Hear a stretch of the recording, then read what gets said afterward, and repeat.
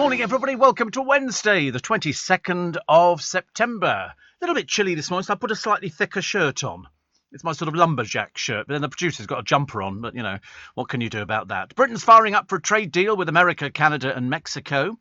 Loads of pictures in all the papers, again, for about the umpteenth time, of Emma Raducanu going for yet another event where they take photographs of her, you know, but she's famous for playing tennis, I think. Finally, the police have pulled their fingers out, 300 activists arrested, including yesterday a picture of 4 vicars sitting in the middle of the motorway. What idiots they turn out to be. Just because somebody's a vicar, you know, doesn't make them better than you or I, and they were, you know, they are the idiots, I'm afraid, together with all the other people there who are likely to die if they're not careful. Running onto the motorway, you know, only goes to prove that there's not a brain cell between them. So the sooner we get them all arrested, in court and charged with something, the happier we'll be. Nobody likes them, apart from Colleen Nolan. I mean, dear God, you wouldn't be asking her for any advice, would you? Hello, Colleen. Yeah, I'm in the mood for dancing. No, you didn't sing that, love. That was long before your little appearances. The Teletubbies are planning a rap collaboration. I mean, dear God in heaven. How long can the Teletubbies? Time for Teletubbies. Time for Teletubbies. I thought the music was quite cute, actually. La La, Po, Dixie, or whatever Dipsy, I think. And one of them had a handbag, and they made a big deal about that. The purple one had a handbag. And they went, but he's a boy. And you go, yeah, have you seen Fashion Week? Loads of boys carrying handbags. Most people have got man bags now. I've got a man bag, because you can keep all your bits and pieces in it. Makeup, you know, stuff like that. It's always very exciting, you know. I like it. Have you got a man bag with you? No, I didn't think you would have. Towie starts filming again with a bunch of old has-beens who can barely string 2 words together, honestly. And apparently Pete Wicks comes roaring in on a motorbike. God, Struth, honestly. Can't wait for his looks to disappear. Should be next week, I reckon. Harry Styles gets his first Ivor Novello award. I mean, he's doing better than all the other boys. But that was predicted, wasn't it, ages ago? Also, more than 2/3 of adults say they're fine instead of admitting their health problem. You know, somebody says to you, oh, are you all right? And you go, fine. I don't. I tell them. I go, and of course, the best people to do it on is in the Starbucks or any of the coffee shops where you've got people from, you know, other countries and they don't understand the British humour. It goes over. That's why they don't have pantomimes. They don't understand it. It's behind you. Of course it is. We can see them. You know, it's all this kind of stuff. And I remember a girl saying to me once, she said, how are you today? And I went, oh, it's been a terrible day. And she went, what? I said, well, the cat was run over. I said, the dog's climbing up trees now and everything else. And my grandmother fell down the stairs. And she went, oh, I'm so sorry. I went, no, it's a joke. And she looked at me and she went, oh. And I thought, you don't get it at all, do you, really? Which is okay. The volcano's continuing to erupt in the Canaries. I mean, you've got it moving down the roads now like something out of a horror movie. It's like Poltergeist. And it moves down the road and literally swallows everything in front of it. If you were standing in front of it, it would swallow you whole. It really would. Houses just disappear underneath it. It's quite... I mean, I'm fascinated by watching it. I wouldn't want to be there. Thank you very much indeed. Cheryl. Remember Cheryl? That was Cheryl Cole, Cheryl Pizza, Cheryl Tweedy, Cheryl whatever it was. She's teamed up with 2 old pals for a pop comeback. I don't think so, dear. It's very sweet of you to make a contribution, but let's not bother. There's quite a few people we don't want as well. Quality Street are introducing a new chocolate, their first white chocolate sweet. Do you know that takes up half a page in one of the papers today? They're so desperate to find something to write about, as opposed to balmy vicars sitting in the middle of the motorway stopping the traffic. But they moved them fairly quickly the other day, mainly because the entire country has said to the police force, I'm sorry, what do you do for a living? You know, we know you're supposed to uphold the law, so why are you allowing these people, you know, holding the traffic up so they can go and sit in the road holding up their little Extinction Rebellion, you know, flags and all the rest of it? So insulate Britain. I mean, seriously. Yet they've held up more people and caused more pollution than anybody else. More pollution. I mean, as one of the columnists says today, they failed to win the public over. The public hate them. Absolutely hate them. In fact, people have nearly been killed. You know, all it's going to take is somebody to be killed on one of these things, and that'll be it. They're so stupid. But mind you, we've arrested 300. That must be most of their membership, mustn't it? Because you can tell they're bewildered just by looking at them. You only have to look at them to realise that it's not so good. We've finally got a banned learner driver, 113 miles an hour. He was escaping from the police. He's banned. He's never taken a test. He's another one whose brain is probably in his rear end, which is the best place for it. So finally the police caught up with him and they've sent him to a Young Offenders Institute, which is good news. They should have sent him to prison 20 years. I'm sorry, and he's been banned from driving for a number of years, but it doesn't solve the problem because that's why we have these television programs where they show the police going out there arresting these boy racers. They pull somebody over, they pull in, the policeman gets out of his car, the moment he gets to the window, whoom, they're off. And then it becomes the police chase. And some of them crash. Some of them crash because they're so stupid and so dangerous. The Rolling Stones dedicated their first gig to Charlie Watts, which was very nice. And Wally, remember Wally, Missing Wally? The walrus, bloody great. Honestly, they're fat, aren't they? They should go on diets. He's in Iceland. He obviously swam all the way to Iceland because I don't think he'd be eaten by anything. I don't know if whales would eat him or anything like that. Because polar bears, I know, eat them.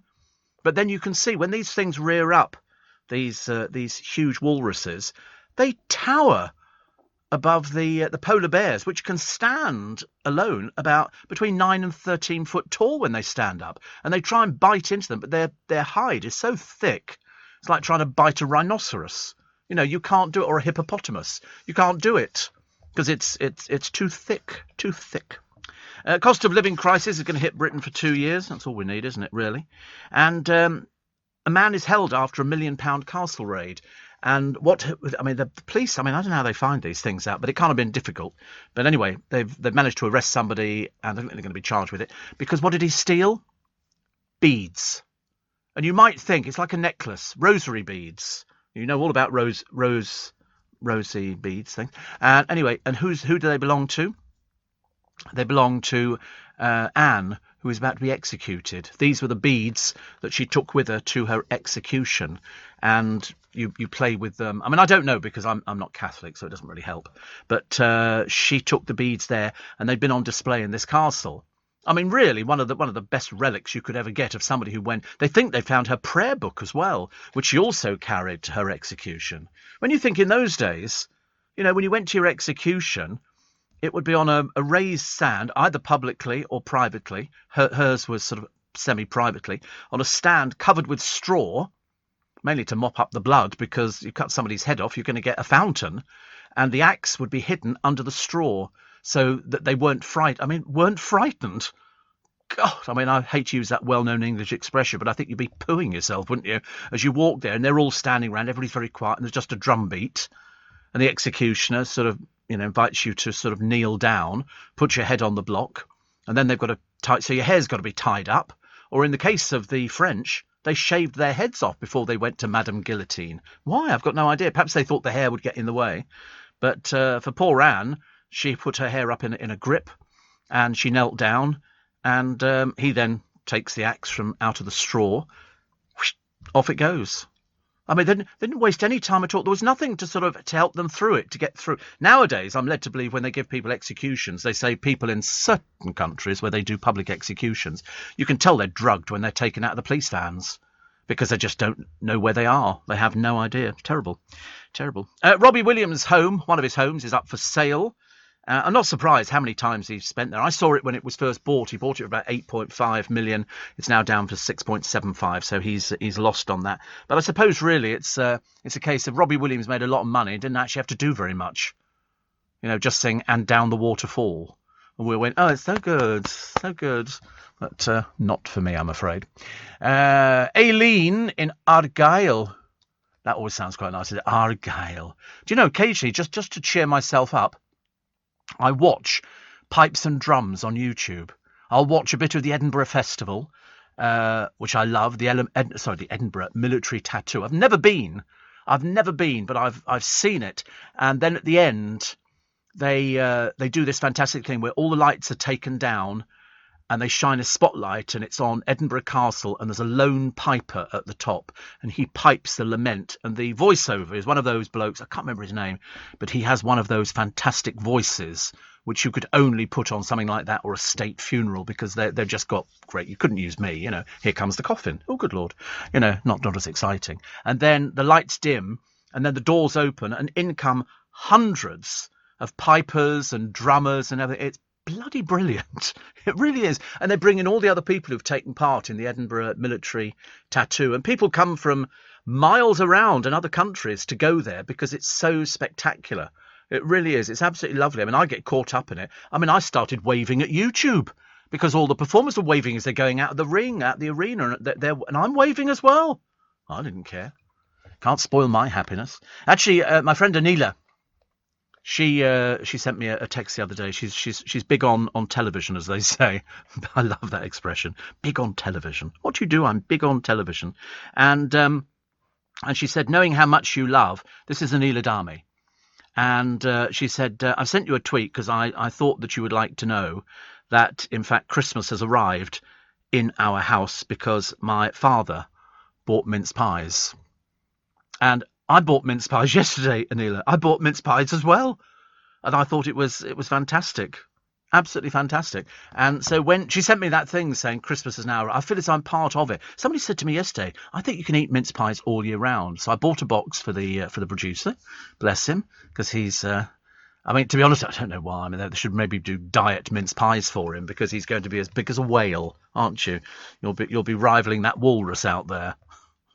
But he's only a 30-inch waist, he told me. So, of course, he's off my Christmas card list straight away. I don't talk to anybody under a 38. Seriously, unless it's absolutely necessary for me so to do.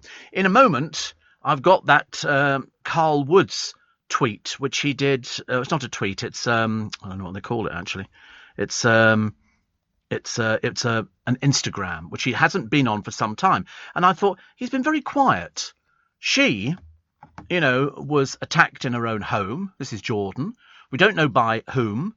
And she's lost her £50,000 diamond ring. So we don't know what's happened to that. And police arrested a 32-year-old man. He was in on bail. Then that expired the other day, and they've re-bailed him again, whoever he is. Now, the papers, or not the papers, but the media generally on the internet have been speculating who the person is who punched her in the face. Now, as far as I'm concerned, and I've had my say on this for quite some time, we don't know until the police come back and say, yes, they are charging a person. We don't know who it is. We have no idea. We have no idea. But it's a case of it will be happening in a few days. But because they've said it's a 32-year-old man, people are then speculating, which is probably very unwise on the internet. So he then goes. Yes, this was from August the 23rd. August the 23rd, and he's been in hiding. He says. He said through the roughest month of his life, he said, I'm a good fella, always have been. He said, I've not been on Instagram for a long, long time. Let me tell you, this past month has been one of the roughest. I had to go into hiding and shut down. If I wasn't a stronger person in the head, it would have absolutely defeated me. So everyone who abused me and everyone said vile things about me just because of what they read in the paper and how the paper decided to make it look like for their own stories. Just remember, he said, who I am and all the things I did at the start when I first came onto the scene. And so he then rambled on a little bit more about, anybody who thinks anything different, when you know the truth and I'm allowed to tell the truth, you'll be eating your words. So when he said that, I got a little bell because he said, when he's allowed to tell the truth. What do you mean allowed to tell? I don't understand that. He said, I just hope everyone who has the balls to abuse me has the balls to say sorry. But I don't know who these people are because I've never read it in a newspaper. All I said at the time was, he said, I asked because I've screenshotted every single one of you. Oh dear, sounds like nastiness around the corner, doesn't it really? But he said, and just as I said in my last story, I come under so much speculation and so much vile abuse because of how the media was played. I've never and would never do a thing to hurt Katie, never. So we're waiting to see how this thing pans out. But I was waiting for him to say in this 2-minute rant on Instagram, listen, I was with Katie yesterday. I took round flowers. The wedding's going ahead. But no mention of that. No mention of flowers. No mention of I've taken around a gift. No mention of the wedding that's been planned, where the clothes are coming from, which deal we've done with which magazine. It'll be okay because they generally buy that kind of stuff. This will be her 4th wedding, by the way. But she's not mentioned it either. And I keep thinking, come on, somebody say something. You sort of, we know that you sort of, like to milk everything for the publicity. But, we want to know a little bit more. And hopefully this week we will. To keep my business ahead of the game, I knew I needed some fresh ideas, and fast. That's why I decided to host a young person on a T-level industry placement. My student has already brought loads of new skills into the workplace. Plus, we're getting first pick of new talent coming into the construction industry right here in the east of England. It's been a total win-win. Go next level with T-Levels. Search Skills Revolution. You're listening to a podcast from LBC. Morning. Phil Collins was back on stage the other day. He wasn't playing, his son was playing. His son was playing because Phil, as you know, can't operate at the moment. I love him. I think he's fantastic. Steve, Waz says, you mentioned Teletubbies. What did you think to Pingu? I quite liked Pingu. I thought Pingu was okay. What's the other one I can't bear? Peppa Pig.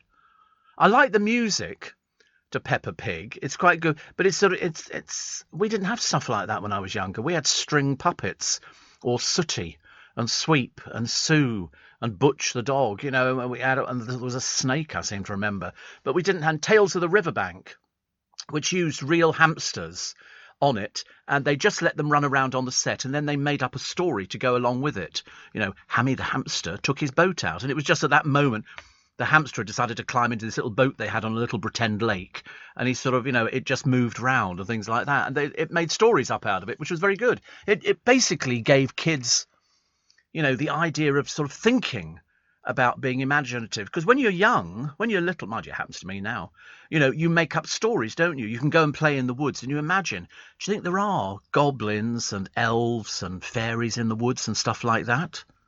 Because there were those two girls, weren't there, years and years ago, and they took a photograph. Well, they actually cut out fairies from a book, and they hung them on little bits of thread on trees and said that there were fairies, and the Victorians believed them. The Victorians took it in wholeheartedly, and it wasn't until the second girl died, when she was much older, she finally admitted what they'd done. But they kept it going throughout their entire lives, and people believed that these fairies were at the bottom of their garden, whereas in fact they'd cut them out of a book. You thought somebody would have recognised them, but of course in those days the media wasn't the same as it is now. That's like, you know, when you get the police, they've got, so it's the internet. You can find out stuff immediately on the internet, and that's why it was so interesting with the fairy stories. And people go, it's like the Loch Ness monster, you know, any old drivel like that. You know, nobody's ever got. They already admitted that the only original picture, which was taken years ago, is a hoax. You know, because people want to make stories up.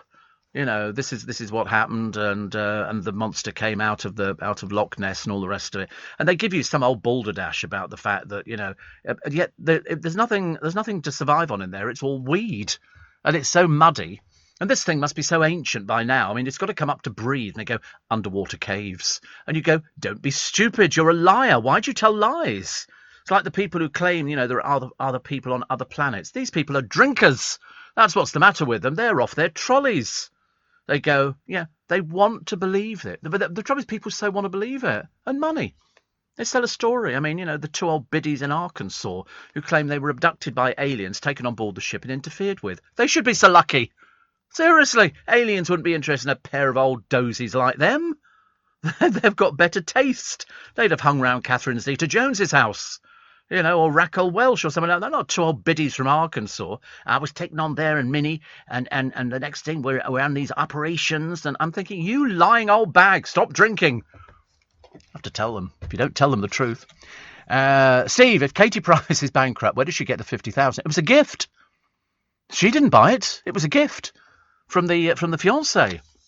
He had it made. Although, to be quite honest, I think people sometimes over-egg the pudding. They go, oh, it's £50,000. I want to see the receipt.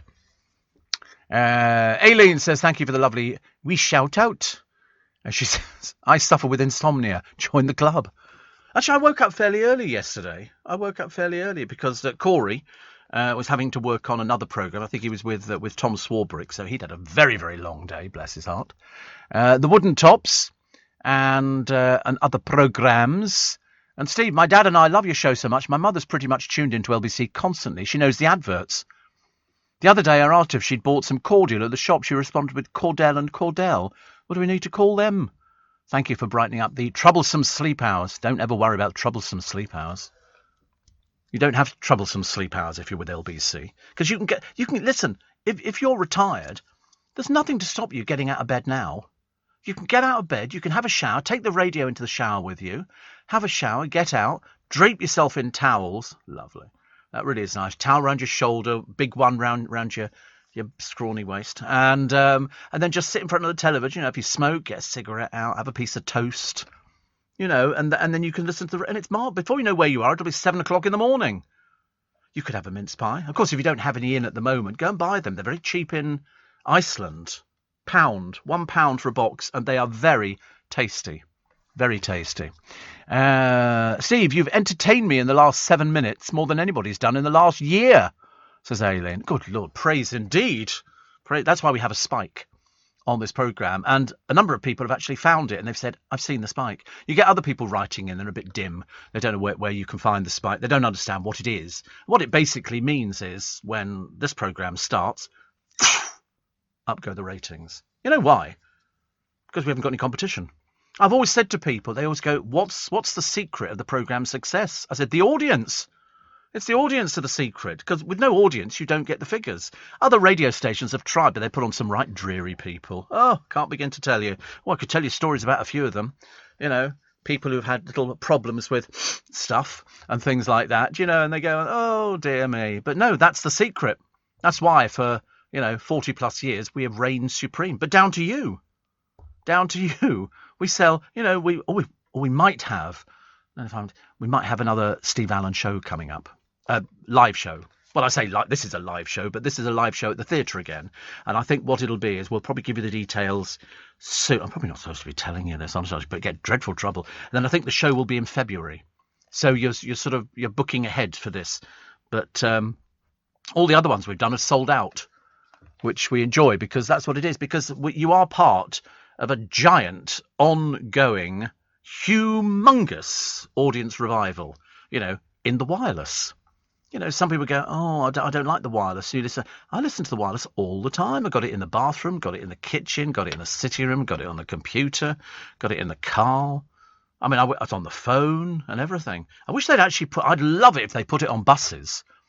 I mean, there must be some system whereby you could sort of pipe this program onto buses or tube trains. Because when you're sitting on a tube train, it's blooming boring. All you've got to do is sit opposite, somebody and you stare at them. And then you start making up stories about them in your mind, don't you? And then they stand up and you think, maybe not. Maybe not. When I was a kid, there was an old woman. She believed there were fairies. She was mad, says Shane. Well, they all are. They all are. They can't help it. It's not their fault. But these two girls, I forget what the name of them was, the something fairies.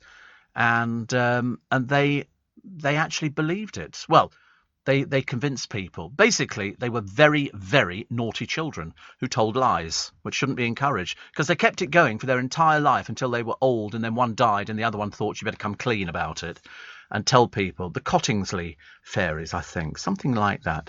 Can't remember. Cottingsley, I'm sure. And you look at them, and one of them, and they look as though they sort of fit in, and she's looking at the fairy, which is sort of dangling from this branch. But it was just a cut-out little piece of paper. And it fooled people for a long time. People wanted to believe, like today. People want to believe. They want to believe in Roswell. They want to believe in the fact that, the Americans there you go, the Cottingley fairies. There you go. Elsie Wright and Francis Griffiths. One was 9 and one was 16. And after 1921, the interest in the Cottingley fairies. But you look at the picture of them. They're cut out of books. That's all they are. They're cut out. And it's very interesting. As of 2019, the photographs and the camera used in the collection are in the National Science and Media Museum in Bradford. Wow. Isn't that amazing? But in fact, in the early 1980s, Elsie and Francis admitted the photographs were faked using cardboard cutouts of fairies copied from a popular children's book of the time. But then Francis carried on the lie and maintained that the fifth and final photograph was genuine. It wasn't. She was a liar, which was a shame. Right, we're going to take all of your texts and emails this morning. 84850 steve@lbc.co.uk. And somebody says, long-time listener, just sold the house, says Kevin, in one day, got the full asking price. Ever been to Chichester? No. Don't believe I have, actually. I don't believe I have. But I mean, selling a house in one day is very good. I always think that's a bit of a worry. That means the estate agent undervalued. If you sell that quickly, you should you say, no. Because bearing in mind, estate agents want to shift property. So they will say, listen, we've only had one offer in, and even though it's 50,000 under what you were looking for, it's the best offer you're going to get. And you go, basically, stick it. stick it. They're just interested in selling properties. They couldn't care less about getting you the most money. They just want something to keep themselves going. And it must be a pretty tight market, I should imagine, at the moment. But that's it. But they'll do that. They will come back. I remember when I put my house on the market years and years and years. I had a house in Staines, and you phone them up every week, and then they started phoning me because I sort of gave up. And again, they were doing that old trick, which is, listen, we've got somebody interested. You know, you've got it on the market for X thousand. They've offered 40,000 under that, and I said, I'm not interested. Well, it's a good offer. No, it's not a good offer. No, it's not a good offer. You're ripping me off. And then we had one couple, because at the moment you're in a chain, nightmares, very stressful. You think you've sold, and then somebody 10 houses down the chain pulls out. The one who was buying my house, we were nearly getting ready to complete, and they came back and offered less money because they'd been bamboozled the other side with their house that they were looking after. And then the estate agent said, well, why don't you and this other person get together and pay the extra difference? And what? I don't think so, thank you very much indeed. I shan't be doing that. What's a skill you really wish you'd learned earlier? Cooking? DIY? What about being good with money? Help your children learn money skills with Kite, the debit card for kids by Starling Bank. They get an app to track their balance and practice budgeting, but the card is also linked to your account. You're notified when they spend, and you can set spending limits. Confidence with money is priceless, and that's why Kite is now free. Search Starling Kite today, the free debit card and app for kids. You're listening to a podcast from LBC. Morning, everybody. 27 minutes to 5. Welcome to Wednesday. Welcome to, we're getting ever nearer Christmas. It's beginning to look a lot like Christmas everywhere you go. Which is nice. Take all your texts. What about the wooden tops? Yes, I didn't mind the wooden tops. It was, it was all gentle stuff for kids' television in the early days, wasn't it? I mean, there was nothing that was particularly racy-pacey, I don't think. Not that I ever remembered. Ragtag and Bobtail, remember those? Got to be a certain age, I think. Steve, we've been trying to think of a collective noun for the idiots blocking the motorway. I think idiots is a very good word. Simpletons would be another very good one. But as the police have now said, God knows it's taken them long enough, hasn't it? In between offering them blankets and cups of tea, now they've worked out that somebody could be killed on the motorway. Cars whizzing down at 70 miles an hour, and somebody starts thinking, oh, I'll just walk into the middle of the road and sit down. Obviously a bigger idiot than we met. And 4 vicars. It's either 3 or 4 vicars. And I remember thinking to myself, we've all met the stupid vicars, haven't we? We've all met those who are well past their sell-by. Look at the Vicar of Dibley. The one there that she took over from in the Vicar of Dibley, he died in the middle of his service. Because we used to have some old vicars when I was going to church long time ago. Steve, have you ever lost your temper like Nick Ferrari did on the radio, says Martin? He didn't lose his temper. He was just forcibly telling that person what an idiot he was. And don't start preaching to me about it. He got, 1,000,001 backings from everybody. He was absolutely right. That's not called losing your temper. That's called telling the truth. If people don't like the truth, well, Sodom, as they say in the business. Because, you have to tell the truth to people. You can't pussyfoot around and sort of go, oh, yes. And listen, everybody has a right to protest. But when you put people's lives at risk, you're an idiot. And you should be taken away, arrested. Most of these people, I'd love them to do a thing on all of them and find out just what sort of houses they live in. How middle class are they? Do they have loads of money? Do mummy and daddy fund their little lifestyles? Years ago, that's how it was. The ban the bomb people, very rarely was it working class people. They were too busy getting out there trying to earn a living. It's only the middle class, Saffron and Weasel and things like that. They don't need to do anything because Mumsy and Pops have got like stables and we've got like horses and we go riding because we have our own estate. It's called Berkshire, and we go out there occasionally because we want to see our pictures in the papers because Weasel's a very attractive girl. She could have done modelling for Tonka Toys, and she's very good. And we all spend, all our days in riding gear and everything else until we put on our fluorescent jackets and go and sit in the middle of the M25 because we're really dumb. And that's what it's like out there. It's embarrassing, really, isn't it? Because they don't have a brain cell between them. Look at that farmer whose house was practically condemned, and he was supposed to be complaining about, we've got to get this and it's got to be insulated and all the rest. It turned out he wasn't. Described by his neighbours as a very boring old man, which kind of summed him up, actually. But No, I've never lost my temper. I don't think I've ever lost my temper, actually. I don't do losing temper. I can raise my voice. But I don't actually lose my temper, because it would be a bit pointless in the studio.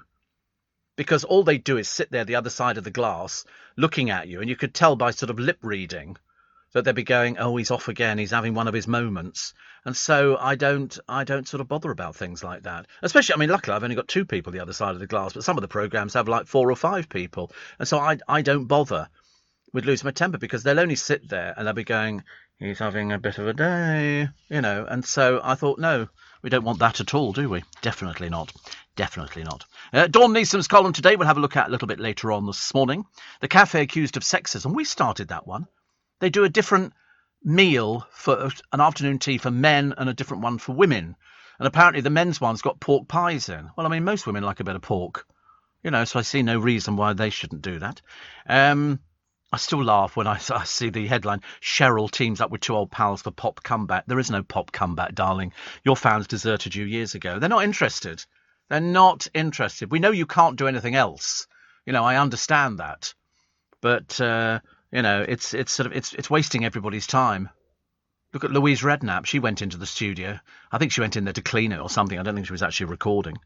Plus, Towie starts filming again with a bunch of old has-beens. I mean, seriously. I mean, Chloe Sims, what is she now? 65, 70? She must be easily. And little Pete Wicks is back with her again. The man, you know Pete Wicks, don't you?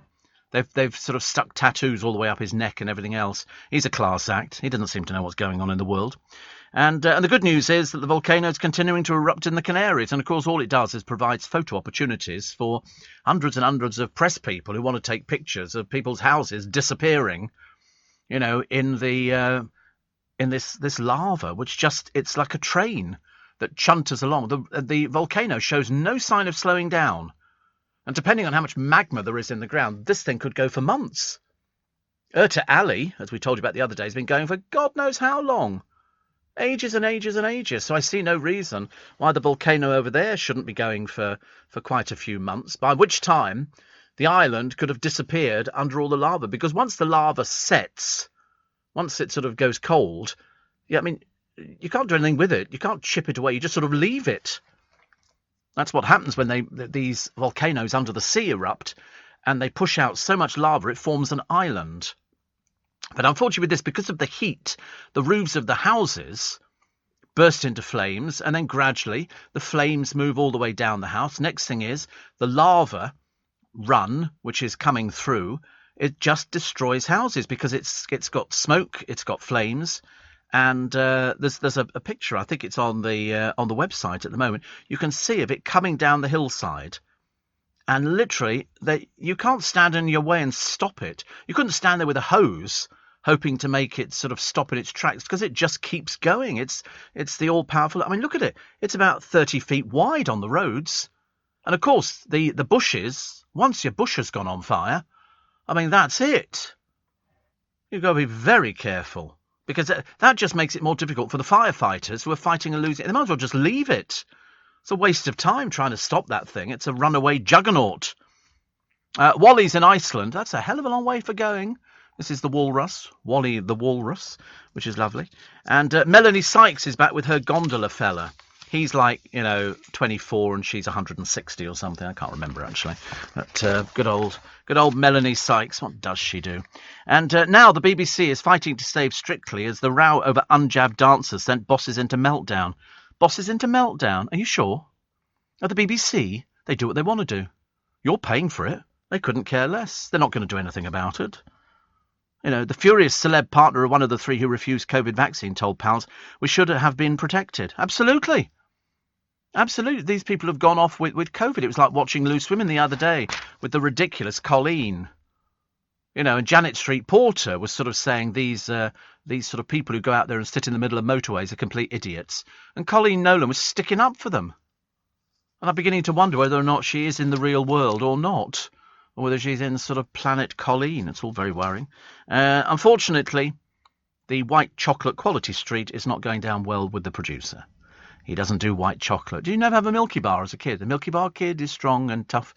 Only the best is good enough. Creamiest milk, the whitest bar. The goodness that's in Milky Bar. And it was always a bleach blonde little boy with a pair of glasses on who'd then go, the Milky Bars are on me. And we used to think that was quite cool. I quite liked him. I haven't had a Milky Bar for ages. I wonder if they taste the same.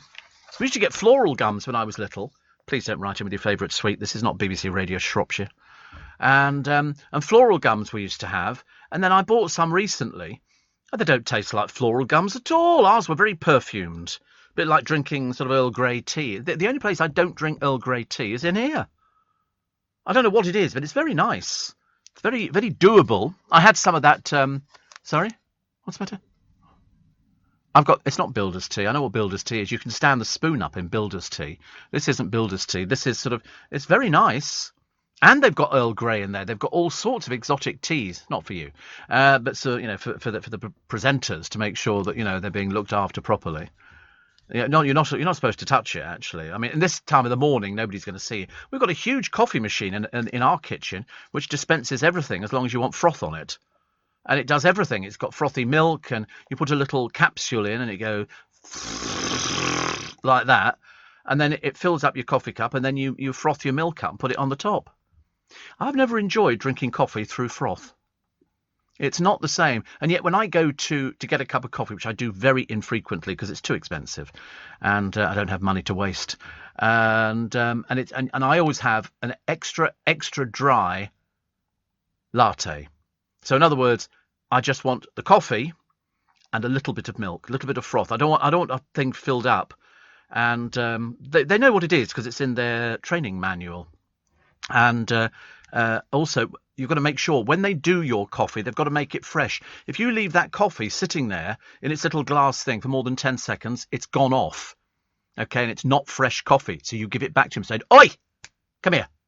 Take it back." You have to go like that because unless you're assertive, you don't get anything at all.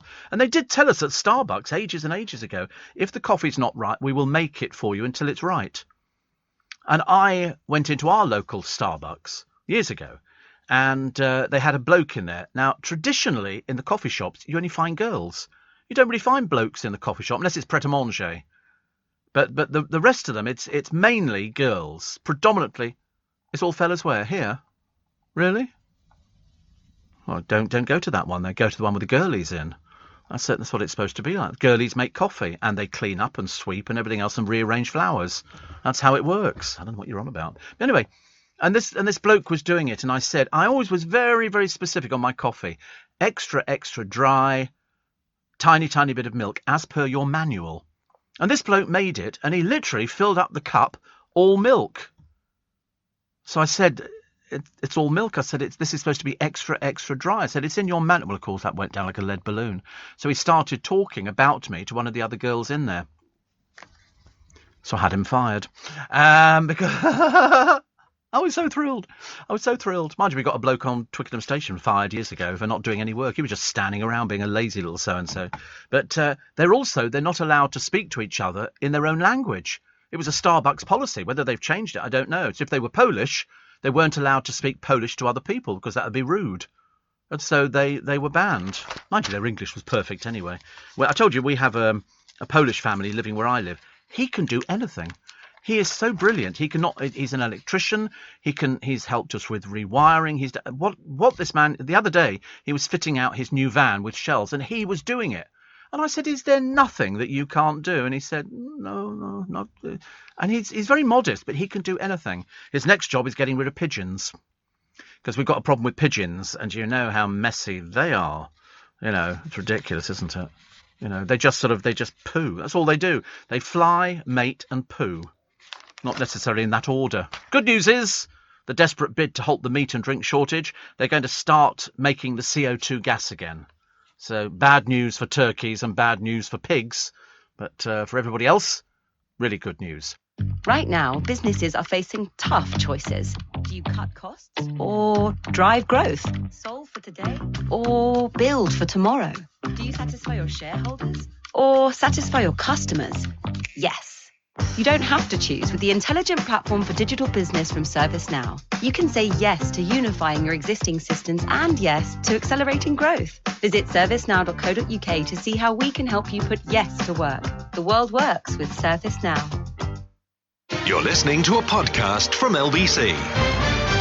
Morning, Shane says, I'm with you trying to get rid of pigeons. They keep doing their droppings on my balcony. Water pistol. Water pistol. Okay, that's the secret weapon to get rid of them. I've got a super soaker. I fill a bucket up and then go, and it's just like two tubes, one within the other one, and I'll aim for them. But I've now bought something else. I've just bought another drone, and I'm going to send the drone up to attack them. That'll freak them out. You've got to get rid of them because they'll just keep coming back and back and back. So we're putting new spikes on, pipe work and stuff like that. But they've learned how to knock it off. So we're putting them on with those cable ties. And then we've had the pipes all done again. Then we'll super glue them on. Perhaps we can get round some of those protesters. We could make them lie on the pipes, which would be quite nice. Trolley Dolly Anita says, feel like I've come home after 18 months of furlough. Back on the road to Heathrow with Steve in my ear. I love it. That's what we like to hear. We like things like that. And somebody says, Earl Grey tea is the best, Steve. They should supply it. They should supply it where you work. They do. They do. It's just that we've got a big jar of all the tea bags. And then we've got the specialist teas in there as well. I mean, we've got so many kitchens in this place. There's 2 on every floor. And we've got 8 floors, so you can imagine how many kitchens we've got. They have to send around a trolley to fill up every day. Any sign of Andrew? No, sadly not. He's hiding behind a bush in Balmoral.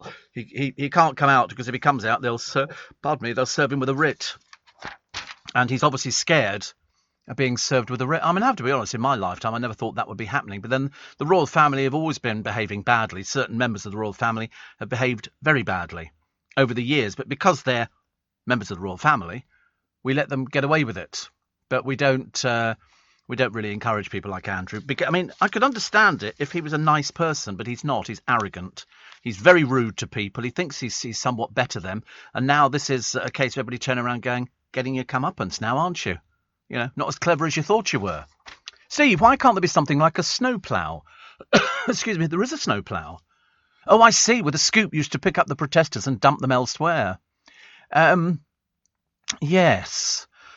I'm not sure about covering them in honey and letting insects crawl all over them. I don't think there's that thing. I think just putting them in prison. I think that's the best thing for them. Teach them a lesson. They inconvenience people. Let's inconvenience them. Let's find out where they live. The papers can do that. Shouldn't take too much. They'll be in court, some of them, out of the 300 arrested. And then you find out where they live. And then you go and send a load of people down. They go, today we're picketing 33 Cherry Tree Avenue. And you just sit round their door and you go, you're not coming out your house. You're not going into your house. How do you like it? You inconvenienced us. We're going to inconvenience you at the same time. Everybody said the same all the way through. The police have been very lax with this one. They've allowed it to get out of hand. And they're now just taking advantage. Jane Moore's column today, Prince Andrew, currently holed up in Balmoral, where handily his accusers' lawyers will struggle to serve him directly with a lawsuit. And Andrew's eldest daughter, Beatrice, has had a baby in a London hospital, and speculation centres around whether her father will stay put or make the journey to see her. Meanwhile, the TV show Hunted is currently accepting applications for the 6th series. The blurb reads, if you had to disappear tomorrow for whatever reason, with some of the world's best investigators looking for you and some of the most cutting-edge technology tracking you, could you just vanish? Just saying, says Jane Moore. Just saying. Call me old-fashioned, says Jane. But I thought a police officer saying, let me know if you're in any discomfort or need anything, was the soothing reassurance they'd offer to a victim. But no, people who were holding us to ransom. And they stood there like lemons. I mean, whether the police dispensed cushions and M&S sandwiches to make their stay more comfortable is anybody's guess. But isn't breach of bail an offence? But I digress, she says. And there they were on the M25. Keeps them busy. So they're obviously not people who have jobs. And as I say, you don't have to look at them to realise that most of them appear to have some sort of issues. They couldn't really care less about anybody at all. They only care about themselves. They're a little bit narrow-minded. A banned learner driver has been locked up after a police chase at more than 100 miles an hour. This is silly little Jack Saunders, 19, who sped off when officers in an unmarked cop car tried to pull him over. A court heard his Ford Fiesta ignored red lights, sped through hospital grounds at 40 miles an hour, and at one point hit 113 miles an hour in Pontypool. In a Ford Fiesta? Good Lord. Judge Recorder David Harris says your foot must have been pressed down to the floor. Saunders previously had his provisional licence revoked after a driving conviction. He's obviously a bit thick, isn't he? I think his parents sort of know how stupid he is. He admitted offences including dangerous driving and failing to stop, sent to a young offender institute for 10 months and banned for 29 months. Do you think his mummy and daddy will be slapping the back of his legs when he comes out because he's a bit thick? Poor little soul. Poor little Jack Saunders. Honestly, when they say don't drive, they mean don't drive. OK? Anyway, I'm sure you'll enjoy yourself in a Young Offenders Institute. Steve, say congratulations to my son Thomas, who passed his driving test the other day. Oh, God, not another underage driver on the road. What a pain they are, aren't they? You can always tell them. They used to put little stickers on the back of the car, you know, learn a driver kind of thing. And mind you, the good news is anybody new coming onto the roads at the moment, especially the young people, 6 points on your licence and you're off the road. You only need 6 points. So just be warned. Just be warned. Whatever happened to Summer Montes Fulham? Disappeared. There was no career. Having an affair with Paul Hollywood is not really a career, but she milked it for all it was worth, and it's all finished. All finished now, which is probably good actually, which is very good. Also, an online museum of mobile phones will have more than 2,000 handsets from 200 makers. Wow! The mobile phone is part of the fabric of society. The museum will launch in November. It'll have mobile phone devices from 1984 to the present.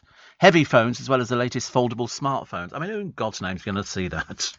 I mean, it's a mobile phone. I've got a mobile phone. If I go to a museum and there's one there, I go, I've got one like that.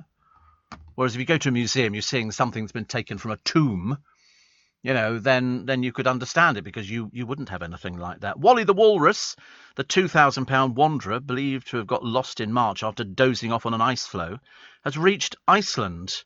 He must be so... Do you think he knows he's famous? Do you think he realises, you know? Because he's been in Ireland, he's been in Wales, he's been in Cornwall, the Scilly Isles, France, Spain and Sicily, and Ireland again. In fact, 21st of September, and then he managed to swim all the way to Iceland. Bless his heart. I quite like him, actually. I like him. I wouldn't go anywhere near him because he looks a bit big, and they don't really do a lot, walruses, do they? They just bob around and then lie on their backs and then eat what? I've got no idea. I don't know what they're supposed to eat. Harry Styles has picked up his first Ivor Novello Award for his top 10 single, Adore You, which I've never heard. I have no interest in anything Harry Styles does. He's a pretty little boy. And he's got an Ivor Novello Award, so that's cool for him. Sister Sledge star Kathy has ruled out a reunion and says, unlike ABBA, the group couldn't make it work. But now they're actually saying One Direction could get back together. They all do it, don't they? We've had JLS got back together again. And they only do it because the money's run out. You're not doing it for it. It can't be to bring music to the masses, because that was why your career's finished in the first place, because you didn't bring music to the masses. You know, it's a shame. It's like the Spice Girls could be getting together for another concert. For money. It's for money. You know, unless they're going to bring out a new album, in which case, might be good. John says Sid Owen's getting married. Who cares? Who cares? Sid who, they say in the show business now. He sort of came back. He went to France. He had a restaurant, I think. Then he came back and started dropping hints that he's available to go back to EastEnders. I thought, well, just get the bus, love. You can go there. It's not too far away. Come into London. Get a taxi from Heathrow and then get the bus and go to the East End. Yeah, and just sort of wander. He's way too old to go back into EastEnders now. They do it occasionally with them if they want them back, but I don't think they want him back. I think so. So he's going to get married. He must be running out of ideas. He's turning into Jordan, really, of the male world. You know, Jordan will get married and get engaged so she can sell stories about how the press are always against me. It's like all the girls from Towie. Although, luckily, actually, most of those don't get married. You know why? Because nobody recognises them without their makeup on. Seriously, it's like looking at a Thai drag show. You turn on Towie nowadays and you look at Chloe Sims and you go, what in God's name do you look like with no makeup on? Must be really bad. Really bad. And they've got Amy Childs, who's resurfaced from a cemetery somewhere, and they've put her back in the programme. And so she's sort of popped back in again. And again, she's still got the silly little 3-year-old girl voice. Thank God you don't have to put up with Bobby Cole Norris. There's a man whose career disappeared. And Gemma Collins, who turns up to that thing the other day wearing a Cinderella ball gown, which actually was designed, I think, for about 4 or 5 Cinderellas, not just the one. Anyway, so the Wanted and One Direction locked in a bit of feud, but now apparently they're all buddies. They always have feuds. Everybody does that, don't they? And 2 volunteer cops who joked about rape and voyeurism in a vile Instagram group were banned from policing yesterday. Special constables Joshua Hollis and Luke Schaefer made obscene remarks about women. They were posted with Derbyshire Constabulary while studying policing at university. Are these people really thick nowadays? They post something which everybody's got access to, and then they get surprised when they get dropped from the job that they were going for. I'll just mention them again. Joshua Hollis and Luke Schaefer. Okay, otherwise hereinafter was known as that pair of buffoons. Poor little souls, honestly. These people are so dim. I mean, we know that, sometimes people fall through the net. But in that case, they were sort of still on the outside of the net, which is not so good.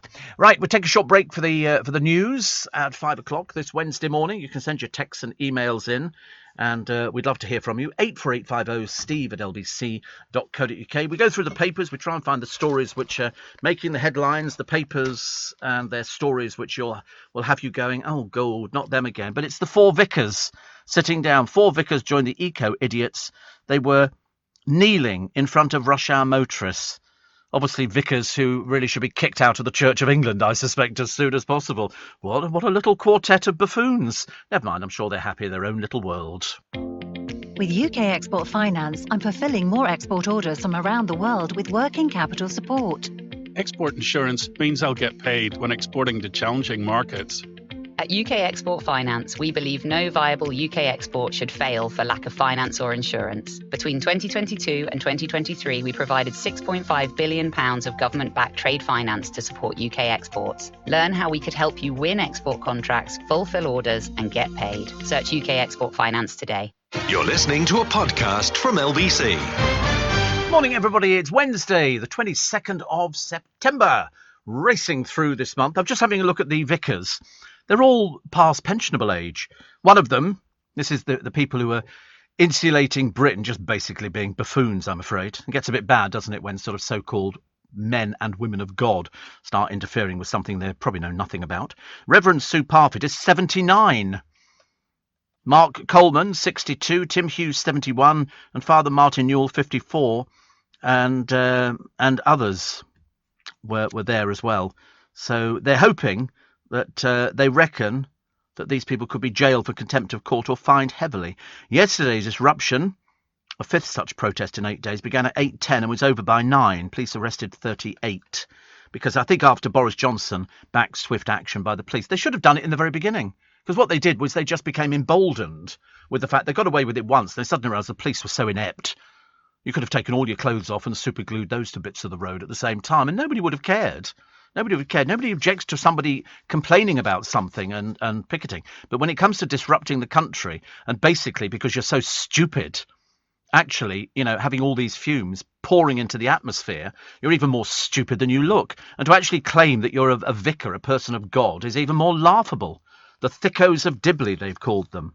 So attempting to justify the move, the Reverend Newell, 54, says, we can't go on the way we are. Insulate Britain said, we're simply asking the government to get on with the job. Well, go and talk to them down in Downing Street, love. That's where the government is, the House of Parliament. They're not sitting on the M25 like you bunch of idiots.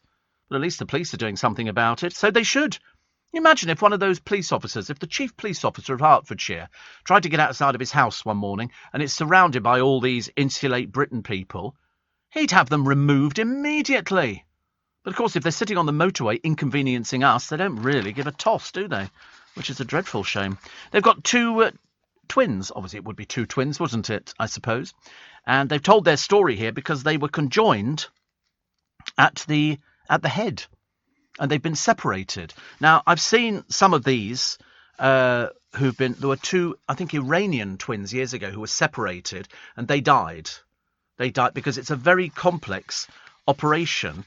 And in some of the cases, they're actually seeing the face of the person that they'd never seen before. That was just somebody who was joined on to them, so they didn't know who they were, but they share so much. And these 2 in the paper today, Sanchia and Iman, they say they're quite different, but they love being together. And they were joined at the head. And they were separated some years ago, actually, now. And it's quite an amazing operation. You see so many people. I mean, I don't know how it works, because some of them reach adulthood. What happens when it comes to finding a boyfriend or something like that, and it goes a little bit further? You know, I mean, how do they manage with things like that? It must be very difficult, mustn't it, I suppose? I don't know. I mean, I try not to think about things like that. Bigger things in heaven and earth, as they say.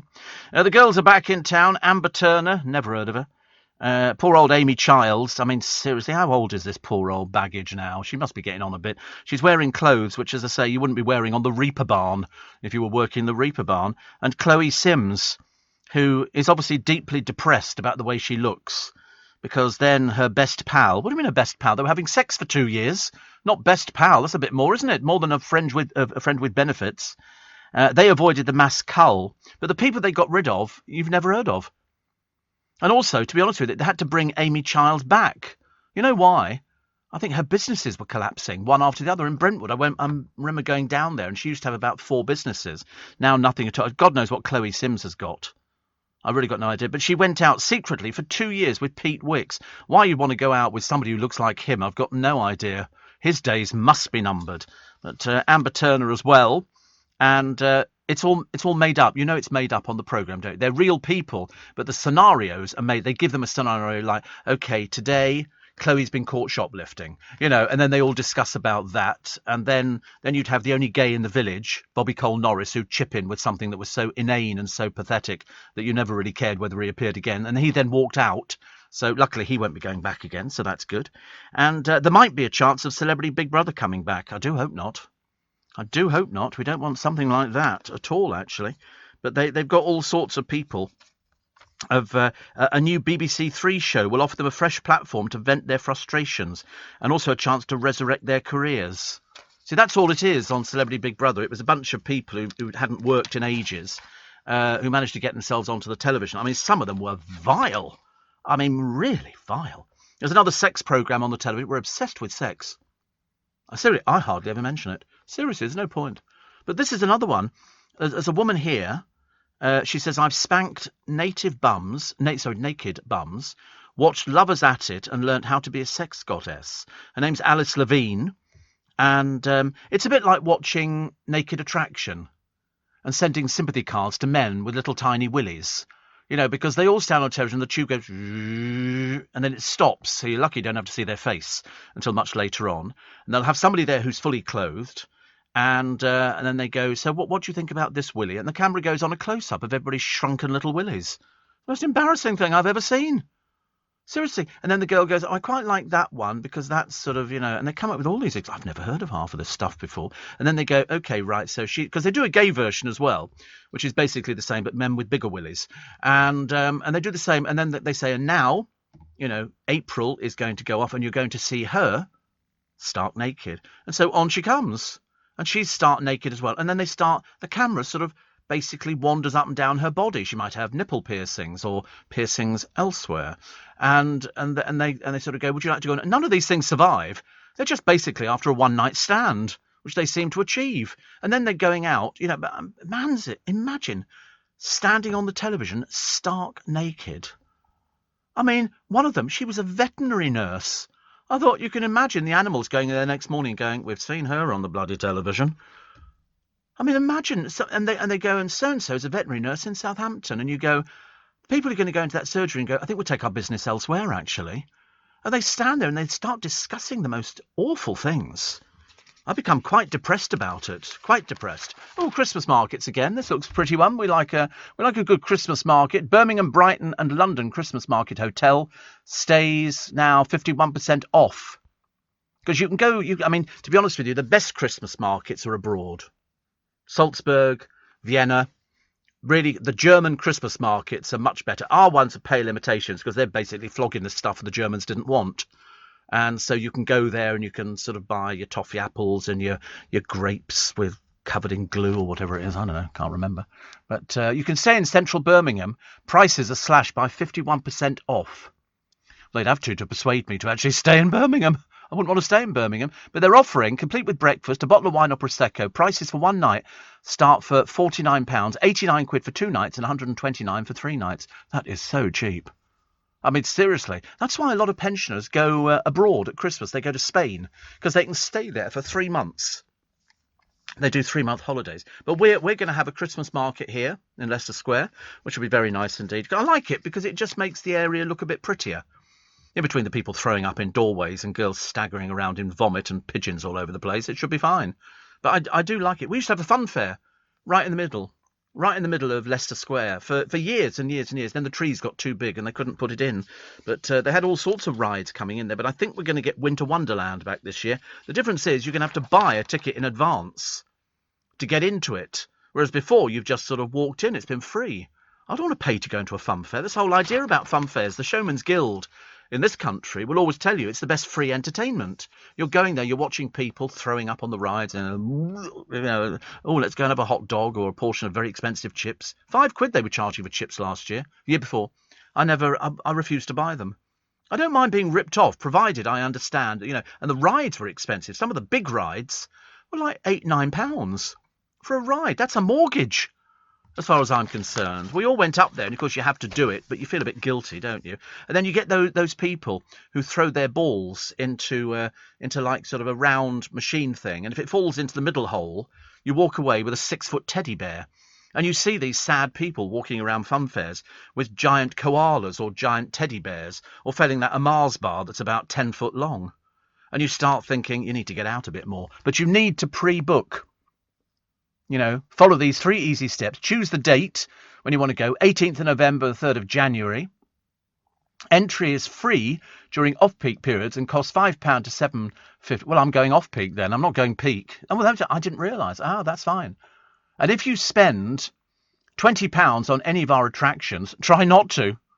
Rides or games online and in advance, your entrance ticket will become free when booked in the same transaction. Well, I'm going free in the off-peak periods. It would be like something stupid like 4 a.m. or something, won't it? But I went year before, the Santa Land, they have Circus Town, they have all sorts of things going on. Thrill Zone. I went on a couple of rides last year. One of them I felt quite ill. I came off it, I could barely stand up. And I'm normally very good, and then I realised when I came off there was a sign that says, you should not go on this ride if you've got a heart complaint. And I thought, oops. And I had to sit down on a bench for half an hour to try and compose myself and get myself back to it. I thought my stents had fallen out. It was a right nightmare, actually. Steve, not had a mince pie yet. Did have a slice of Stollen. I nearly bought Stollen in, but I don't think the producer, I don't think he's worldly wise when it comes to Christmas food. I don't think he'd know what Stollen was. He can cope with a mince pie because he's heard of mince pies. But I don't think he's heard of Stollen. Have you ever had Stollen before? No, you've never had Stollen, no. You wouldn't eat it. Do you like marzipan? Yeah, well, it's marzipan. Okay, with sort of fruits in there, a bit of icing on the top. It's sort of... You don't like raisins. God, you are a pain in the arse, aren't you? I've never heard of anybody like it. In fact, not like it. Mind you... Oh, and a cup of Lady Grey. You see, I like Stollen. I'm sure it's terribly fattening. But, and I always try and... I had a producer once who'd never had Marmite. Never had Marmite. So we got Marmite in. You've never had Marmite either. I'm really living on another planet, aren't I? When the producer, who is technically an adult, he told me, has never had Stollen or even Marmite. It's unbelievable. It is unbelievable. What do you eat? Stollen? No, you can't have Stollen and Marmite sandwiches. You can't have that. You can't have that at all. But what do you have at Christmas for your nibbles? No, you don't really have. Cheese boards. Oh, right. Okay. That's a bit exciting, isn't it? Do you like cheese footballs? You've never had cheese footballs. Nope, here we go again. Have you had Twiglets? Oh, you've had Twiglets. You're all right with Twiglets? Yeah, okay, that's fine. And little sort of cheesy square things, like little biscuits. You're right with that sort of thing. Oh, good. Sausages in pigs in blankets. We don't call them sausages in blankets. We call them pigs in blankets. I know they are, sausage meat, but I mean, we just call them pigs in blankets because they've come from the pig. Although actually, if they weren't producing the CO2 gas this year, we might not have had them, but they've got loads in Iceland. Iceland have got loads of stuff in, and their mince pies are only £1 a box. And they're very good quality. The mince meat is very good. Pop them in the oven for 10 minutes and have them. I had some last night. I had 3, and I had them with thick cream. Literally. I mean, I took the lid off the cream. You could turn it upside down and it didn't come out. I had to get my spoon in there and get it out, and it dribbled all over it. I was running down my chin and everything. It was dreadful. But I think it was good. John says most fun fairs in London are fenced off with security at the entrance because of gangs. Well, we went as a gang. The last time we went there was about 6 of us. I'm taking a break. I'm just telling them about the gangs. That go. That's only local fun fairs. At our big ones in London, we don't have gangs. We've surpassed gangs. Here in the UK, we sell amazing products and services the whole world wants. At the Black Farmer in Devon, our produce is enjoyed on both sides of the Atlantic. We're McKinnon and Saunders from Manchester, and our puppets are watched on 6 continents. So whether you're new to exporting or experienced, explore global growth for your business with free support from the UK government. Access information, training, events and expert advice to help you find new customers overseas. Visit great.gov.uk to get started. You're listening to a podcast from LBC. Interestingly, soap legend Sid Owen, they've said it. You can always tell when it's written by somebody who doesn't know him. Recently revealed he's set to become a first-time dad at the age of 49 after rekindling a romance with an old flame. He was reggae in EastEnders. He popped the question to his girlfriend, who's called Victoria Shores. Makes it sound like an island off Canada, doesn't it, really? After the pair reconnected on Facebook, he was ready to give up on the idea of finding romance and having children after years of being single. And so here he is again. But I mean, where he goes from here, I've got no idea. His real name, you know him as Sid Owen. His real name's David Sutton. David Sutton, it couldn't be any further away, could it? But he had a very rocky upbringing, they say. His father was an alcoholic. He's got 4 older brothers as well, Mark, Darren, Martin and Scott. And his father was sentenced to life in prison for armed robbery. Blimey. Wouldn't be until he starred in EastEnders Sid would see him again. And apparently Sid would go on to follow in his father's footsteps for a short while, becoming involved in his brother's burglaries from the age of 4. He apparently used to sort of shimmy up roofs and go through skylights to open doors for them. Unfortunately, Joan passed away. That's obviously his mother, from pancreatic cancer. And so he moved in with his aunt. He was arrested for stealing at the age of 10, but even that wasn't enough to deter him. And so he went on. In the end, it was acting that would save him from a life of crime. So there you go. Whether they actually put him... I mean, I think he was another one. He was at a theatre school. And he used money to put himself to a private school in Westminster. However, he was eventually asked to leave due to his disruptive behaviour. So in other words, he comes with sort of baggage. 1988, he was cast as Ricky Butcher, son of Frank. Became known for his on-screen relationships with Sam Mitchell and Bianca Jackson. But he was still living in a squat, despite his fame on television, with his brothers, and had to be driven to the studio every day by his co-star, Nick Berry, who lived nearby. Unfortunately, the showbiz life got to Sid's head and he went off the rails, partying, drinking and regularly doing cocaine. He turned over a new leaf in 2000 when he left EastEnders to try his hand at pop music. However, that didn't work, and he ended up returning to EastEnders in 2002, reuniting with his on-screen ex-wife Bianca. Unfortunately, he was axed again 2 years later due to lack of storyline. Then in 2012, he left the soap for good. Since then, he's set up a restaurant in France, taken part in several reality shows, and now nothing. He was engaged during his time in EastEnders to a dancer called Carty Hubbard, but split in 2003. Then he began a relationship with TV host Polly Parsons. And then a little while after that, he revealed he was single again. He's not had much luck, has he, really? He broke his jaw and several teeth and needed some reconstructive surgery after a ball hit him in the face on a tie break. He said he went days without leaving the house. I was single for 5 or 6 years. He said you get used to it, and it became the norm. I was quite down and depressed. And then I had the golfing accident, and it knocked me for 6. So I suppose he could always do a reality golfing show, if they have such a thing. But Sid and 42-year-old waitress Victoria first dated in 1998. And he said, I'm so glad we're sort of back together now. But, you know, he's going to need to work, because if you've got a child on the way and you're going to be a father, you're going to need money. And if they don't put him back into EastEnders, what else can you do with him? I've got no idea. I don't know where these people go after they've left. There was a book written by Hilary Bonner some years ago, and it was called Is There Life After Soap? And they decided, I think in the book, that really, for many of them, there was no life after soap. They got a few reality shows, and then people suddenly realised that they weren't like their characters on the television. They were just dreadfully boring people who learnt somebody else's lines, repeated them, and then they went out and then they got drunk and took cocaine and sort of did the part. I mean, I don't think in all the years that we were in Fleet Street and I went off to Stringfellows and everything else, I don't think there was a night I didn't see people from soap operas in there necking back the champagne and sort of playing as if they were big major celebrities. Whereas the big major celebrities don't go to places.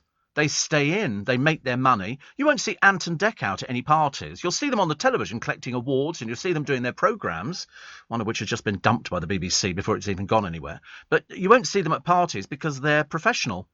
It's a case of they do their job, they earn their money for it, and that's it. Why would they want to go to parties and get drunk and let the public see them behaving badly? Good God, no.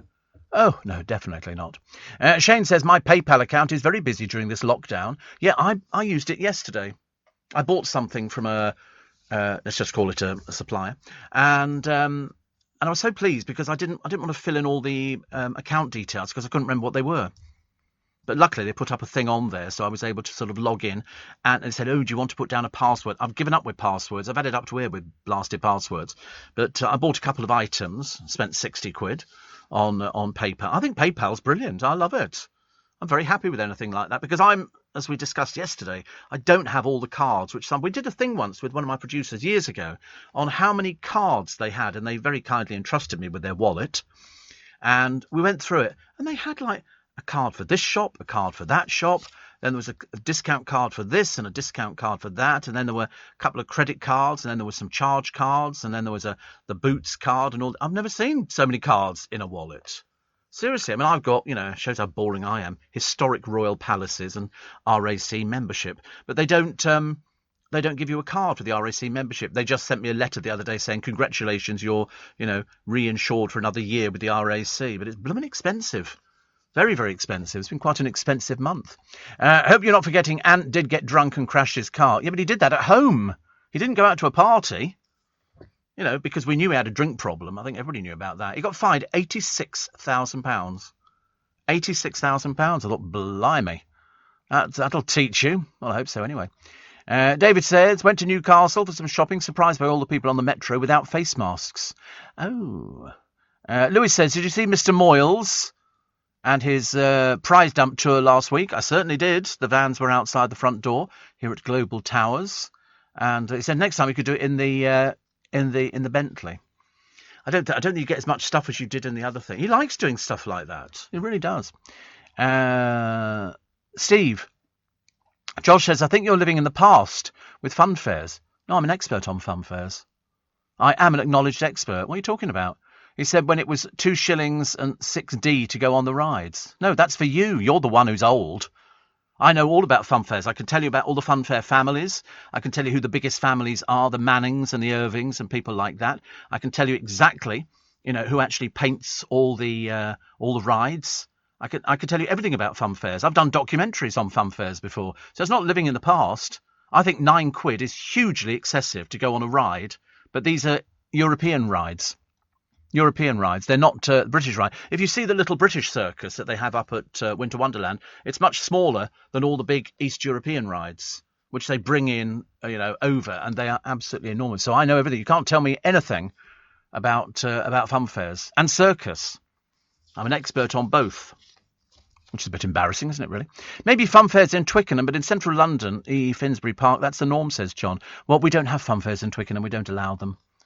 We don't allow them because it's they have them. They've had a couple in Isleworth, and Richmond has had trail-ins down there for some years, but they've not been there for a little while, actually. There's a new circus going in. We've just lost the circus in Twickenham, which has packed up and toddled off to another venue. And now they've got Cirque Berserk, I think, in Richmond coming up 1st of October. Which will be a combination of other things. When they had the Russian State Circus, it wasn't really Russian. It was, I think, owned by Billy Smarts, and they just paint all the wagons up with Russian State Circus. If you get stuck behind circus lorries, God help you. You can wait there forever and a day. Iceland's mince pies are very good, says Jerry. I had 2. And, yes. Bev says, you can hardly paint Anne to Paragon of Virtue. I didn't. I just said he was drinking at home, and he was drunk and he got in the car with his mother. He got fined £86,000. I didn't paint him as a paragon of virtue at all. I condemn drink driving, and so should you, Bev. So should you. Perhaps you're the one who's portraying him as the paragon of virtue, but definitely not me. Steve, I thought vicars and so forth were meant to encourage people to have faith in God. The motorway idiots are really doing a good job of that, aren't they? Says Bella. Yeah, I mean, I don't think they have a faith in God. I mean, it's 79. They must be well past it, I should imagine. But it's just the fat vicars sitting there, masquerading as people near to heaven, wearing their dog collars and stuff like that. Whilst people are sitting there belching out all these fumes into the atmosphere. Not very good at all. Not very good at all. So there you go. The quake in Melbourne, 5.9 on the Richter scale. Isn't it funny? Isn't it funny that you can get these things? I mean, in Melbourne, who'd have thought that you'd had an earthquake? I mean, I've heard of the San Andreas fault and I've heard of earthquakes, and Japan is very big on the list of having earthquakes because of the tectonic plates. But that'd be like sort of saying, Twickenham was rocked by an earthquake this morning. I believe there was one in Essex, some years ago, and people went around going, plip, like that, because they're a bit funny about earthquakes or something in Essex. Gemma Collins on a trampoline. What a horrible thing to say, honestly. How rude. Can you imagine being that rude about Gemma Collins? When we saw her the other day, and she's apparently still claiming to have lost 3 stone. Still looked like there were 2 people under that frock, love. Didn't look like it was one person, that's a fact. And also...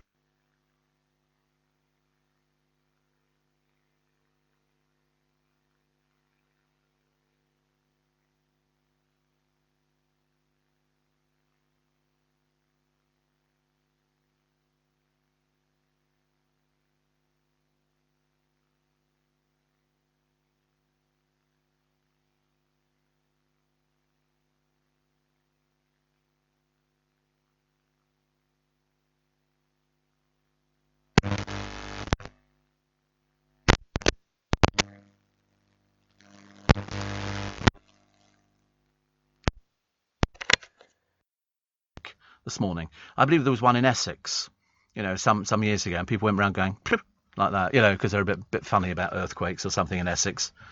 Gemma Collins on a trampoline. What a horrible thing to say, honestly. How rude. Can you imagine being that rude about Gemma Collins? When we saw her the other day, and she's apparently still claiming to have lost 3 stone.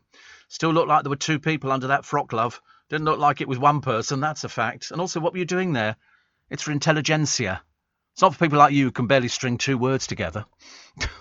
Honestly, I give up. Got my pigs in blankets yesterday at Waitrose, safely stored in the freezer, says Anna. Yeah, you can buy them as well in Iceland. In fact, actually, you can buy them in most places. Pigs in blankets. Buy them now. Stick them in the freezer. They'll last, because most stuff in the freezer stays for about 3 months. You could also buy the turkey if you wanted to. They've got turkeys on sale, or, rib of beef, or, things like that. You can have anything you like. Or what? So, goose? Goose? Who has goose? Nobody has goose. Nobody, they don't know how to cook it, says the man who's only just discovered twiglets. Goose. Yeah, but goose is very fatty. You've got to put it on a rack so all the fat drips through, because it's really fatty. Nobody has goose anymore, honestly, unless you're living in the dark ages. You're telling me next you've got one of those big cauldrons over the fire at home, and your mother chucks in some vegetables every day to make a good hearty soup. So you can have that when you go home. Stop it. Goose. Who has goose for Christmas? I've never really like it. Turkey, mate. It's what Bernard Matthews was invented for. Turkeys. Turkeys don't know it's their time of year. They're already planning the Christmas tree and the decorations at the moment. Boy, are they in for a surprise. You're listening to a podcast from LBC. Morning, everybody. It's nice to have your company. Steve, I suspect the Australian earthquake is Mother Nature getting revenge on all that coal mining. Do you think so? I don't know, actually. I mean, I'm always intrigued. I've seen it on YouTube where they'll have one in Japan. They'll all be sitting in the office. The next minute, the entire office rocks. And you think, oh, not so good. Lovely piece on Dame Barbara Windsor, who is continuing to earn cash right up to her tragic death through a company called Source E Limited. Apparently, she set up the firm to take in money from her TV roles, adverts and royalties. Lovely Scott Mitchell is now in sole charge of the outfit, and accounts sent to Companies House reveal cash reserves of just under £900,000, which is what I heard, actually. And more than 75,000 of the money came in the 2 years prior to her death. in September 2020. Her assets were mainly from her time playing Peggy Mitchell. She was worth $10 million when she died, 6 years after being diagnosed with Alzheimer's. And Scott, who's 58 unbelievably, says she was a force to be reckoned with. She certainly was. She certainly was. The little lady. Little lady. We love Scott. We love. He just was a tower of strength for her. And I don't think you could have had anybody better. You really couldn't have done. So good for her. Good for her. She'd be delighted. She'd be sitting up on a cloud. She'll have them all organised up there in heaven, which is where she definitely would have gone to. Steve, we have Roland's Funfair storage place near us in Devon. It's a big site. And apparently David says you get a Curve card when you put the card details for all your credit, debit and store cards on one card. Oh, I don't fancy it. See, I don't like that. Russ says, sorry, but stolen and mince pies are utter filth. Best served straight to the bin. Oh, God, I bet you have a really miserable time over Christmas. You must be really lonely. What do you do? Do you sit there looking at everybody else having a great time and thinking, if only I had friends? If only I had friends that I could go and sort of, go and have a cup of tea and a mince pie. But unfortunately you haven't. So consequently, what can you do? Steve, we bought a duck one Christmas. It was an oily, fatty mess and the roast potatoes weren't as good. Wish I got a turkey. Yes, he apparently has... They have duck. I suspect the truth of the matter is they live next door to a farm and gradually the ducks keep disappearing. They wander over to their place thinking, oh, they're going to give us bread. No, they don't. And straight into the oven to be cooked on a very low heat. Next door can't work it out. Must be foxes again. Foxes have taken the ducks. They used to have years ago swan. Swan was very popular. Hampton Court. For Henry VIII, swans would come in beautifully decorated and all the rest of it, but they used to eat everything. They didn't. If it moved, they used to cook it. We never had tripe. I used to see it in my uncle's butcher's shop. That white stuff that was, it's the inner linings of a stomach, isn't it? Who'd want to eat that? Who'd want to eat that? Mind you, people listening will tell you that they must have had lard on bread. Dripping, bread and dripping, they used to say. And you take this dripping, how on earth people ate it, I've got no idea. And you literally spread it. Yeah, it's real heart attack stuff. But you can still buy dripping. You can buy, in certain butcher shops, they do packs of dripping. There used to be one in Newbury in Berkshire, on the bridge, the little butcher shop there, and he used to make his own pork pies. I love pork pies, except they're so fattening. Yeah, they're not good for you, though, because they're just full of fat, I'm afraid. The meat's full of fat, and the pastry is absolutely unbelievably bad. But they do taste nice. Melton Mowbray, yeah, I quite like those. They're the sort of, they're all roughly much of a muchness, aren't they? I think. But Marks and Spencer's used to do a pork pie which had pickle in it, and so you'd bite into it, and it had and I remember thinking that was quite a nice idea, which was very good indeed. Steve, I've seen the earthquake down in Melbourne on TV. New South Wales got a slight tremor, although I didn't feel anything in Sydney, says Shane. You will. You will. Makes you wonder what's going on down, underneath our legs, doesn't it? If you sort of go down far enough into the earth, seeing as this volcano is still erupting in Gran Canaria, in the Canaries. Plus, Russia's been ordered to pay $105,000 to Alexander Litvinenko's widow, Marina. The European Court of Human Rights ruled it was responsible for his murder. I can't believe that there are such things as KGB agents still in Russia. I find it unbelievable, really. But they've always denied involvement. Mrs. Litvinenko said it was a very important day which highlighted the brutal regime. Because they've now named another person, a third man has been charged, who led the hit squad. It's amazing it's still going, isn't it, the KGB? It seems something from the Dark Ages, but then most things in Russia do that. A Melton Mowbray pork pie baked just yards away at the town's iconic Ye Old Pork Pie shop just missed out on the top prize at this year's British Pie Awards at Melton St Mary's Church.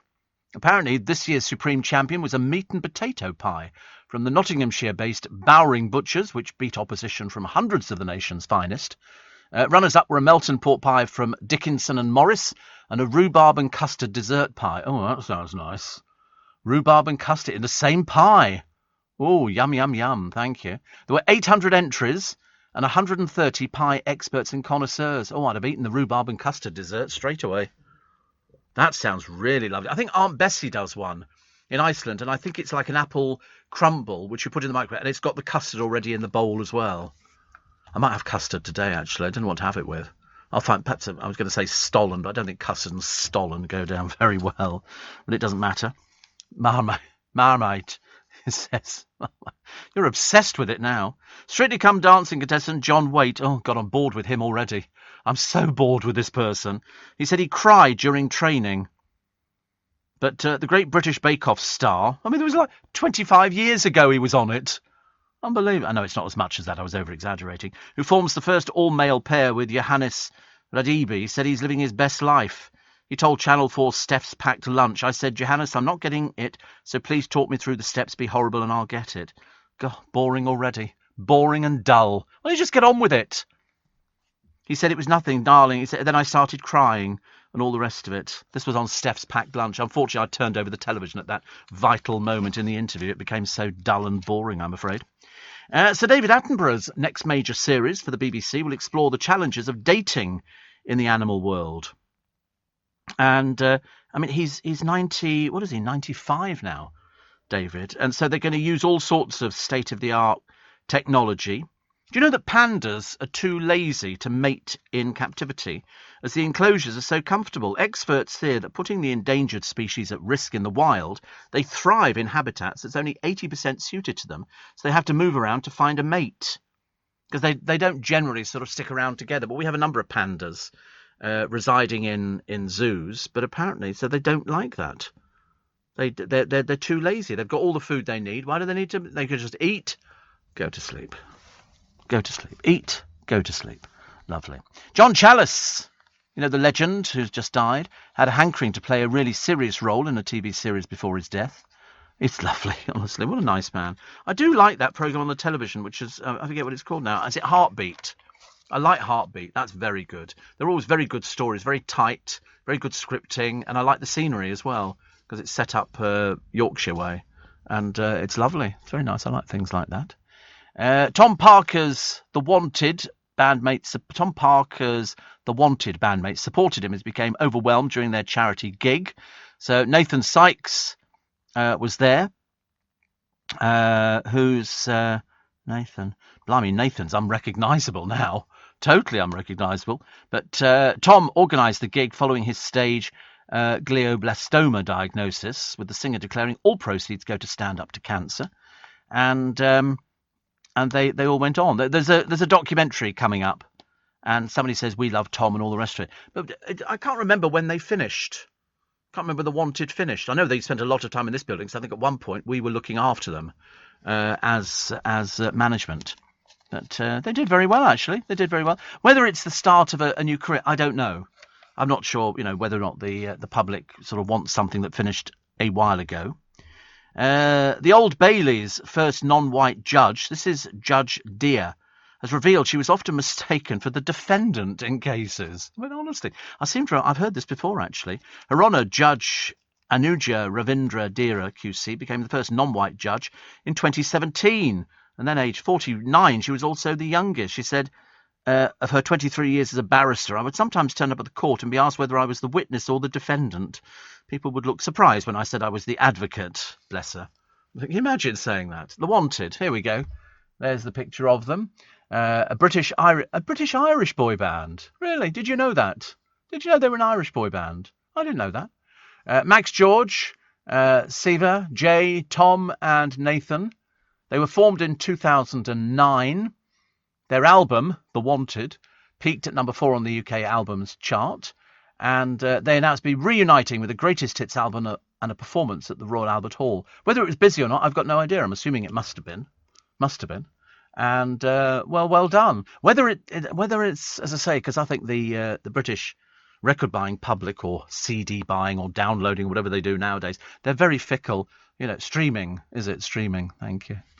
Always nice to be helped out by somebody who eats duck at Christmas. You know, it's good. Sorry, goose. That's right. You don't eat duck, you eat goose. Fancy playing the Royal Albert Hall. My goodness me, it's one of my dreams.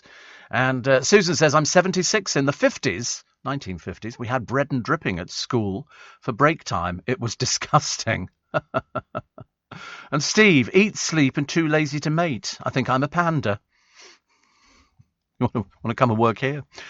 Huey says, may I suggest you have spotted dick with your custard? You know, I've not had that for years.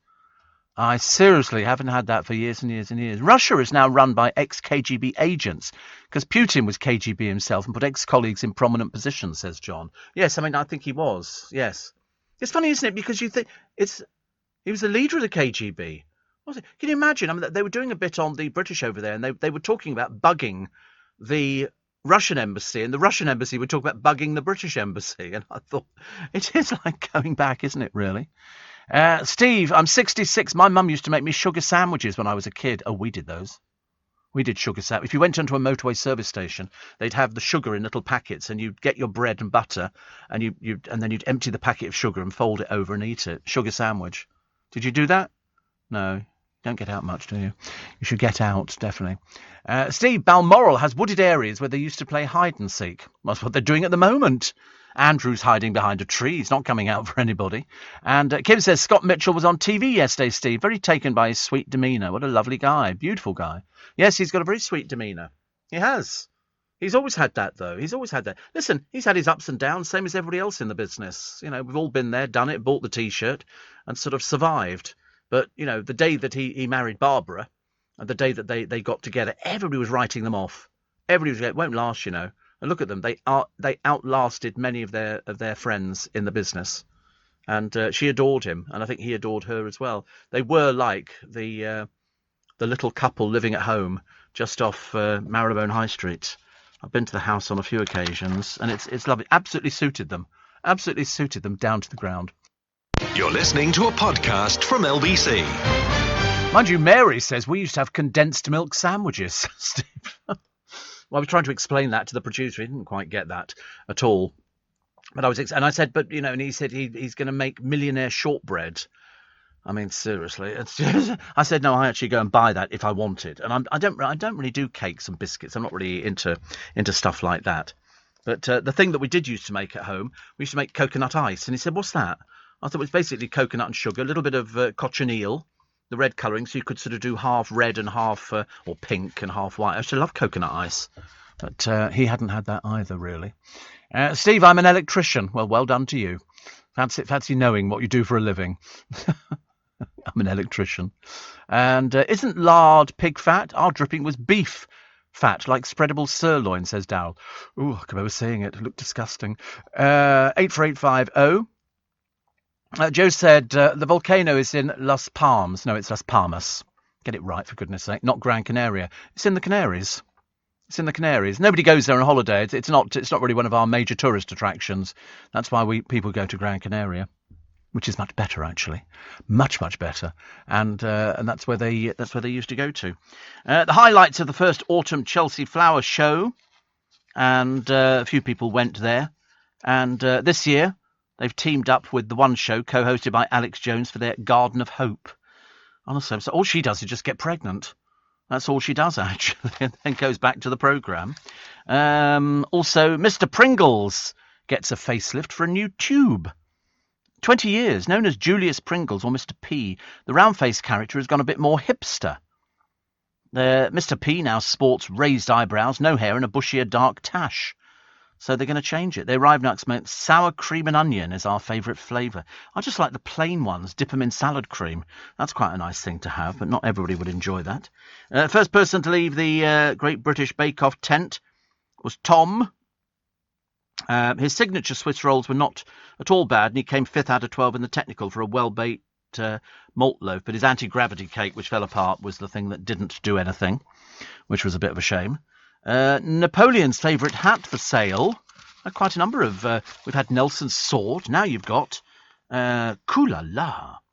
Somebody with a lot of cash will outflank rivals today by buying one of Napoleon's hats for a huge sum. Only one of them.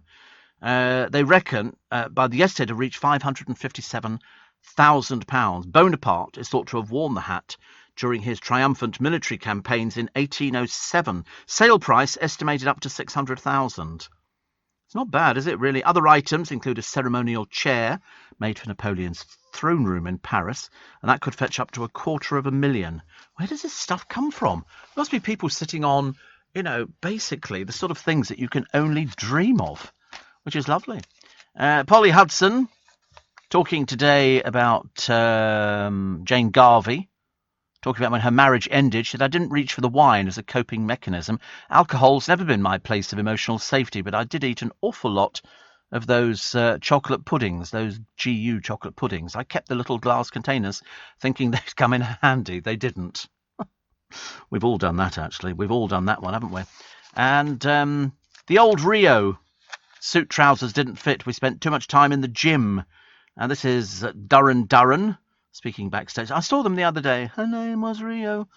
And it was great. They said they would struggle to fit into the suits worn on the Rio video now after bulking up in the gym. Because they were on there. I mean, there were some very odd people down at the Isle of Wight Festival. Very peculiar. Very peculiar. Cheryl Tweedy's been recording with Beyonce's producer. And it doesn't make any difference who you've been recording with. You can still die on your proverbial. And I would have thought she will, actually. They said they're very incredible, but it really depends when Cheryl is ready to release it. There's definitely an album there. Yeah, but is there an audience? It's not. We know there's an album there. Nothing the matter with that. But it's whether or not, the audience are going to sort of splash out the money. I mean, I don't think they are. I really don't think so. Cochineal is made from dead beetles. I know. Shane says, I had the sugar sandwich and condensed milk sandwich. No wonder I've still got teeth. that you know about. Also, iconic commentator John Motson says he stays away from pub quizzes as he feels too much pressure to get the football questions right. Do you remember all those quiz machines you used to get in pubs? Students used to go in there on a Friday and a Saturday night and try and clean the machine out because they were the only ones who seemed to know the answers to just about everything. I used to get about sort of 2 minutes in and then you'd fail miserably. Awful. Steve. Another one here. A lot of people. It's amazing, actually. Stuck at the Dartford Tunnel, says Paul in Rochester. At work, normally. So hearing more of your show. Yeah, there's an incident down there, isn't there? I don't know what it is. It's not people sitting in the road, is it? That would annoy me, especially on a Wednesday. We like a Wednesday. Who's telling porkies? Are we running out of heat and meat? The Prime Minister says, don't panic. I do not believe people will be short of food. The experts say panic stations. We have major food problems until next year. I don't think we have at all. And the Teletubbies are planning a rap collaboration with Lil Nas X. He's let them. Perhaps he thinks they're a joke. Perhaps he doesn't believe. Eamon Holmes has revealed he once told Anne Robinson he wanted to knock her effing head off after she accused him of sacrificing fatherhood for fame in an article. Never read so many stories about Eamon Holmes in the papers. When he can't get out, can he, really? We've heard the adverts on the television. Plus, BBC boss Tim Davie moaned he was losing the battle for screen talent as he was grilled over stars' huge salaries. So there you go. MPs urged the corporation to be more open about the pay of the likes of Gary Lineker and Claudia Winkleman. But the Director General told them the BBC was a global game now and added, we are losing talent. So they have to... I mean, there's only 72 earning over 150,000. They've got 22,802 contributors. I mean, I'd love to know what the average money is for them. But there again, I mean, I'm not really that... I don't know why I said that, because I'm not particularly bothered about what other people earn. Mick says sugar butties is what we call them. Sugar butties. And you could make all sorts of combinations, couldn't you? You could put little sausages in there and then sprinkle sugar over the top. You're right, actually. I don't know how we've ever survived. Now we've got things going. The real-life partridge. Yes, it's Richard Madeley. Here he is with their dreadful daughter, Chloe. She's had issues in the past, although luckily she's disappeared from view now, which is the best thing. And he talks about sex with Judy Finnegan. I can't even begin to read what he says about it. And interviewing Keira Knightley, and some of the stuff he's come up with here is terribly rough, I think. To gay Pet Shop Boys singer Neil Tennant, how's your wife? To an actor playing a bisexual character, would you prefer to have sex with me or Judy? I mean, some of the stuff here, I can't even repeat the one about the sex with his wife Judy. Well, that in itself will make you feel ill to start with. Eating plenty of dairy products can prevent a heart attack, according to new research. People who think cheese is cracking, like Wensleydale fans, Wallace and Gromit, as well as cream and butter, are less likely to develop cardiovascular disease. Just as well. I don't have cheese very often, actually. I'd have it occasionally. But somebody said to me the once, said it's really fattening. You've got to be very careful with stuff like that. So I said, right, I shan't have it anymore. Lady Marmalade singer and music legend Sarah Dash has died. She was a member of the R&B group La Belle. Hey, sister, soul sister. She was 76.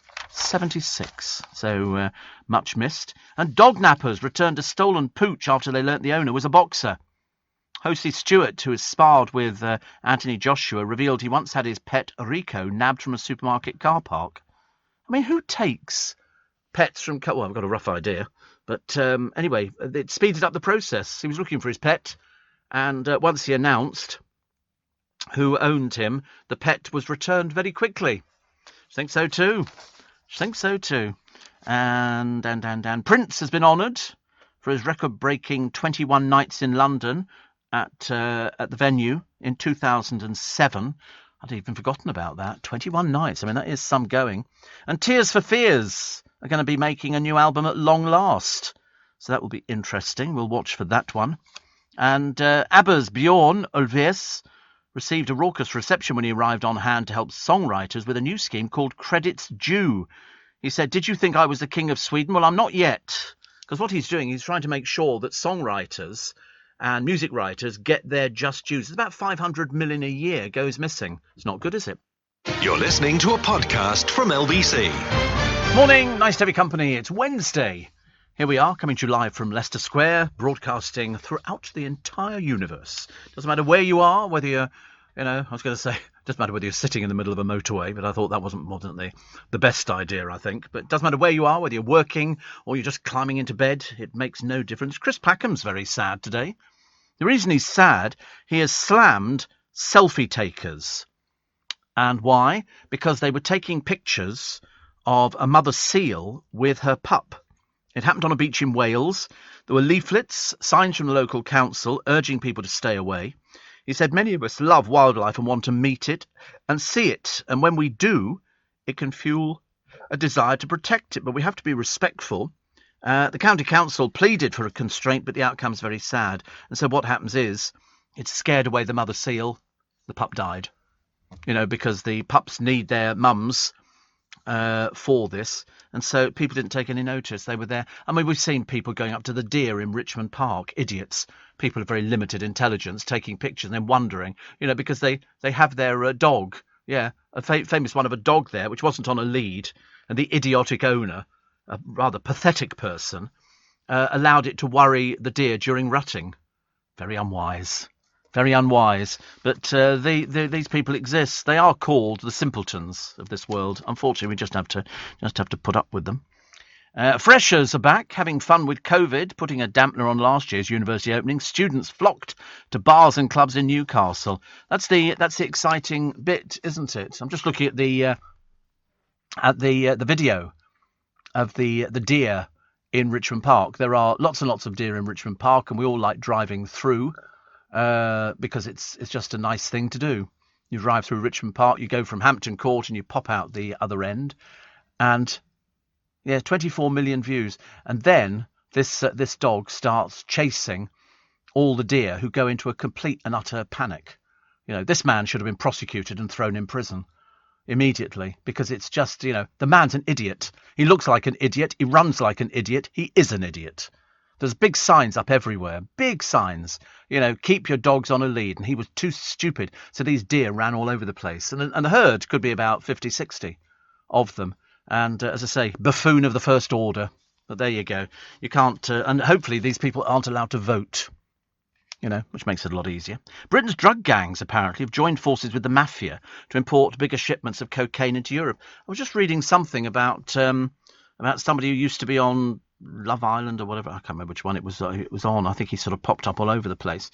And his father was a drug dealer, and then he got caught out doing cocaine because he said, he was suffering from depression and all the rest of it. People come up with all sorts of excuses as to why, like Daniela Westbrook, they've slipped back into the drug and the booze thing, but they're going to beat it. And you think, well, obviously you're not learning, are you?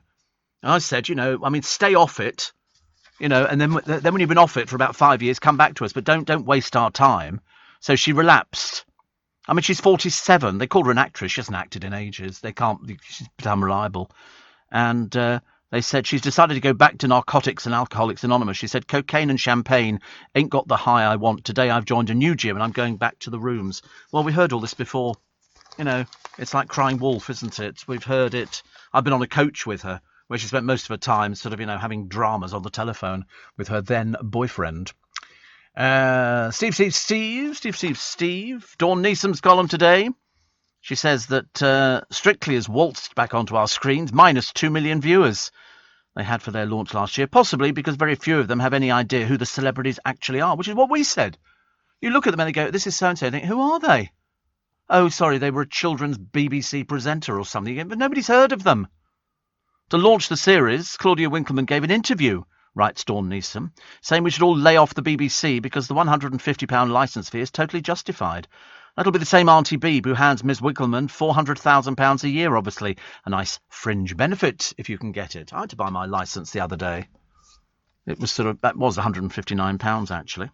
Ricky Gervais reckons his third series of The Brilliant Afterlife will upset snowflakes from start to finish. Dawn writes, excellent, can't wait. I like that. It's a great show, isn't it? It's a great show, yes. And I mostly, says Dawn, can't stand celebrity award shows, as watching a load of pampered, puffed-up creatures who give puddles a run in the shallow stakes is wearying, to say the least. Good expression. But I was thrilled for writer, director and actor Michaela Cole, who won for I May Destroy You and dedicated her gong to every single survivor of sexual assault. A worthy winner, an important message, and God, did she look totally amazing. Yes, I agree. And she says here it's tempting to just recycle last week's column, eco-friendly journalism, not laziness, obviously, about the Insulate Britain people, as they're still out, even Gavin Williamson, who didn't get too much going. Yesterday's shocking footage showed them running onto the M25, forcing 3 lanes of heavy traffic to screech to a halt. God only knows how they didn't cause a major pile-up. To add insult to injury, Extinction Rebellion leader Roger Hallam owns a sprawling Welsh farmhouse so poorly insulated it's failed every energy efficiency test, while mouthpiece Liam Norton reportedly has a house in London that's single-glazed with no wall insulation, and far from standards he's demanding we all meet. With even more irony, he's an electrician. I know. At least she hits the nail right on the head. These people are pathetic. They're sort of, it's going to end in the death of somebody on a motorway. Run onto a motorway with cars screaming down at 70 miles an hour, and you're asking for trouble. And then they go, oh, of course, we just wanted to get our point over to the... Well, go and do it in Trafalgar Square. Go and do it. Go and stand there. You can stand at Trafalgar Square all you like. We don't care. We're not going to take any notice of you at all.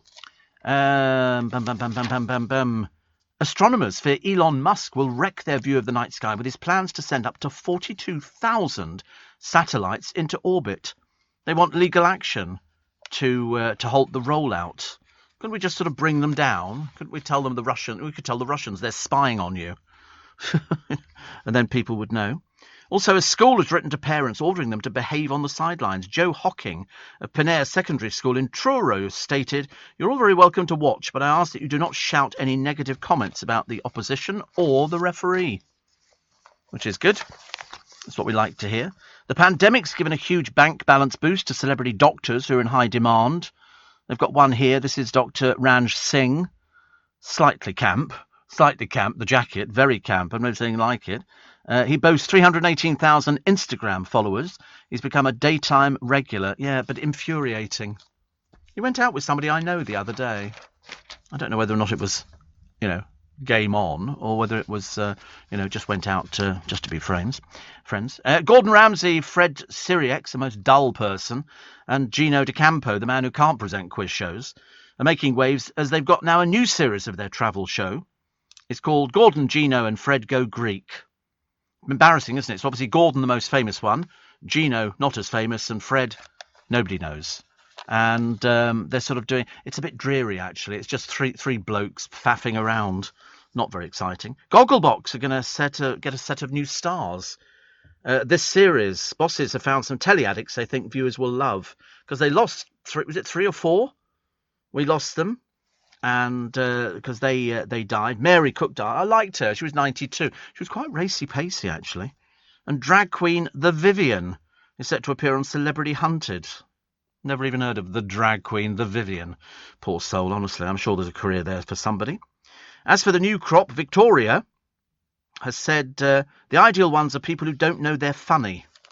Well, there's a few could get rid of. Can you get rid of that Brighton hairdresser who's on there, Stephen, who obviously thinks he's absolutely hilarious and turns out to be so boring. So boring. Also, what's this here? Oh, right, sorry. I like to look at all these sort of ambulance chasers who pop up in the papers. Have you ever tripped over this? Have you ever done this? Well, you can get compensation. And I'm thinking, oh, we're going down the road of America. Do you remember? It all started with that person who went to McDonald's, had a cup of coffee, spilt it on themselves, and wondered why they got burnt because it was hot coffee. So they had to start labelling the coffee, it's hot, for idiots. But they got money. They got money out of McDonald's. And then somebody else who was complaining about it, and they got, what was it? Oh, it's one of their fruit pies. I've known one of those for years. I used to quite like them, but they had to put a warning on the box saying, warning, filling hot. You think people would realise, wouldn't you? But apparently not. It's National Fitness Day here. Well, that's good. There you go. Now you can get out there and do something. Mule could get out there and do some,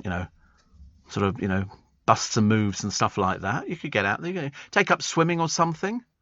Go swimming with your goose. And then you can tell it, whisper in its ear, you won't be here at Christmas. You could do that. Do you do any exercise? No. Oh, you do exercise? Oh, I'm so sorry. What do you do? You run? Wow, you run, play football and go to the gym. God, are you a butch person?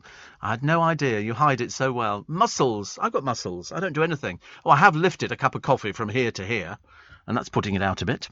And Telly's Mark Wright has been ordered to jump in an ice bath by Paula Radcliffe as he gets set for his first London Marathon next month. Yeah, it's the fake smile I don't like. It's like, who's the one who works with John Turode, the cook, him? He's got a dreadful fake smile. Dreadful. And Mark Wright's got one as well. It's sort of, I don't think he naturally smiles. Or if he does, it doesn't sort of come across as being particularly good. You're listening to a podcast from LBC. Morning, Mark in Romford says, am I right in saying Gino robbed somebody's house years ago? Yes, he went to prison for it. It was donkeys years ago.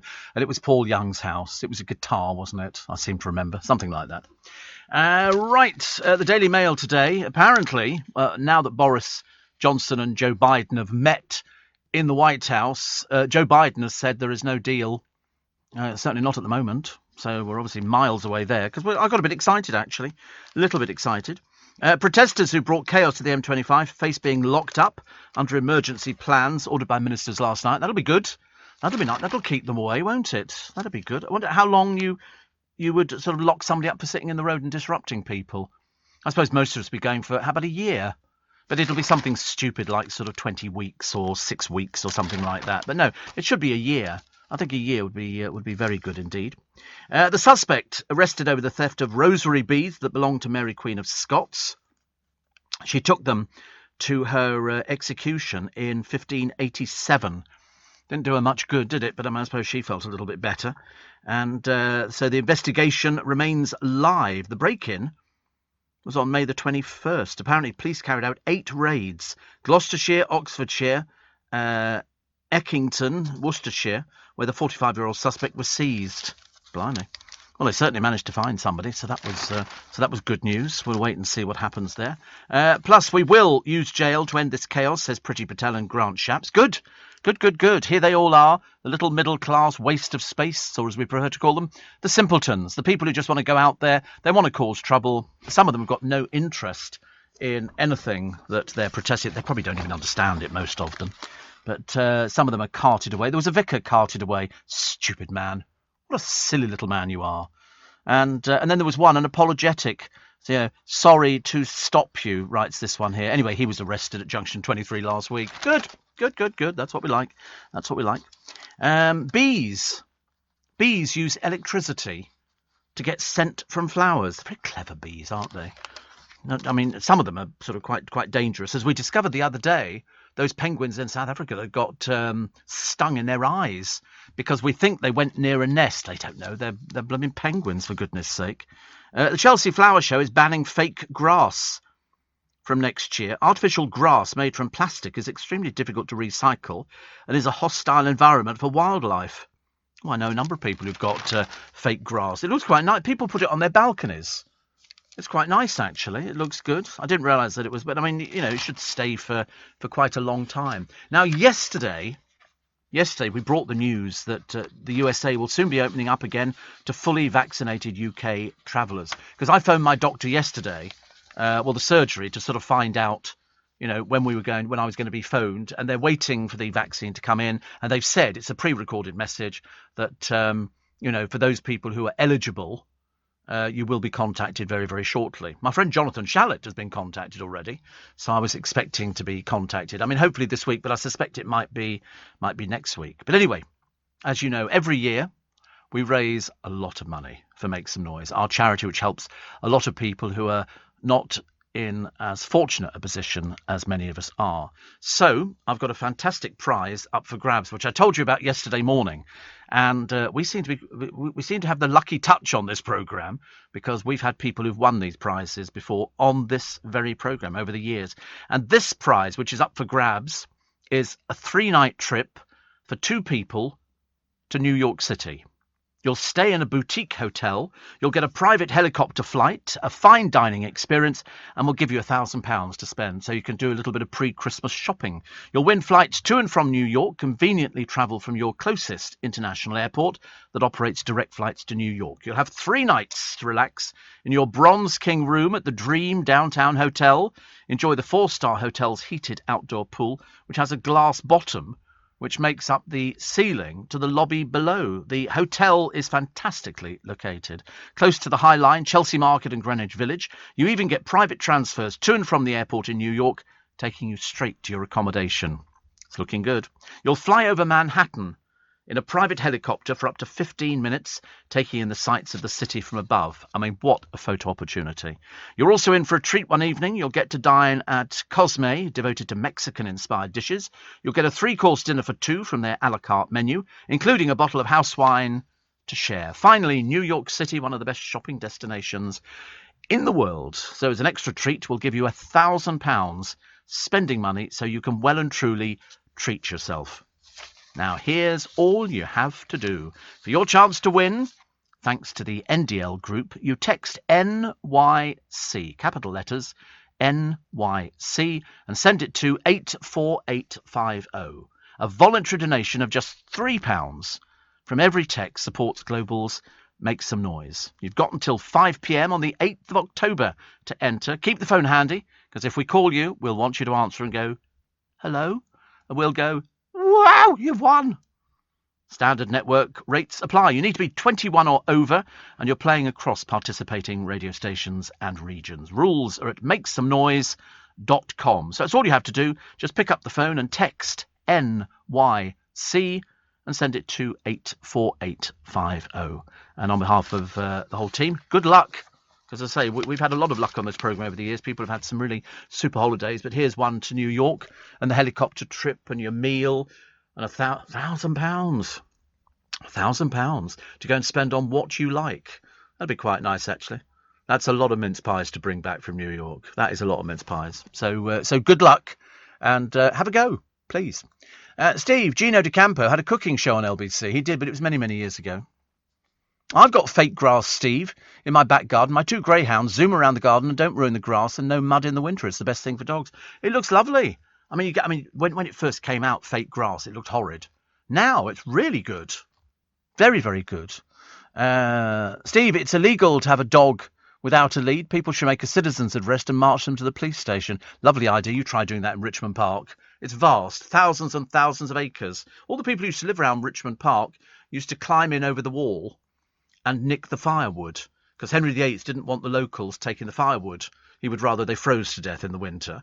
So they put the wall up all the way round it, and the locals used to put ladders up, climb over, nick the wood. I mean, they still do it now, but do you know what they nick?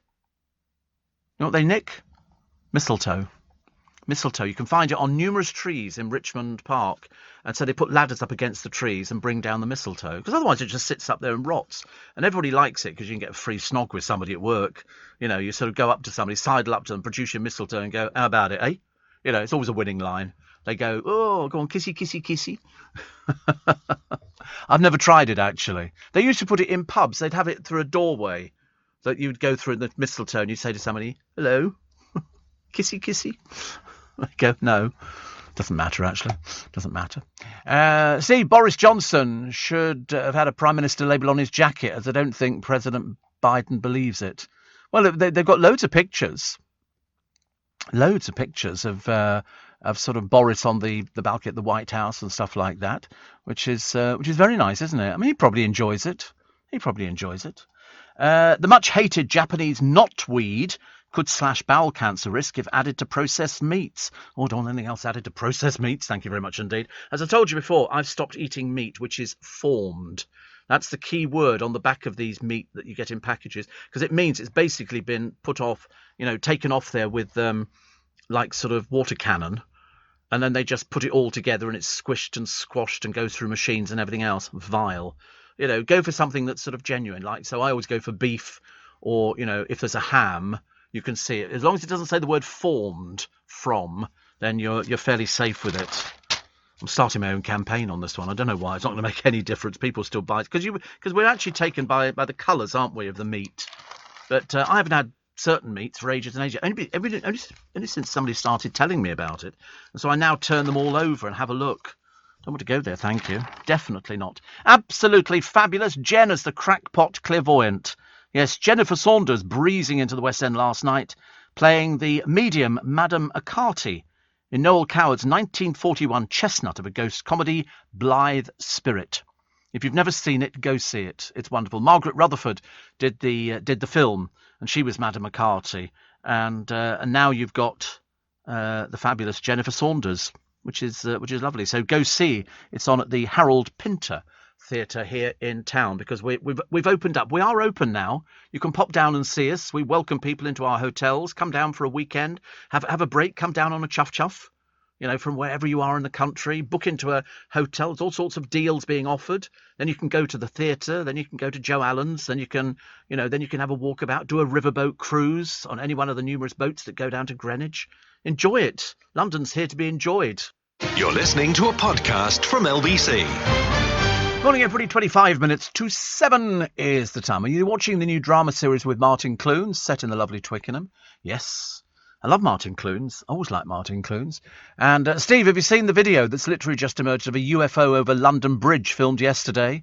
I don't know, these aliens from another planet. It's too embarrassing, isn't it, really? And from the archives, Bill and Ben, the Flower Pot Men, on September the 22nd, 1965, are being threatened by a BBC plan to give a completely new look to children's television programme Watch with Mother. The move to introduce fresh make-believe characters could also mean the death of Andy Pandy and the Wooden Tops. Not Andy Pandy. Not so good. Happy birthday to Faye Weldon. 90 years old today. Happy birthday, Faye. She also wrote the first episode of Upstairs, Downstairs, of course, author of feminist books, including The Life and Loves of a She-Devil. When she appeared on the Desert Island Disc programme, she asked for the luxury item to be a shotgun. And also Tom Felton's birthday today. Go on, tell me you don't know who Tom Felton is. He's 34. The Surrey-born actor made his name as the villain Draco Malfoy in the Harry Potter films after unsuccessfully auditioning to play Harry Potter himself and Ron Weasley. He's now estimated to be worth more than £20 million. He went on to star in Rise of the Planet of the Apes and got to utter Charlton Heston's famous line from the 1968 film, "Take your stinking paws off me, you dirty, dirty ape." Did you ever see Planet of the Apes? I thought it was very clever. I mean, the fact they had these sort of obviously prosthetics, it's taken them for ages to do it. Unless it was just sort of, perhaps they only had 10 done and then they superimposed them. I don't know. And also, now this is one that I know all about, this story, because I read about it years and years ago. Hans Scholl died on this day in 1943. Sorry, he was born in 1918, died in 1943. This was the German activist. He quit the Hitler Youth to co-found the White Rose resistance movement that opposed the Nazis. And the reason he has become so well known, together with his sister, he secretly printed and distributed pamphlets condemning the murder of thousands of Jews. He was caught by Munich University's caretaker as he and his sister Sophie entered the building with a suitcase filmed with 2,000 leaflets, which they threw from the atrium. They were handed to the Gestapo, and 4 days later, the Gestapo executed them both. I mean, I've seen the film because I was watching the film a few years back on the television, and because they were only so young, so they were taken into 2 separate rooms, I believe, and both beheaded. It was on a sort of a portable guillotine, but famous, very famous people. Michael Faraday as well was born on this day in 1791. You know who Michael Faraday is? I love it when you look through and think, not too sure, Steve. Yes, he was the London-born chemist and physicist, with a pioneer of electrochemistry, and discovered electromagnetic induction, the principle behind the electric transformer and generator. See, what have you done in your life? What have you done? You produced Steve Allen. I think that's good enough. But he gave his name to the farad, the unit of electrical capacitance. So there you go, Michael Faraday. I thought everybody knew who he was. Also, the first issue in 1888 of the National Geographic magazine was published. And in 1994, just to complete this little cornucopia, the first episode of Friends was broadcast in America. I have watched it, but I'm just not a big fan of it. There was something about them. They were irritating, very irritating. It's like that other program I watch in the morning, and it's a bloke and his wife and the mother who lives next door with her husband, and she cooks, and their other son is a policeman and he's about 6'7" tall, and they've got 2 children in the house. Is it All About Raymond or something like that? Oh, everybody hates Raymond or something like that. What an irritating character. The Americans must love it because it's been running for donkey's years. But I've watched it. I've sort of tried to analyse the scripts. And the bloke who actually does it, it's sort of based on the comedy of, as they say, created by Philip Rosenthal, and Everybody Loves Raymond. And so it's been running for God knows how long. I mean, seriously, series 1 to 2, 3 to 5, 7 to 5. They've done loads and loads of things. I'm going to sneeze as well. Excuse me. They've had... in the Hollywood Reporter poll of all-time television programmes, surveying 779 actors, 365 producers and 268 directors, Everybody Loves Raymond ranked 96th. The 49th all-time funniest television comedy. I thought he was a drip. I didn't quite get it at all. I really didn't get it. The cast members were Ray Romano, Patricia Heaton. She's in one of the papers today, I believe. Because she talks about having a drink problem, or she had a drink problem. Brad Garrett, Doris Roberts died a short while ago. She was the mother from next door. She was great. She was great, seriously. And she died literally only a short while ago. Steve, says Shane in Sydney, we had Bill and Ben the Flower Pot Men down here. I know. Ellen says, happy birthday to Boss today. Oh, right. We don't know who Boss is, but I'm sure it's wonderful. Steve, aliens obviously think they're above the law and think they can do what they like. The signs clearly say that only buses and cycles are allowed over London Bridge. I agree. They just take it. I mean, you think they'd know that, wouldn't you? If they've been flying here for days on end. Weeks, months, possibly years. We'll go on land here. See, Faraday's Memorial is a big shiny box at the Elephant and Castle. It's also an electric sun station, says Peter. Thank you very much indeed. We live and learn, don't we? We live and learn with all these things. It's like an education, this programme. Also, frail Phil sings, seated with Genesis, as his son plays the drums. Against all the odds, he was back on stage with Genesis. He's 70. He's been plagued with some debilitating illnesses. He looked frail as he sang all the hits, Invisible Touch, Land of Confusion at Birmingham's Arena on Monday, reunited with Mike Rutherford, the bassist, and keyboard player Tony Banks on the first night of the last Domino tour. They were last on stage together 13 years ago for their Turn It On Again tour. So it was good. Recently revealed that spine and nerve damage have forced him to put down his sticks. But at least he has a son who can play the drums for him. He's recently seen using a wheelchair to get around. He lost feeling in his fingers after neck surgery in 2009, and in 2015 he had the spine operation due to nerve problems. We were talking about spine operations earlier on, actually. David Dom was telling me about his father he's had some slipped discs and had things. I never understand what they are, actually. I happily talk about people saying, oh yes, I've got slipped discs. It sounds very painful. Very, very painful. So a friend of mine had sciatica. It's a herniation, is it? That's a good word. A herniation. Right. Oh, right. He knows these things. But you had 2. Honestly, you're so greedy, aren't you? You have to. If I've had 1, you've got to have 2. Just trying to do the one-upmanship with me. Honestly, that's the trouble with producers nowadays. They've always go, "Oh, I can do that," and I go, "Mihal, listen, don't push it too much. Don't push it too much. I've got medication on me. I'm that good. Yeah, I've got insulin. Okay, right." Eden's Confidential, wedded bliss, not for Dame Judy. Because Dame Judy is similarly very sort of hard-headed. She's with David Mills, and they don't feel the need to get married. I mean, they really don't. I mean, she's spoken of the effect that Mills has had on her life. I think she's fab. I always loved Dame Judy. They've got a daughter. This is with Michael Williams, who was very successful because they had a long-running sitcom called A Fine Romance, in which they co-starred until his death from lung cancer in 2001. I interviewed him. I thought he was lovely. I really thought he was lovely. The couple's daughter, Finty, is also an actress. But she has spoken. I mean, let's hope it's not Dame Judy's pet parrot, Sweetie, that scared Mills off marriage. He admitted the parrot's got well out of hand. It keeps telling me to bog off in a man's voice, using a rather ruder word, much ruder. Pop singer Ellie Goulding is shocked she ended up married to Eton-educated art dealer Casper Jopling. Isn't it funny when you get somebody who goes to Eton, they do have the names Casper. You won't find anybody called John or Michael or something like that. They'll all be Casper or Rodriguez or something else like that. Chelsea Flower Show, recruitment tycoon James Reed was given a beehive for his birthday. He was horrified because he's terrified of them. I'm also terrified. But there was a woman I saw the other day, and she was on YouTube, and she had bees that had descended into her garden, and she literally was taking them off with bare hands. No beekeeping outfit, nothing at all, lifting off the bits and pieces, putting it into the bowl. No, she was stone cold sober. But she's literally, she scooped up a handful and put them onto the thing. I mean, I'm assuming they'll only sting if they feel threatened. But she didn't get stuck. Some people don't need the thing, the little visor. I would want to be covered with everything.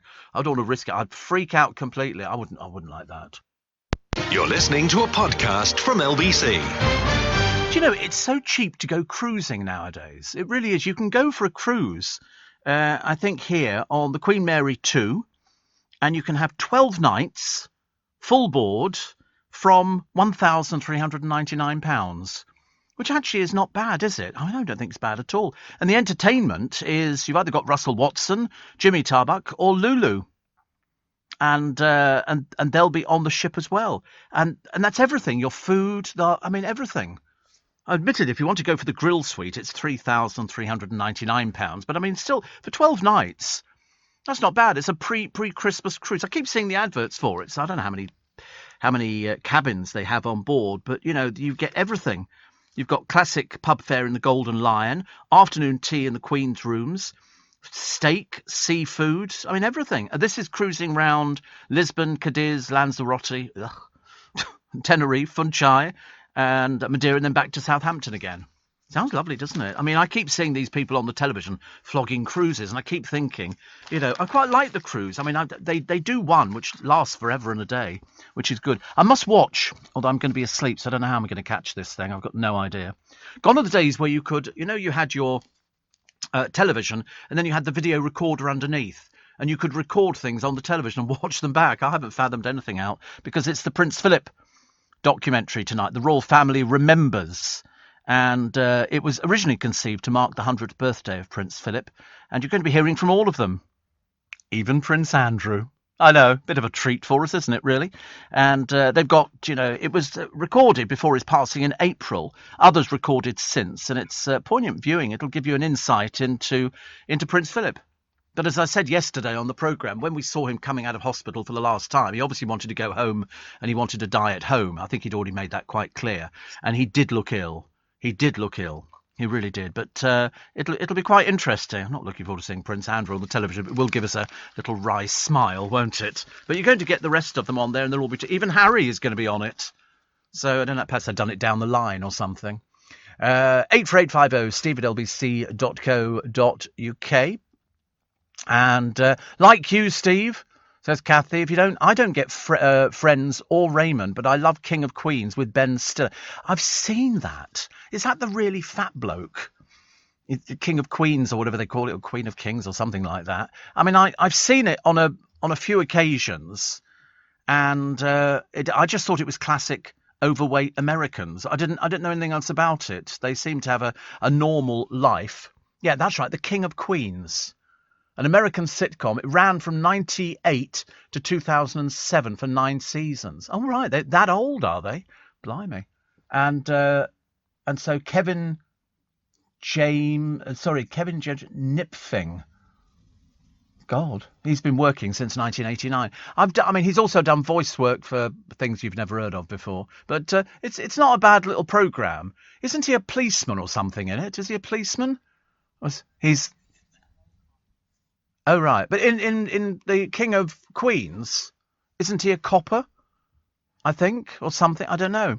So Doug, played by Kevin James, he's a parcel delivery man. I got confused. Everybody's got uniforms in America. I should have remembered. Yeah, I've seen that because we do get that. Carrie Heffernan, the wife, née Simone Spooner, played by Leah Remini, is Doug's sardonic wife. She's got a very quick temper and occasionally takes it out on others. Perhaps I'll have to get into it a little bit more. But I suppose because people identify with them. But, yeah, the King of Queens, the stuff we get. I'm still watching Bless This House. I'm seriously, I can't believe that they're showing something that hasn't been on television for ages and ages. Kristen Tring says, trapped on a boat with Jimmy Tarbuck and Lulu, my idea of hell. Oh, I think it's brilliant.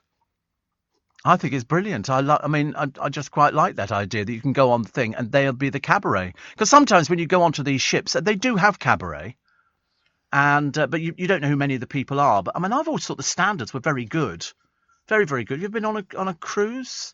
Never been on a cruise. Oh, really? How disappointing. Probably best, actually. It's not for people like you at all. Mainly it's people of my age who go on cruises. Young people tend not to go on cruises unless it's a booze cruise up and down the Thames, which is probably about the sort of thing. But no, on these other ones, it's sort of fine dining. You have to wear a dinner jacket. Not for you. No, it's not for you at all. Oh, I sorted that one out. There's no chance of him turning up on the boat. You imagine. Steve, hi. Oh, God, Meehall's found us. Imagine you get there and then you're sort of stuck with him for 12 days on a boat. My idea of hell. Yeah, I would hate it. I would absolutely hate it. Being on a boat with somebody who knows you. Awful. What else we got? We got quickly in the papers, actually. So there's no deal on Biden, and I didn't think it was going to go that quickly. But the good thing is they're wearing masks. Boris Johnson and the US Vice President. Go on, I'll tell you, I didn't even know who the Vice President was. I had no idea. This is Kamala Harris at her ceremonial office. But they're all wearing masks, which is very good. We like that. Crackdown on doctors over-prescribing drugs. Actually, ever since they've cut back on drugs, I don't pick up half as many drugs when I have to go to Goods to get my medicine at the end of the month. I used to get lots of insulin. I don't now. I've cut it down to 1 box of insulin a month.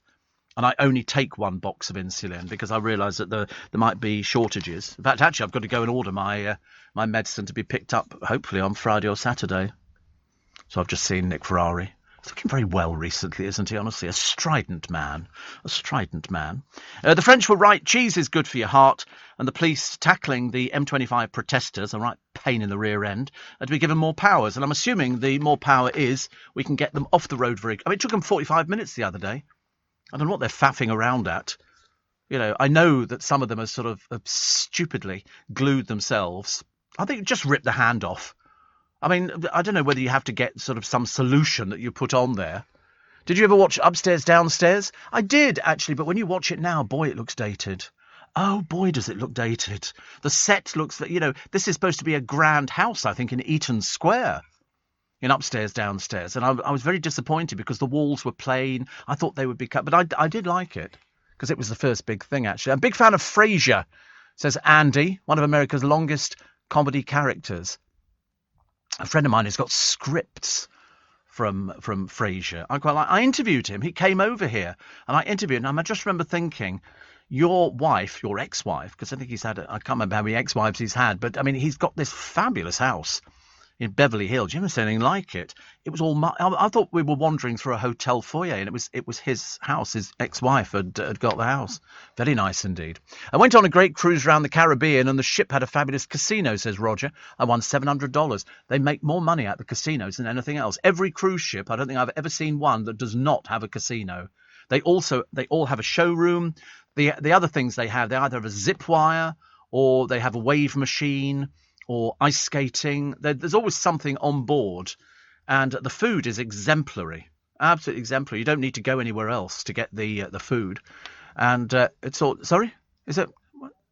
All inclusive? Oh God, yeah. And the only thing something you pay for is if you want coffee at some of the coffee outlet things. You sort of charge that to your room, and you can get carried away with milkshakes and stuff like that. I've got to go. I know it's Wednesday.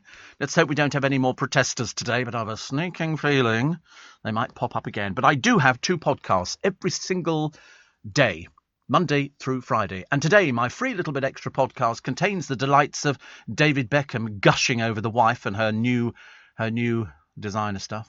Adele and her new boyfriend sneaking out the back of an LA restaurant. Darling, if life is that tough, don't go to restaurants. Stay at home and get a takeaway. And hear the lowdown on a potential One Direction comeback. Hello, how are we? Are we all right today? I was watching telly yesterday. In fact, I just managed to catch it just as somebody from one of those people who sit in the middle of the road decided to have a bit of a tantrum, a bit of a Queenie fit, and walked off the set. He didn't want to sort of continue the conversation, only because he obviously didn't have answers to the questions. Mind you, there's another one. Claims he's a bricklayer. He's an M25 eco-hypocrite, according to the papers. He owns a multi-million-pound property empire packed with poor insulation. Funny, isn't it, really? Don't do as I do as I say. Extinction Rebellion have decided they're not bothered about going to prison. So why don't we just fine them? Would that not be easier? I suppose they could make themselves bankrupt. That'd be a good idea. But I mean, most of them are middle class, aren't they? Okay, yeah. Okay, here is Sebastian and Floella. And, they want to sit in the middle of a road. Well, let's fine them. There's no point throwing them into prison, because we'd have to pay for them. And frankly, we don't really want them here anyway. And then a real-life so-called Barbie. I mean, you've seen the picture. Hilarious. Doesn't look at all like Barbie. Just looks like somebody she claims to have spent £253,000 on looking like Barbie. Unfortunately, she doesn't look like Barbie. Just looks like somebody who's wasted 253,000 quid rearranging her face, which hasn't worked at all.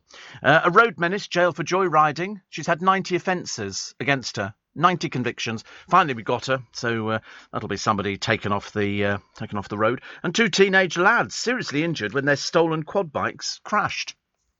Good. Shouldn't nick quad bikes in the first place, should you? You should have learnt. Ozzy Osbourne had sort of fell off his quad bike, didn't he? But mind you, you wouldn't trust him behind the wheel of anything. And also Roald Dahl. Very famous, brilliant, deeply flawed, cruel and very anti-Semitic. Now, the reason I mention him is because Netflix have just spent an undisclosed amount buying his entire catalogue. And they bought all the rights for everything, so they can now put on stage plays, they can do everything. They control the Roald Dahl estate. Makes you wonder whether or not Harry and Meghan will be handing back the money to Netflix. Why would you want to be with a company that supports an anti-Semite? Come on, let's look at it. Mind you, we still want the money back for the wedding. Thank you very much indeed, you two. Seeing as you're so blooming clever. Give us our 32 million quid back. That was a waste of space for everybody. Nobody cares. We got some birthdays to celebrate. Jamie and Jules Oliver set to renew their wedding vows. They seem very happy, don't they? And the woman and her husband, who have got 22 children, have just welcomed another one into the family. I think it was 22 and counting, the TV programme. They're a lovely couple, but they're a fantastic couple. They have it all organised. The older children help the younger children get ready for school, and they don't claim benefits. They are entirely self-sufficient. They've got a house which they put extensions on and everything else. Their washing machines seem to be going 24 hours a day, and they buy everything in bulk. And it's all they seem to be deeply, deeply pleasant people and deeply, deeply pleasant children. They all learn how to sort of look after each other and feed them, get them ready after breakfast. This is the toothbrush, this is the toothpaste, this is the school. They've bought a minibus. No, it's never too many. You can't have too many. Yeah, because look at it. When they all grow up, they're going to be looking after their parents. So their parents, their mother must be knackered by now, I should imagine. Spend most of her time in dark rooms. But anyway, it's a case of, that's what you have to do. Be nice to your children. Because remember, they sign the stuff in the courts when they have you committed. you know, to a home. So always be nice to them throughout your life. Oh, I really love you, really love you. Don't ever upset the kids, because otherwise they'll be going, put her in a home. You know, that don't want anything like that, do you? But it is nice to have your company. McDonald's have cut 90% of their toy plastic. I never got into collecting toys from McDonald's. I know some people do, and they quite like doing that. But then I know somebody who collects Barbie dolls as well, and we did some years ago. Me and my producer Alex at the time, we bought a wedding dress on eBay for £1. We just wanted to see what a £1 wedding dress looked like, and to be honest with you, anybody from Love Island could wear it, and it'd be really classy on them. And everybody else would be a load of old rubbish. And we bought a Barbie doll, which I think we paid £2.50 for. And we thought that was quite good, actually. We were going to sell it and make profit, but we didn't. We left it for people here to take, which I thought was quite nice, because you can make profit on stuff like that. Katie Price has gone off on yet another holiday. This time she's gone with her fiancé. Yeah, so they both jetted off there, only for a few days, because she's apparently got some work to do. He appears not to do anything. I don't know what he does for a living. It might be something to do with cars, or it might not be. But it's all a little bit bizarre, isn't it? But she's doing her usual trick, which we've heard before, which is when they actually stick her on Loose Women. For what reason, I've got no idea why. Never put her on with Carol McGiffin. Carol McGiffin hates her. You can tell. You can feel the body tension in the studio. But Katie Price is so ignorant; she doesn't know what's going on at all. And they put her on there, and then she starts destroying everything. You know, people have said, you know, I never told the police about whatever her fiancé's called. And I thought, well, nobody's ever said you did. But then you can tell her anything. She's a bit dim. And so she does. So back there for 4 days, I think, to Turkey. This is not bad for a bankrupt, is it? I wish I was bankrupt. I'd love to be bankrupt like that. But soon we will find out who the person is who attacked her in her house and punched her in the face. There's obviously some story coming out here. Oh, the advice to Prince Andrew by one of the columnists: get your head out the sand. I don't think he can. I don't think he's up for things like that. And Fifi the llama at the heart of a new struggle against COVID. And it's quite a good story. You're not going to be suffering with another llama story for weeks on end. What was the other one? The other one was the pensioner left fighting for his life after a fight with a beaver. He went swimming and the beaver attacked him. Well, don't go swimming where there are beavers. Have you seen the teeth on beavers? Well, they could chop your middle finger off quite easily. I mean, really, just far too dangerous. And they've captured a snake somewhere. It was like 15 feet long or something. It was capable of eating a man. And they sedated it, and then they picked it up. It took about 8 of them to hold it. And it's huge. And they took it, they flew it far, far away and put it back into the jungle again. I never liked snakes. I'm terrified of things like that. I've seen them where they literally dislocate their bottom jaw and they swallow antelope. Stuff like that. Really scary. Last of the summer wine star has died at the age of 90. And the 3 Strictly Come Dancing professionals in the COVID storm said they'd rather quit than be jabbed. Good, quit. Do us all a favour. Get out. Stop infecting people. I've never heard anything so stupid in my entire life. Perhaps the BBC can't find anybody else. The Wetherspoons fanatic, he's visited, I think, about 380 of their pubs, and he's not bought a single pint in any of them, which would be the same for me, actually, because I don't drink beer. Here is this, the Greenfield man who shares the harrowing tale of the beaver attack. There was also a kiddie. He's 73, by the way, and he's had to have antibiotics and everything else because beavers could carry. I mean, look at it. It's done him some serious damage. There was also a little kiddie, little kiddie. Mummy goes to a KFC and she buys KFC and she buys some gravy. Leaves it in the bags on the table, goes into the kitchen. Anyway, whatever it is, she's taking her eye off the ball. Baby puts hand in, picks up the gravy, because it's only a little polystyrene thing, and the lid comes off and all the rest of it. And she's got burns all over her body. So Mum's had to go back into KFC to explain to them what's happened. But I mean, to be honest with you, far be it from me to comment on anything like that. But do you not think leaving stuff like that on a table with a little kiddie in the room is asking for trouble? You know, don't go anywhere near it. It's dangerous. I mean, I think she probably wants a padlock put on the gravy. They should know the temperature of it. Well, of course they do. I love the way that people always treat people as complete and utter idiots. It's like people go, oh, I was going through my salad that I bought the other day. I found a small snail in there. And you think, no, you didn't. No, you didn't, you lying old bag. Of course you didn't. These things go through a process. There's no point. You know, and they do it to try and get compensation. In the film Victor Victoria, I think she's sitting in a cafe and she wants to eat free, so she orders the food and then she slips a bug into the food that she's got on the table and then lets out an almighty scream, which point other people in the restaurant scream as well, and they all evacuate, so nobody pays for their food. And it was all set up. People do that now.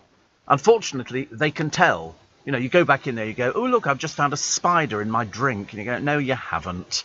No, you haven't. You put it there deliberately to see if you can get money out of people. And they test them, and they could see whether or not any of these creatures that people put in there were actually there all through the process. And the answer is most of them weren't. They weren't. They were added afterwards. People cheat, you know, because they want to get money out of people. Why? Because they're vile. It's like Shannon Matthews, isn't it? You know, the girl who went missing. Where was she? In her parents' house. In her parents' house, and the parents were out there going, oh, please find our Shannon. You remember those ones? They had T-shirts printed, the whole of the neighbourhood came out. The parents were lying old bags because they wanted money. They wanted £50,000, and they were prepared to sit on television and tell blatant lies. There are people like that out there, not the brightest pennies, but they are people who will tell lies for their own gain. Like the M25 eco-hypocrite. He's got a multi-million-pound property empire, but claims he's a bricklayer. No, I don't think so, dear. But anyway, poor insulation. So what is this cobblers you're giving us? The answer is, having seen one of yours on the television the other day, I've never seen anybody sort of act so sheepish. Mind you, poor old Dawn Neeson was on the same programme and to sit next to him. Mind you, that'll be an easy thing to fill for the column. You know, get some news stories out of that. Very good.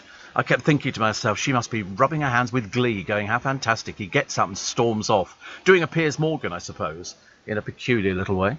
Alex says, it's been a long time. Lots of love from your favourite reality TV contestant. Lovely Alex. Is that Alex S? I think it could be. Luke in Leeds says, what's your opinion on lava lamps? Well, it's a lava lamp that doesn't show off much light. It's sort of like stuff inside it which goes up to the top in globules and then it falls down to the bottom again. They're not relaxing. They're very stupid, very dated, very 60s and 70s. So he says, I've got into them recently. Really? How big are these things then? He says, I've got a lovely blue and purple one. Sounds disgusting. Never anything like it, honestly. Fancy buying something like that. There is a company actually called Mathmos that make them. They say, what? They're vile. They're for sad people who've got nothing better to do than sit there and watch it getting hotter and hotter and hotter, and the little bubble breaks away and it goes to the top, and then it cools down, then it comes all the way back down to the bottom again, then it heats up and goes up to the top again, and then it goes down all the way down again. And it does this repeatedly.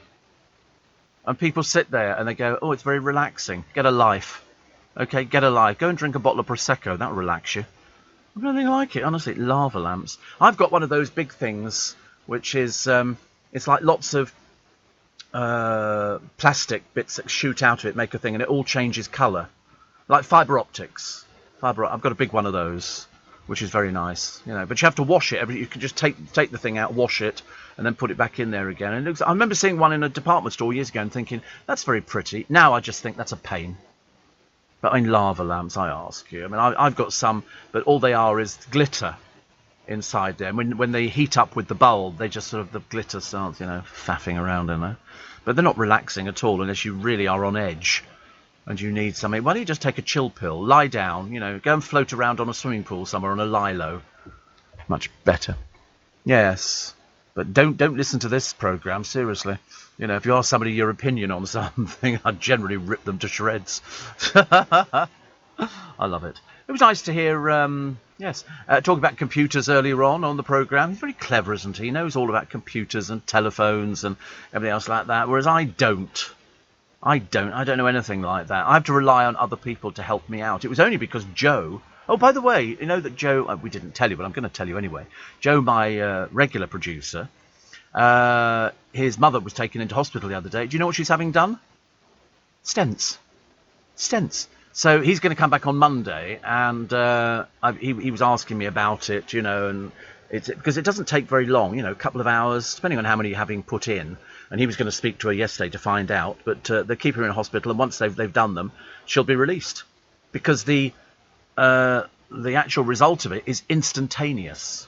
You don't have to wait for weeks for you to notice the effect. The moment they've opened up your arteries, the better it is. So that's all good news, which is lovely. Here in the UK, we sell amazing products and services the whole world wants.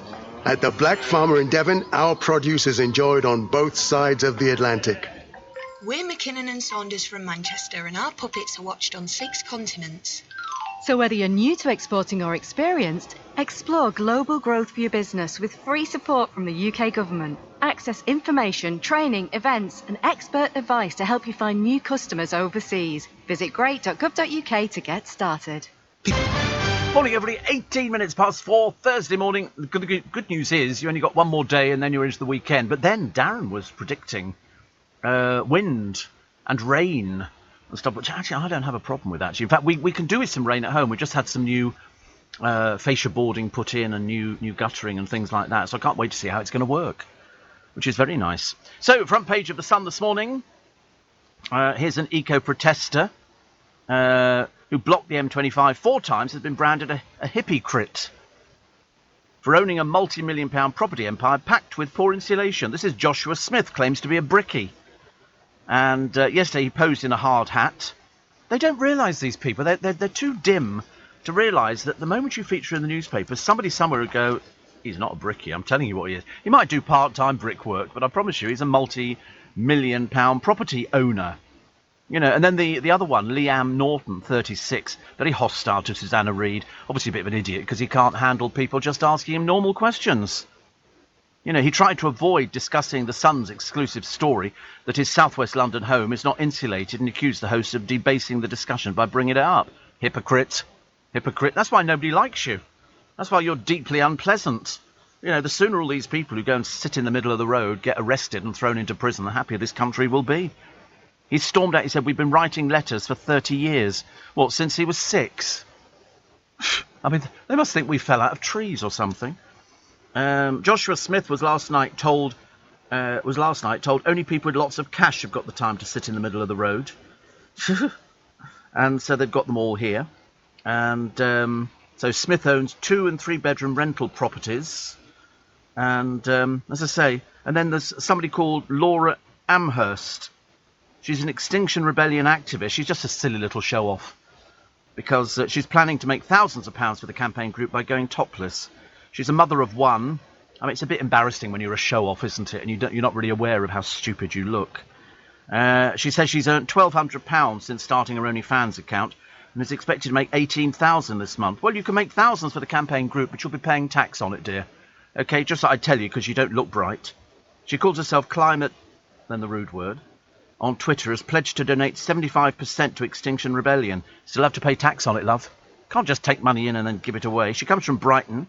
She's come in for criticism. I'm not surprised. You're a silly little show-off. A very silly little show-off. Why don't you sort of bring yourself into the real world and try and be an example to your child? But there you go. The real-life Barbie doll is called Kerry Miles. She doesn't look like a Barbie doll at all. She looks like some old has-been. She's 37. She's a mother of 1 as well. She claims to have spent 280 grand to look like Barbie. She'd have done better sort of painting herself or something. She threw folders and a computer screen at a nurse and hurled hot plates across the elderly care ward. So she's trying to look like Barbie. She doesn't look like Barbie, as I say. She just looks like some old bag with badly dyed hair. And she reacted after being told her visit to her nan in August was outside of her arranged slot. She was called all sorts of things, attacked her. They forced her to use martial arts in defence.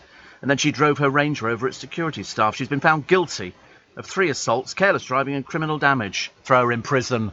Throw the old bag in prison. Let's bring back the ducking stool. I'm sick to death of these vile people throwing stuff in hospitals. And you've spent 280 grand. Have you really? Such a liar. Why do people tell lies about things like that? I don't know. They just do.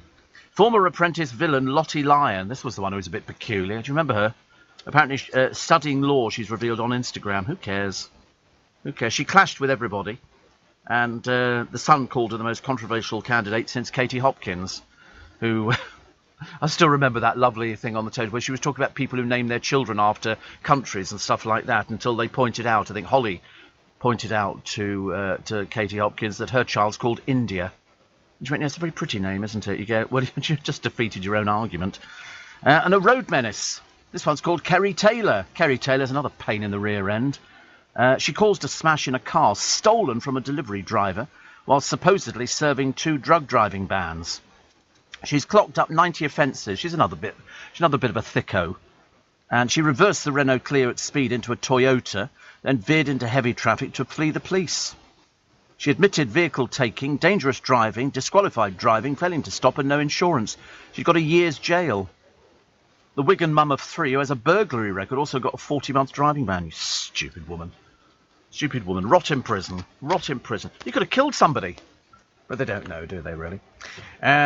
Steve, says Shane, I've just come back from shopping at Coles. That was in the film, wasn't it? Coles was the department store in a film. It's, where they sort of did the Father Christmas thing. I'm pretty certain. Coles Father Christmas. I just remember it. But he said, now I can sit down and relax and listen to you, which is lovely. Dale's just been on Channel 5's Florida Fly Drive, says Jackie. God, how many times are they repeating that? It's a long time, isn't it? Long time. That he didn't look very well when he was doing that one at all. How much is Angelina Jolie worth? 87 million. How much is Brad Pitt worth? 220 million. Biggest film hit for Brad, World War Z, is it? And Angelina was Maleficent. 553. Blimey, she did much better there. Divorce fees, 2 million and counting. 2 million and counting. So that's what it costs when you go through divorce. They had a programme on the telly yesterday, and it was something, The Bride and all the rest of it. And there's this particular bloke who was a bit geeky. He fixed up with this woman. Well, you could tell it wasn't going to last. I think it was, they're giving him an amount of money, and then they sort of arranged the wedding and all the rest of it in a very short space of time. And this bloke arranged a helicopter ride, a fairy tale carriage, which looked a really bit naff, I'm afraid, and a few other little bits and pieces. Marriage lasted 6 months. 6 months. And then they separated. You made you wonder if they did it just for the television, because I've never heard of anything like that before. Sorry, I had to have a slurp of my tea this morning, which I do like. What else we got? Oh, God, dreadful Noel Fielding. I mean, to be honest with you, he really is deeply, deeply unattractive. Not funny at all. But I was watching Omid Jalili the other day on one of these comedy programmes on the television. He's very good, I remember the very first time he appeared, and we all thought he was, because I think he's Iranian. And he did the whole thing, please buy my carpets and all this kind of stuff. And then he goes into that's what we have to do nowadays. And it brought the house down. And he still launches into it every now and then. And I love him for that. Here are the wildlife rangers. They found a snake. This one is sedated. You'd bloody well hope it would be. This thing's enormous. It's 30 feet long and it weighs 16 stone. So it's about the size of the producer. It's about as big as that. The incapacitated snake, after they'd sort of given it an injection, they call it a man-eating snake, which means that it's quite capable of eating it. The dozy reptile was transported from Kampar in Indonesia before being released into the jungle in a place called Pelawan. It was bigger than the python that swallowed a woman in Indonesia in 2018. She actually got swallowed by a python. I can't think of anything worse. You imagine she can't have been a very big woman because they can dislocate their jaws, can't they? But it actually sort of ate her. And then what happens is the juices inside the snake dissolve the person, so then they can eat whatever it is. They don't literally chew anything at all. They wait for it to be dissolved and then it gets absorbed in. How ghastly. How ghastly. I can't think of anything worse. Absolutely horrible. Horrible. Wayne Rooney.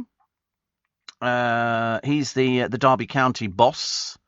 He doesn't hold back during the match at Man City's stadium. Tom Grennan, who was playing for the opposition Rest of the World team, says, I dropped the shoulder on Rooney a few times. The weirdest thing after the game was him coming up to me saying, I tried kicking you a few times, but I couldn't get near you. He's slightly peculiar, isn't he, really? And David Beckham's style hits and misses. But the former England captain has now admitted his 4 children told him he was too old to wear trainers. Yeah. And they've not mentioned the hair on your head either. They should mention the hair on your head, Dave, because you're a bit too old for wearing that. But there again, we've seen Joe Swash again. They were advertising another programme with a comedian. Who's the one with all the teeth? Rob Beckett. And it's another disaster. He can't present quiz shows. I'm sorry, I don't care what it is. And they were showing you the celebrities on there. Eamon Holmes, Joe Swash, all the same olds. I mean, they must be pushing Eamon into the studio in a wheelchair by now, mustn't they? He can barely walk, poor sod.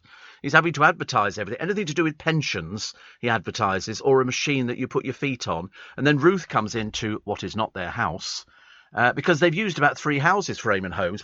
He walks into the kitchen and he goes, "Oh, you can get some money out of your house if you've got an investment," and all that. And I'm thinking to myself, you're doing all the old people's stuff, and he's only like 60.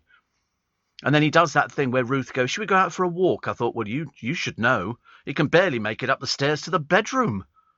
And he goes, "Oh, I can't do it." And he puts his feet on this thing for a few minutes, and the next thing, he's prancing around outside with her. But, I mean, he still walks badly. He still walks badly, poor old son. I mean, he does his best. He gets on, he really does. My friend Ian over in America says, Coles here in Dallas, get some good Santa ornaments in, but nothing as good as the pics I sent you from that new Christmas store that opened the other week. I watched QVC yesterday. They had a lovely thing, which sold out. I was going to buy it, but I thought, no, don't be silly, Stephen. It's too early. Well, it's not. And it's like a lamp, a lantern, and inside is a little village, and it snows inside the lantern. And they're only like 20 quid. £20. I thought that was quite reasonable. I don't mind spending 20 quid. But I'll have to go back on and wait till they get it all back in stock again, because I like stuff like that. 84850 stephenlbc.co.uk. Rag and Bone Man, he's not very happy. He says, I'll have to move from his countryside home over plans to build dozens of properties nearby. That's what happens now. He's got tattoos all over his face. What on God's name for? But he's urged residents to raise objections, because it can't be much fun, can it? If you live somewhere and you've got nice fields to look out over and cows and sheep, and then the farmer goes, I'm selling that, and they're going to put up houses, quite a lot of houses in this particular case. I don't exactly... Oh, only 34. He's been talking about... He went into a bit of a NIMBY rage, which is not in my backyard, I think. A coroner yesterday ruled the Yorkshire Ripper died of natural causes. Oh, what a shame. We were hoping he died in agony. I was hoping it'd be something that completely ripped him apart. But he hopes the victims can finally rest in peace. What? Because he died of natural causes? That's what they put down the other day. They made a big fuss about the papers going, oh, and we've now got what Prince Philip died of. And I thought, well, this will be an interesting one. I can't wait to see what they've come up with for him. He died of natural causes. He died of old age. But the Yorkshire Ripper, you really wanted him to suffer. Really. Here in the UK, we sell amazing products and services the whole world wants. At the Black Farmer in Devon, our produce is enjoyed on both sides of the Atlantic. We're McKinnon and Saunders from Manchester, and our puppets are watched on 6 continents. So whether you're new to exporting or experienced, explore global growth for your business with free support from the UK government. Access information, training, events and expert advice to help you find new customers overseas. Visit great.gov.uk to get started. Leading Britain's conversation. LBC with Steve Allen. Morning. Nice to have your company. Welcome to Thursday. Ever nearer the weekend. Ever nearer the weekend. And that's about it. A little bit nearer Christmas. Bad news. Harry and Meghan might want to bring Archie and Lily to the UK for Christmas. Please don't. Please don't. We're not really remotely interested in seeing you. Thank you very much indeed. We just want our money back for the wedding. OK? Come on, cough up. 32 million. Can't be that difficult. Can you believe... You've seen the programmes on the television. You get somebody who goes and nicks a car and the police interceptors chase them. And they're generally ne'er-do-wells. They're generally either drug dealers or they've stolen the car or something like that. And then what they do if they can't, because sometimes the cars get so dangerous, they'll jump traffic lights. I mean, why these people have never been killed? I've got no idea. But they take up the helicopter, and the helicopter can follow them pitch black. Somebody decamps from a car. Because of the heat-seeking cameras that they carry on board the helicopters, they can find out exactly where all these people are. So it's very easy to do. And so I've always thought that the helicopter, expensive though it is to put up there, can catch yobbos. Can you believe that they did one in Manchester the other day to trail a stolen car? Locals complained about the noise from the helicopter. I mean, seriously. Locals moaned on social media it was disturbing their sleep. Hannah Jane Scott posted on Facebook, I'm up at 5 a.m. and feel like it's hovering around my flat. It's too noisy. Go away, you silly old baggage. They arrested people. They arrested 3 people. They found people in a park, one in possession of drugs and a knife, and then with the noisy helicopter, they found 3 more under the decking in a nearby school. Ben Williams posted, people are actually moaning about this, typical snowflakes. No, they're stupids. They're simpletons. They don't know. You know, I mean, she says it's hovering. I feel like it's hovering around my flat. Really? I wish it bloody was. I tell you, you'd have known about it, darling. Those whirly-bird things go off there. You'd have had no sideboard left, would you? Fancy moaning about the police doing their job. Stupid people. These people really are as thick as they come, honestly. And you read about them in the papers, and you can't believe it. You can't believe that somebody... I mean, a friend of mine, because you'll know about it, because it made all the newspapers, over the road from him, there was a murder. And then just around the corner, there was a murder, and it was the boyfriend that they were looking for in connection, who could probably help them with their inquiries. And he said we had about 20 police cars, police helicopters hovering above, and all the rest of it. He said it was like watching a film. Certainly wouldn't be complaining about it. There's a murderer on the loose, excuse me. You know, I'd be very grateful the helicopter was up there. But they do manage to catch them. They bring them down to the ground, don't they? And then the people who are on the ground with their hands pinned behind their backs. What have I done, mate? What have I done? Yeah. Have you got any drugs on you? No. And then you open up the boot of the car. There it is, a veritable factory, you know, of all the drugs that they've got. They found one the other day. I think it was in America, where they found the whole boot was full of... No, it wasn't. It was in this country. Of KFC. They'd obviously ordered a whole banquet of it. So they're obviously real food connoisseurs. And then there was bags of money. And they looked at it and they went, oh, they've got loads of money. They thought we've hit on the jackpot. It's all fake money. Fake money, because that's what happens. We had it a while ago in Twickenham. They were sort of using it. They'll go into a shop and they'll hand over a fake £20 note so they can get the change. Once they've started getting rid of the notes, they're all right. So, of course, word filters very quickly through Twickenham. Fake £20 notes, look out for them. Somebody will come in and go, oh, can you change that so I can get some change for the meter or something like that? Well, we don't have meters where you put coins in now. You put a credit card in and that's it. Or you've opened up an account. But that's what people have to do. They have to change the bad notes into good notes. It's like a lot of people who open up shops nowadays. They're mainly illegal minicab drivers. And what they're doing is they're taking dirty money and trying to turn it into clean money. It happens an awful lot. You get businesses that open up all sorts. It could be a coffee shop, could be a vaping shop. They seem to be all over the place, vaping shops. I'm not really sort of caught on to the habit as yet, but I'm quite sure that people enjoy doing it, because the answer is it's to stop you smoking cigarettes. So if you stop smoking cigarettes, then you don't need to go on to vaping. But trying giving up cigarettes is difficult. You'd rather sit there with clouds of steam coming out your mouth, you know, and people go, oh, vaping. And we must have about 4 or 5 vaping shops in Twickenham. God knows how many people are smoking. But you will be seeing, I don't know, I forgot to ask actually when he was going to do it, but over in Sandy's, the fish shop, he's spent a lot of money and he's put up these lights. Well, he's not. Stuart supervised them putting up the lights. They put up scaffolding, and these lights adorn his fishmonger, which is very nice indeed. But these lights are something special. These lights are controlled by a computer. I tried to get out of him how much he paid for them. He wouldn't tell me. And he tried them out yesterday. So when I came outside, he was there waiting, and he put on there Morning Steve in big 6-foot-high letters. And then he showed me what else the lights can do. And it's just sensational. Just sensational. People are going to be going, that's what we want in Twickenham High Street. Because we're doing better than anybody else at the moment. We've got, I think we must only have about 2 empty shops. The rest of them are all full up. So we get people coming in from all over the place to go and do the shopping, because it's better shopping here than it is in Kingston, better shopping than in Richmond, you know, and house prices are going up accordingly. So that's quite nice. We like things like that. Easy access into London, you know, on the train, or you can get a bus. There's a night bus, the N22, that goes from literally Twickenham High Street and drops you in Trafalgar Square. Admittedly, you have to go through all sorts of places to actually get there. And to be honest with you, the people who travel on the night buses, they're not the most polite, are they, really? Nobody wearing masks. Nobody. I'd mask them all up, I'm afraid. I'd have rows. I'd be there. Put your mask on if I was the bus driver. I'd be putting them up. But you can't enforce it, apparently, now. So, of course, you know, sad people who don't mind getting... There was another one the other day, another anti-vaxxer.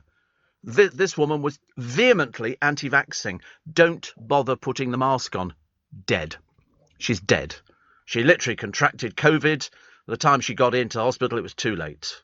And she didn't survive. There was a bloke a couple of days before that. He'd owned his own big company. Oh, you don't need to wear a mask. Well, you blooming well do, let me tell you. Unless, of course, you really have a death wish. In which case, play Russian roulette. You might as well, because you've got nothing else. Nothing else going on. Gemma Collins. Oh, dear. They must be getting a bit desperate, actually. She's clearly never endured an M25 commute before. The former TOWIE failure has backed the Insulate Britain protesters, saying she would love to join them, but her agent won't let her. You really are thick, aren't you? That's not just in the leg and stomach department. She says, good luck to them. I do also have to do the voice. I do get it. People need to work and their bosses will be on their backs if they're late. I understand that. But people are really getting distressed by what's going on. It needs to change. Thankfully, she won't be blocking any motorways herself, because let's face it, she could do it all by herself. You don't need anybody else. Just take Gemma Collins, make her lie down in the motorway. You wouldn't get anything past her. But speaking at the Chelsea Flower Show, she added, I don't think my agent would let me. I do get their movement and I'm behind them. As the Biz column in The Sun said, I think you should stick to flogging dresses. Yeah, but what size, dear? What size dresses? Enormous, grossly fat, or are you sort of going for the, now I've lost all the weight, again, the mythical 3 stone? Almost as good as the Lesser Watch on Only Fools and Horses, the mythical Lesser Watch, which goes up for auction and they get £6.5 million. And in those days, you could buy a motor yacht, a mansion in the country, a super duper, all for £6.5 million. And they've got Uncle Albert going up the Thames on this huge launch that he'd bought with his little share of the money. And you think to yourself, not in London. I mean, the flat that Rodney and his wife had must have been, in terms nowadays, I should imagine 30-40 million. Easily. That's why it makes me laugh when you look at Leicestershire. Leicestershire, bless its heart. Well, you can buy a mansion set in about 30 acres and you can pick it up for about 3 million. Well, in London, you wouldn't, at one Hyde Park, you wouldn't get anything for 3 million. Nothing at all. They don't have flats at that sort of price. And that's why they're building flats everywhere, because people want to live on top of other people. People like that. On some flats, as you come in on I think they call it the Paddington Basin. The flats are built in such a way that you've got to have your curtains drawn permanently. Otherwise, people who live in the flat in the next building can look straight into your flat. And I don't like that idea. So you've got to have curtains drawn all the time, which is a bit of a shame. Because, if I'm going to walk around naked, I want everybody to see me. I'm doing it deliberately, just to annoy people. Sometimes, you sort of do that. And then the neighbours go, oh, my God, he's got nothing on. Makes it more entertaining, I think. Steve. The classic line in Tootsie, how can they be a has-been if they weren't anything to begin with, says Kim. I don't remember that from Tootsie, and I remember most of the lines. I always remember at the end of the film, he's been desperately in love with this girl who works on the same soap that he's working on, because he couldn't get work as an actor, so he dresses up as a woman and goes there and talks like that. Is that okay? And he tried his voice out on everybody else. And then he's decided that he now can't get out of the contract. His agent said to him, he said, listen, if they find out you've been deceiving them all this time, they're going to absolutely roast you alive. And so he has to think of a way of getting out of his contract, because he doesn't want to dress for the rest of his life as a woman and have to shave his body. Mihal couldn't do it. You'd be waxing his arms every single day. Seriously, he's growing a small rug. It's as simple as that. There you go. London's most expensive penthouse. $247 million. 247 million. And that's One Hyde Park, isn't it? Yep, there it is, One Hyde Park Apartments. That's right next door to the hotel. And so you get all the service from the hotel. There's also a Rolex shop underneath you and a very expensive car place. But they're not all occupied. To be honest with you, perhaps, people who could afford to buy something like that, they're used to sitting in what can only be described as a box. That's all it is. It's quite pretty, isn't it? But I wouldn't want to pay that much money. Even if you won the lottery tomorrow, which is only 111 million. I've got some stories from people who've won big sums on the lottery. Most people who win, when Camelot, you have to phone Camelot. They're not going to phone you, because they don't know who you are. So you have to phone them and give them all the things and bits and pieces. Then they go, wait a minute, because they always play a game with you, I'm told. They'll go, wait a minute, let me just have a check on that. Okay, there's 1, 2, 3, 4, 5, 6 zeros. And the number preceding that is 1, 1, 1. Why they can't just come on and tell you it's 111 million and you won the old bloody pot, I've got no idea. But they do that, and then they wait for you to go and crash to the ground because you've had a heart attack, fathoming out how much money you won. 111 million, which is good. Anyway, Tootsie. Oh, I'll tell you about that in a moment. What's a skill you really wish you'd learned earlier? Cooking? DIY? What about being good with money? Help your children learn money skills with Kite, the debit card for kids by Starling Bank. They get an app to track their balance and practice budgeting, but the card is also linked to your account. You're notified when they spend, and you can set spending limits. Confidence with money is priceless, and that's why Kite is now free. Search Starling Kite today, the free debit card and app for kids. Steve Allen. Tweet at LBC. No, definitely not. No. Oh, thank goodness. Sorry, I was gossiping away, honestly. Look at me. No, it's not. It's not. It's very nice. Very nice. We were talking about the one of these flats that's for sale, $247 million, which seems like an awful lot of money, doesn't it? But anyway, in Tootsie, he's an actor. He trains people as an actor. This is Dustin Hoffman. And what he has to do is get work, but he can't get work as an actor, even though he trains people as actors. And so he thinks that if he dresses up as a woman, he can see if he can get in that way. And so he dresses up as a woman, but with a slightly butch edge to it. So when he goes, the woman who's running the programme is gay. She's running this soap opera. There's another bloke as well. And he's sort of dressed as a woman. He sort of says, you know, they say after he's done his audition, a little bit wet, a little bit too sort of, you know, mumsy. And he says, is this all right? And he goes up to him and he goes to knee him in the spherical objects. And then they decide, based on the strength of that they'll give him the job. So he's a man. Every morning he has to get up 3 hours before he does the programme, shave, put the hair back, put the makeup on, put the lashes on, and he goes on there. And he's been doing this for a while, and he's done very well. His figures are fantastic. But he's had enough of dressing up as a woman, and he fancies one of the women who's in the show, who is quite beautiful. But her father fancies Dustin Hoffman, but doesn't know it's a bloke, which is a bit embarrassing. So anyway, at the end, he decides that he has to get out of it. So he stands up, and they have to do the programme live.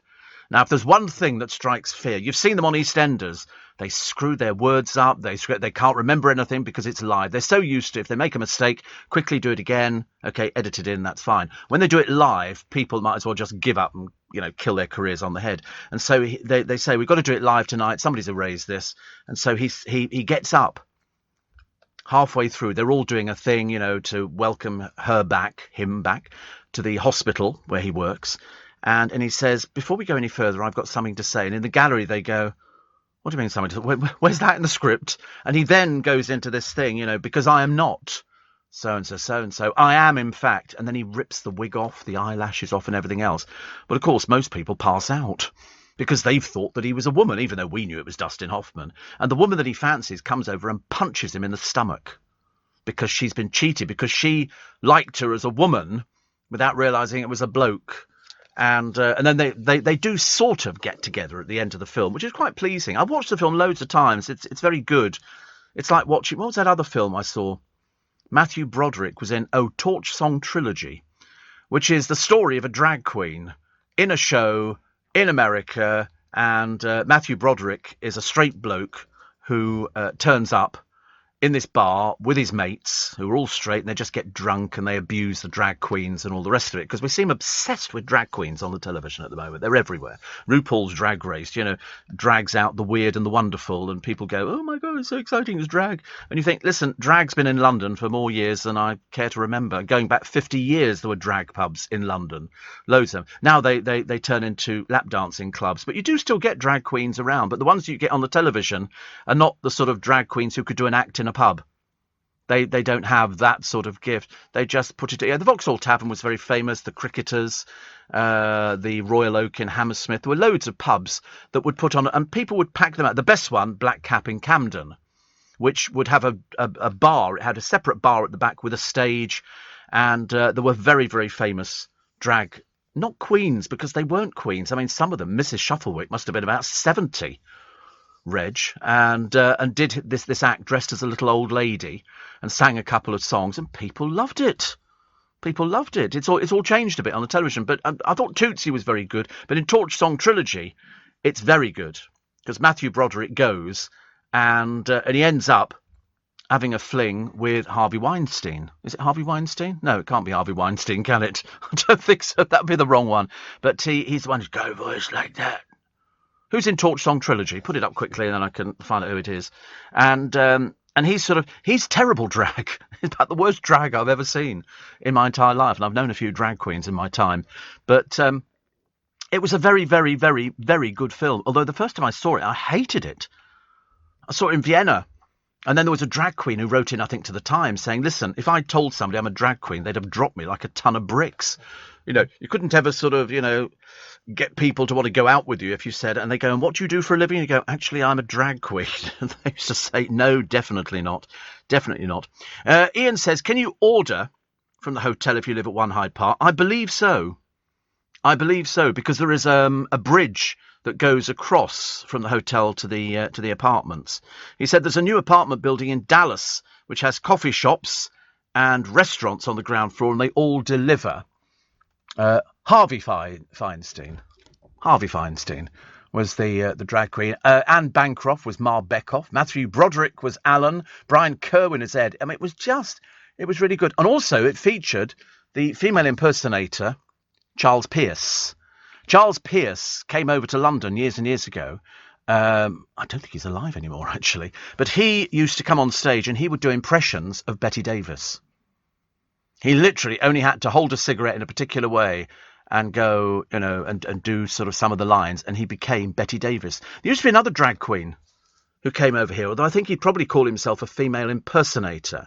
And he came over from America, and he'd had surgery that made him look like he either did three people. He did Barbara Streisand, he did somebody else and somebody else, and I went to see him as Judy Garland at the London Palladium, and he played it like, not only did he play like Judy Garland, he sang like Judy Garland. No miming, which was fairly popular with sort of drag queens and the female impersonator shows, like at Madame Jojo's. There was a lot of that going on, but he sang like Judy Garland.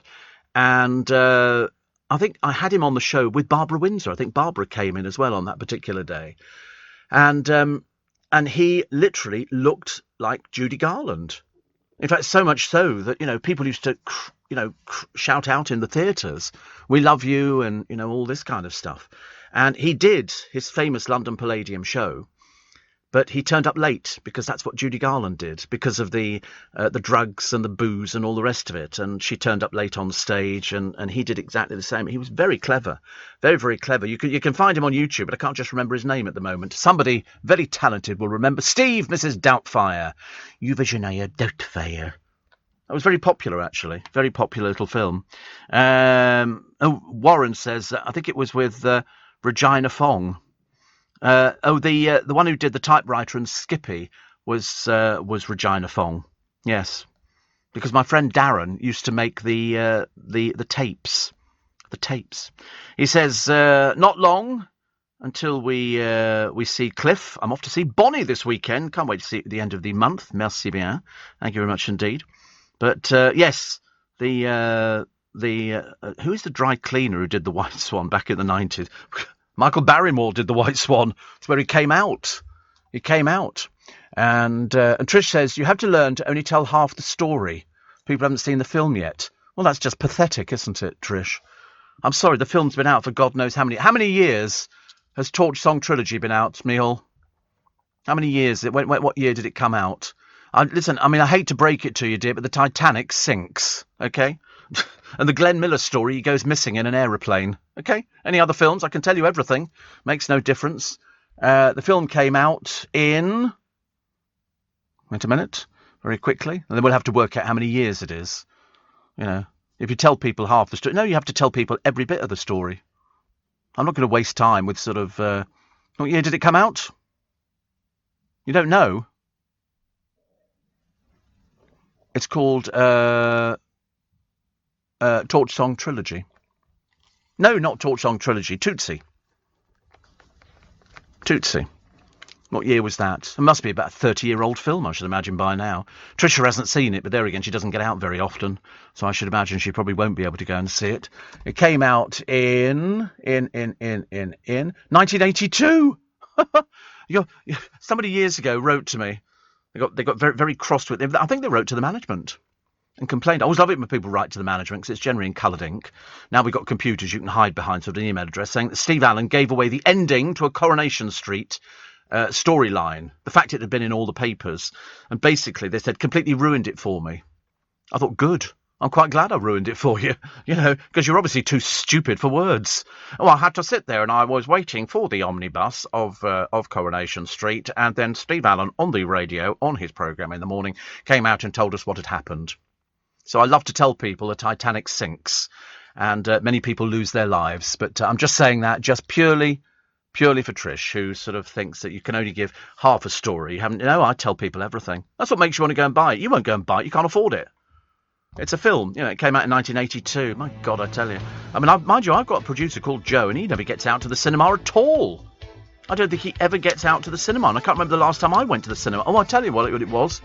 It was a Quentin Tarantino film that I saw next door at the Odeon on a private screening for 10 of us. The entire cinema for 10 people. I fell asleep. Because they only have to dim the lights, and the seats at that cinema there are like armchairs. Have you ever been in one?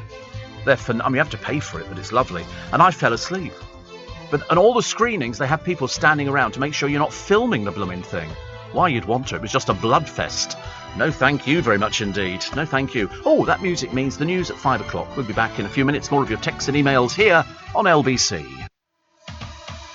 To keep my business ahead of the game, I knew I needed some fresh ideas, and fast. That's why I decided to host a young person on a T-level industry placement.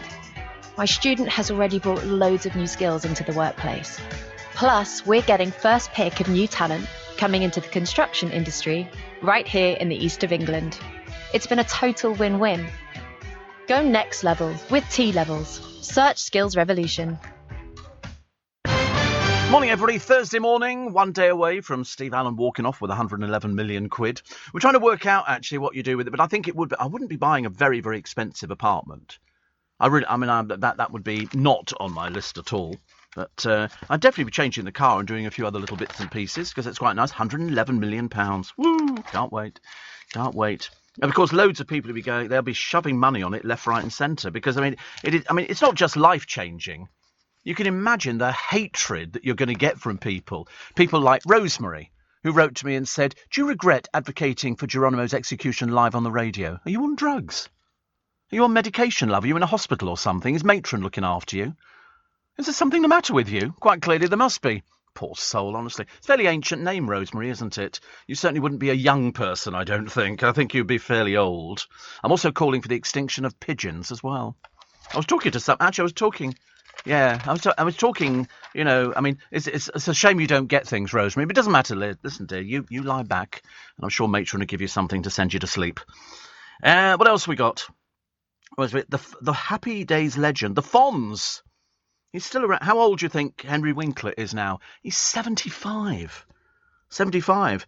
And he took some money out of a cash point. I love taking money out of cash points. I spend my life standing there. I don't like people standing behind me. I have been known to turn round and use expletives. Like, why don't you do one? People, because there are all sorts of little tricks. I told you, one of my former producers, Amanda, years ago, she went to a cash point. And the trick is that the people standing behind you are generally working in a gang, and they will drop some money on the floor, like a tenner or a fiver or something like that, or a £20 note, and then they'll go, "Oh, sorry, is this your..." And as you bend down, your money comes out of the machine, they actually take it, and they disappear. And so she put the card in, keyed in, I think it was 50 quid or something like that, and the person standing behind said, "Oh, did you just drop that money there?" And so quick as a flash, she went, "Yes," put her foot on it, took the money out of the cash machine, then bent down, picked up the £10 note and walked off. Fantastic. I love people like that. They did a whole programme on the television about a year ago in London, watching never get on a bus with anybody who's got a coat over their arm. That's the trick. The pickpockets use the coat as cover to put their hand into your bag and everything like that. And they watched a gang who were literally, they had their coats over the arm, which you used 2 years ago. Now you don't. But over the arm, they stand behind somebody because buses are packed. I mean, you can almost have sex, and if you're very lucky. And they put their hand underneath so nobody can see what they're doing. And they target tourists because it's amazing how many tourists will go around and they've got the amount of people I see with their wallets in a back pocket or their phones. They must be mad. They must be mad. I don't like anybody getting too near to me. Yesterday, I took great delight. I sat on the bus, and I always sit in the pensioners' seats at the front, because they say, if you have difficulty walking and things like that, these are for you. But you get those ghastly school children, horrible people, and they will sit down there. Anyway, the bus is so packed, if we'd had an accident, people would have been killed. She allowed on far too many people. There's only supposed to be so many standing. She packed them so they even crowded round where she was driving the bus. And I had school children round me. Was I going to let them sit down? No, I wasn't. No. So I put my bag firmly on the seat and I just looked straight ahead. And they're all packed on there, and there's mothers with their kids, and the mothers with their kids who take scooters to school. So they've got these little things. For God's sake, what are you taking those to school? Why don't the schools just buy them and then they can play with them at school? You don't have them on the bus. It was ridiculous. But too many people. Far too dangerous. Far too dangerous. Steve says, Shane, I've got 2 copies of Torch Song Trilogy. The first copy released in Australia. I didn't like the cover picture, so I got the overseas copy. When I first saw it, I saw it in Vienna, and I hated it. I really didn't like it. Then I bought it when I got back here, and the more I watched it, the more I got into it. It was lovely. Steve, my dad was a massive Judy Garland fan. He'd have loved that show you were talking about. I'm ashamed to say I've never watched Torch Song Trilogy. Sounds like a movie I'd enjoy. It's good. It's good. Steve says, Lloyd, what about the mum in Hairspray? John Travolta in drag. Yep. He was very good in it as well. He was very, very good. But mind you, I liked it. I liked Annie, all versions. I've got the all-black version, which is fantastic. The sound quality is just off the scale. And then there's all the other versions of Annie, including Aileen Quinn, I think, who is the original one who got an award for it. The sun will come up tomorrow, bet your bottom dollar that tomorrow. I like that as well. And I like John Travolta dancing. You Can't Stop My Avalanche. I think it's good. Georgie Gill, Milton Keynes says, Steve, you're sassy, sarcastic and super splendid.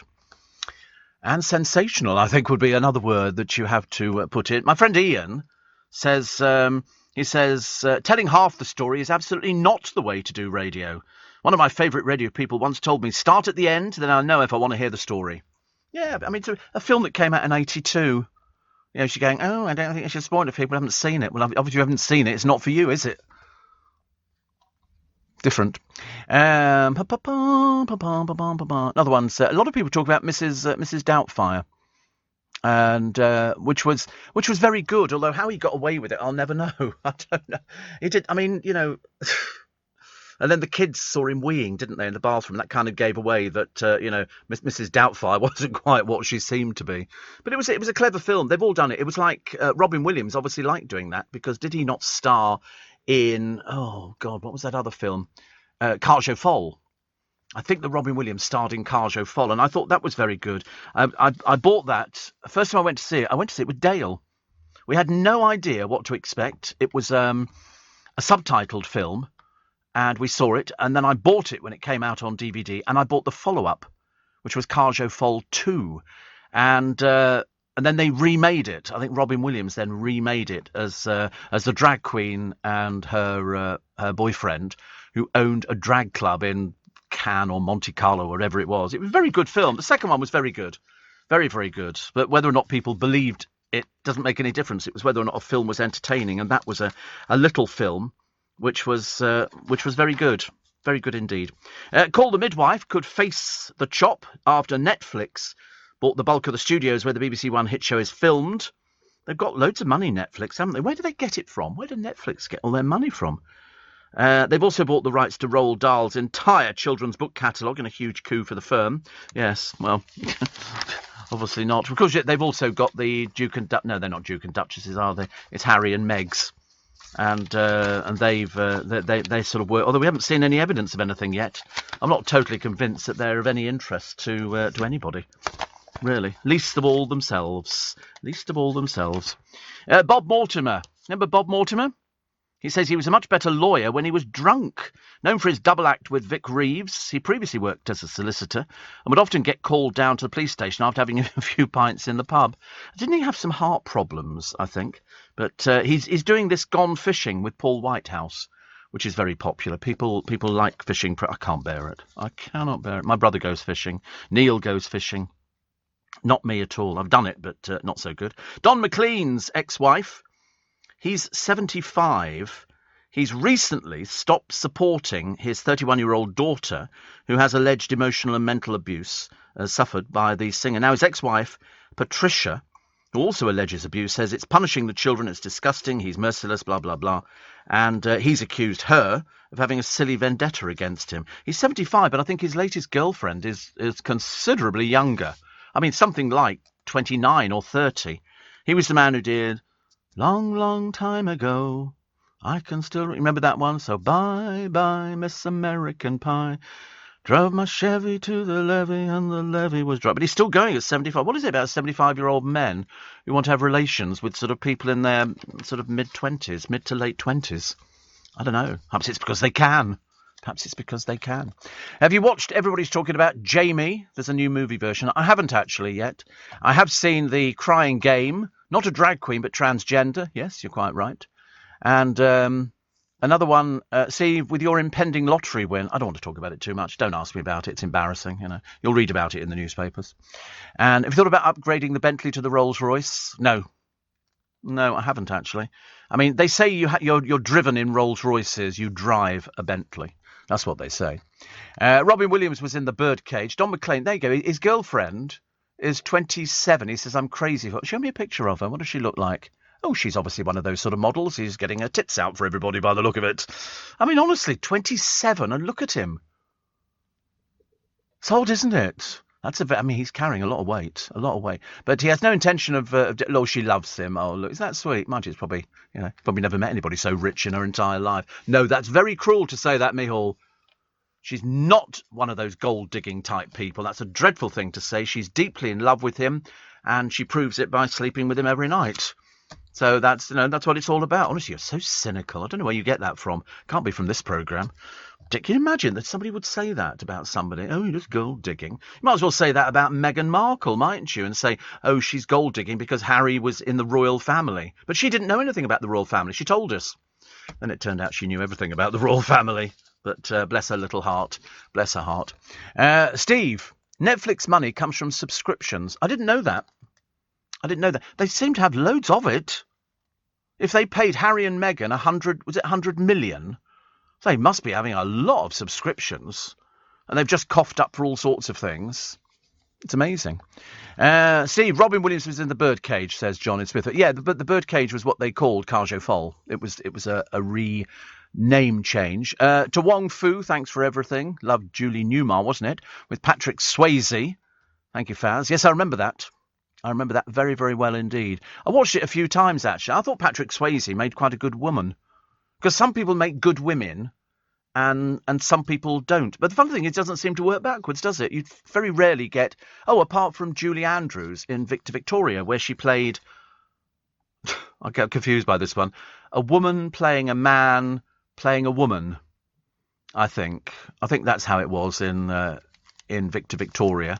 It was a very peculiar film. I didn't like it at all, actually. I did watch it, but I thought it was just we were sort of jumping on a bandwagon.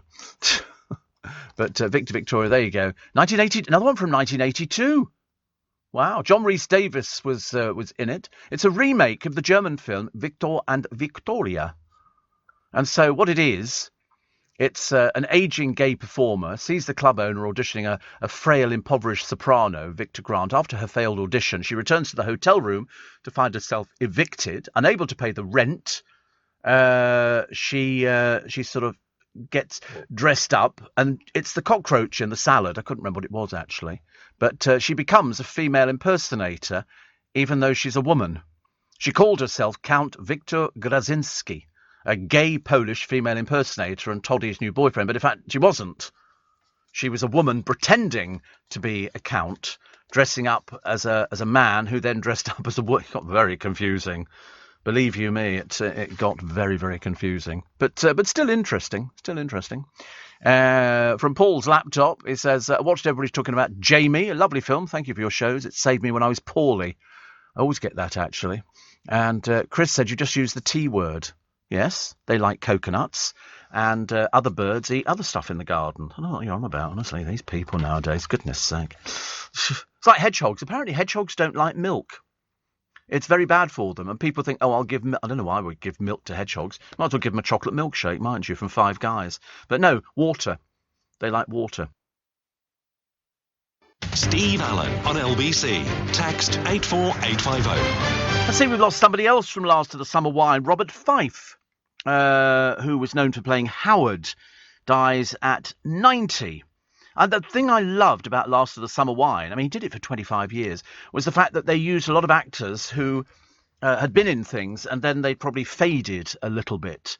And they then sort of brought them back in. And it was apparently people used to go and watch them filming, which was fantastic. But he was 90. He joined in 85, remained with it until 2010. He was Howard Sibshaw, which is Pearl's henpecked husband. I love the names that they come up with, and I often wondered where the people in these series get these names from. And do you know where they get them from? They go around graveyards.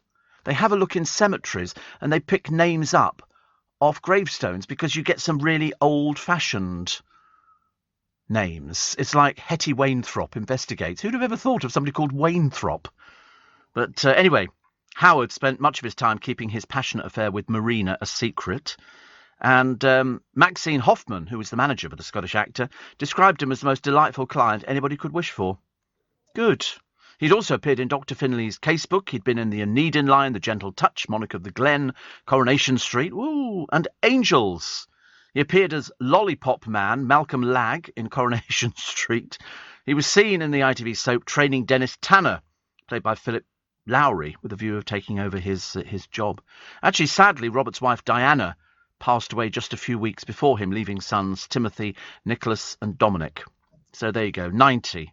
At least he'll be reunited with so many of the Holmfirth gang, was somebody wrote. I thought it was quite sweet, actually. I like that, actually. I like that. Prince William went to enjoy an Aston Villa match, and lots of people are discovering snakes everywhere. Somebody dumped a 6-foot boa constrictor, found coughing up blood. Oh dear. The idea that snakes are on the loose frightens the life out of me. Steve, we put food out for the local hedgehogs. The trouble is that as we feed, they don't eat the local slugs like they should do. That's because you put food out for them. It's like people feeding pigeons, the bewildered, the terminally bewildered. And it's a case of, don't feed them because they scavenge.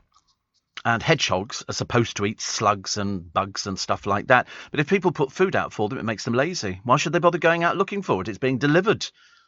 I'm told dog and cat food is okay for them, which is not bad. And another one here. Brit says, have you heard?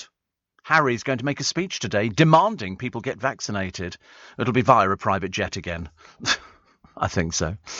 So Netflix, apparently, the subscribers pay to watch the films, and that's where their money comes. They must have millions of subscribers, mustn't they? Really. And Mark in Romford, very cruel about Gemma Collins. Yes, I mean, the trouble is she comes up with some drivel, doesn't she? I mean, it's not her fault. Nobody ever said she was bright. I keep meaning to see The Greatest Showman with Hugh Jackman. I've not seen it, Bella. I've no interest. I have seen Priscilla, Queen of the Desert. Very good movie. Very good. Some very good lines in that. Some very good lines. Can only been written by gay men, which are very good. And what else we got? Oh, here's Bono with his clothes off. Well, I say his clothes off. He's obviously going swimming in Ibiza. I think basically if you are vastly overweight, and he is vastly overweight, don't take your top off. And they stopped off to swim at beaches during their jaunt on a boat, which Edge bought with pals for 12 million. That's a very cheap boat. 12 million. That's not not in these sort of days of really, really expensive boats which are out there. Oh, I don't know. Do I want pork belly today? How do you cook them? You just do them in a frying pan, I'm assuming. I don't know whether I could cope with something like that. I quite like to cook spare ribs, but people keep saying, no, don't eat spare ribs, not all the time. Very bad for you. Very bad. Snowflakes are very upset. I suppose I'm surprised they understand what it is, but anyway, their name appears on a new list of offensive words. Others highlighted by Ofcom include Karen, an angry and entitled middle-class white woman. But that's an Americanism. And gammon, referring to the colour of somebody's red face. Seriously, I've never even heard of it. Gammon. Good Lord above. Apparently, other terms including libtard, people who are easily offended, woke, overly politically correct, feminazi for outspoken and radical feminists. It's unbelievable. Ofcom's Adam Baxter said, to ensure we're setting and enforcing our rules effectively, it's essential we keep up to date with how viewers and listeners think and feel. Yes, but we don't want to turn into some moaning old Marys, do we? Goodness sake, I mean, so snowflakes, so it's a list of... So Karen is an offensive word now. A bit embarrassing if you're Karen. We can't call you Karen because it's an offensive word. So the findings are one of the things we will take account of when making judgment about programmes. Blimey. We are turning into a sort of a country where, as Graham Norton said some time ago, you can't say anything nowadays. Somebody somewhere is going to be offended. I'm surprised people haven't complained about the Christmas tree in Trafalgar Square. The lights are too bright. Thank God they're not flashing. That could be dreadful, couldn't it? Enrique Iglesias says he'll only make one more album. Right. Isn't it funny? He explains that making an album is gruelling, but didn't rule out more singles in the future. Do you make enough money on singles? I thought you made singles, and then you brought out the album after, or you tour to sell albums. Is that not correct? Steve, as a hedgehog, it's lazy chasing slugs. It's hardly a marathon, as it says Jemima. Well, it'll have to be, because otherwise everybody else will be after them. You'd be surprised how fast slugs move. Once they pick up their skirts and run, whew, blimey, amazing. Steve, the Beatles song Eleanor Rigby was a name on a gravestone. I'm led to believe you are correct.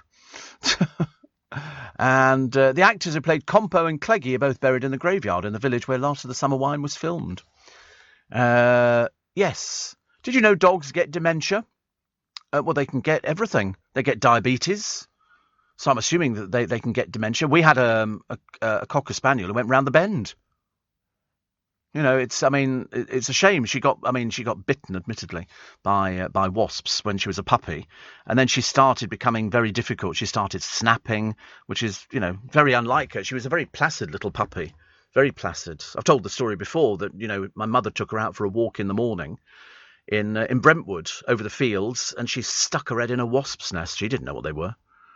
And the wasps came out and stung her. By the time we got back home, her little nose had all swelled up, and oh dear, it was dreadful.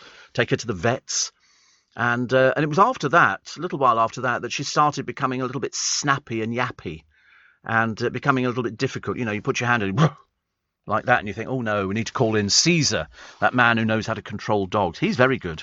He's very, very good. Pub goers have been warned to expect a 25 pence rise in the price of a pint. Do you know, I wouldn't even know how much a pint cost. I have no idea. I've never bought a pint. I've never stood in a pub with a crowd of people and bought a pint. I've just I don't know. What is it, 3 quid, 4 quid nowadays? No, I'm probably way out on that. The government lowered the sales tax to 5% to help struggling businesses, but it's announced it'll be raised to 12.5% at the end of this month. Oh, God. We're all going down the Swanee, aren't we? We're all going down the Swanee. Sales of soap are higher than they were. People are using more soap nowadays. How odd. And a business owner was trolled. Everybody gets trolled. Every single person gets trolled. I mean, nowadays it's, because you get the trolls who sit at home and they've got to write to somebody. And so they will write to anybody. They'll see somebody on the television. This was somebody here, a business owner, trolled for saying people work from home because they're lazy and want to watch loose women. But I don't think you can do that. My godson, who is 22, 21, he works from home for a bank, one of the big banks, and he's in the fraud department, but he works from home. His office is where he lives. And so he can walk out the back door, walk into his office, and he's quite happy. But, you can't get away with not working, because they can see whether you're actually working on your computer. And if you're not working on the computer, they're going to be down on you like a ton of bricks. It's not some easy skiving, getting out and watching loose women. After seeing the post by recruiter James Cox from Putney, HR manager Melanie Darlington wrote, "This is possibly the most offensive, small-minded post I've ever seen.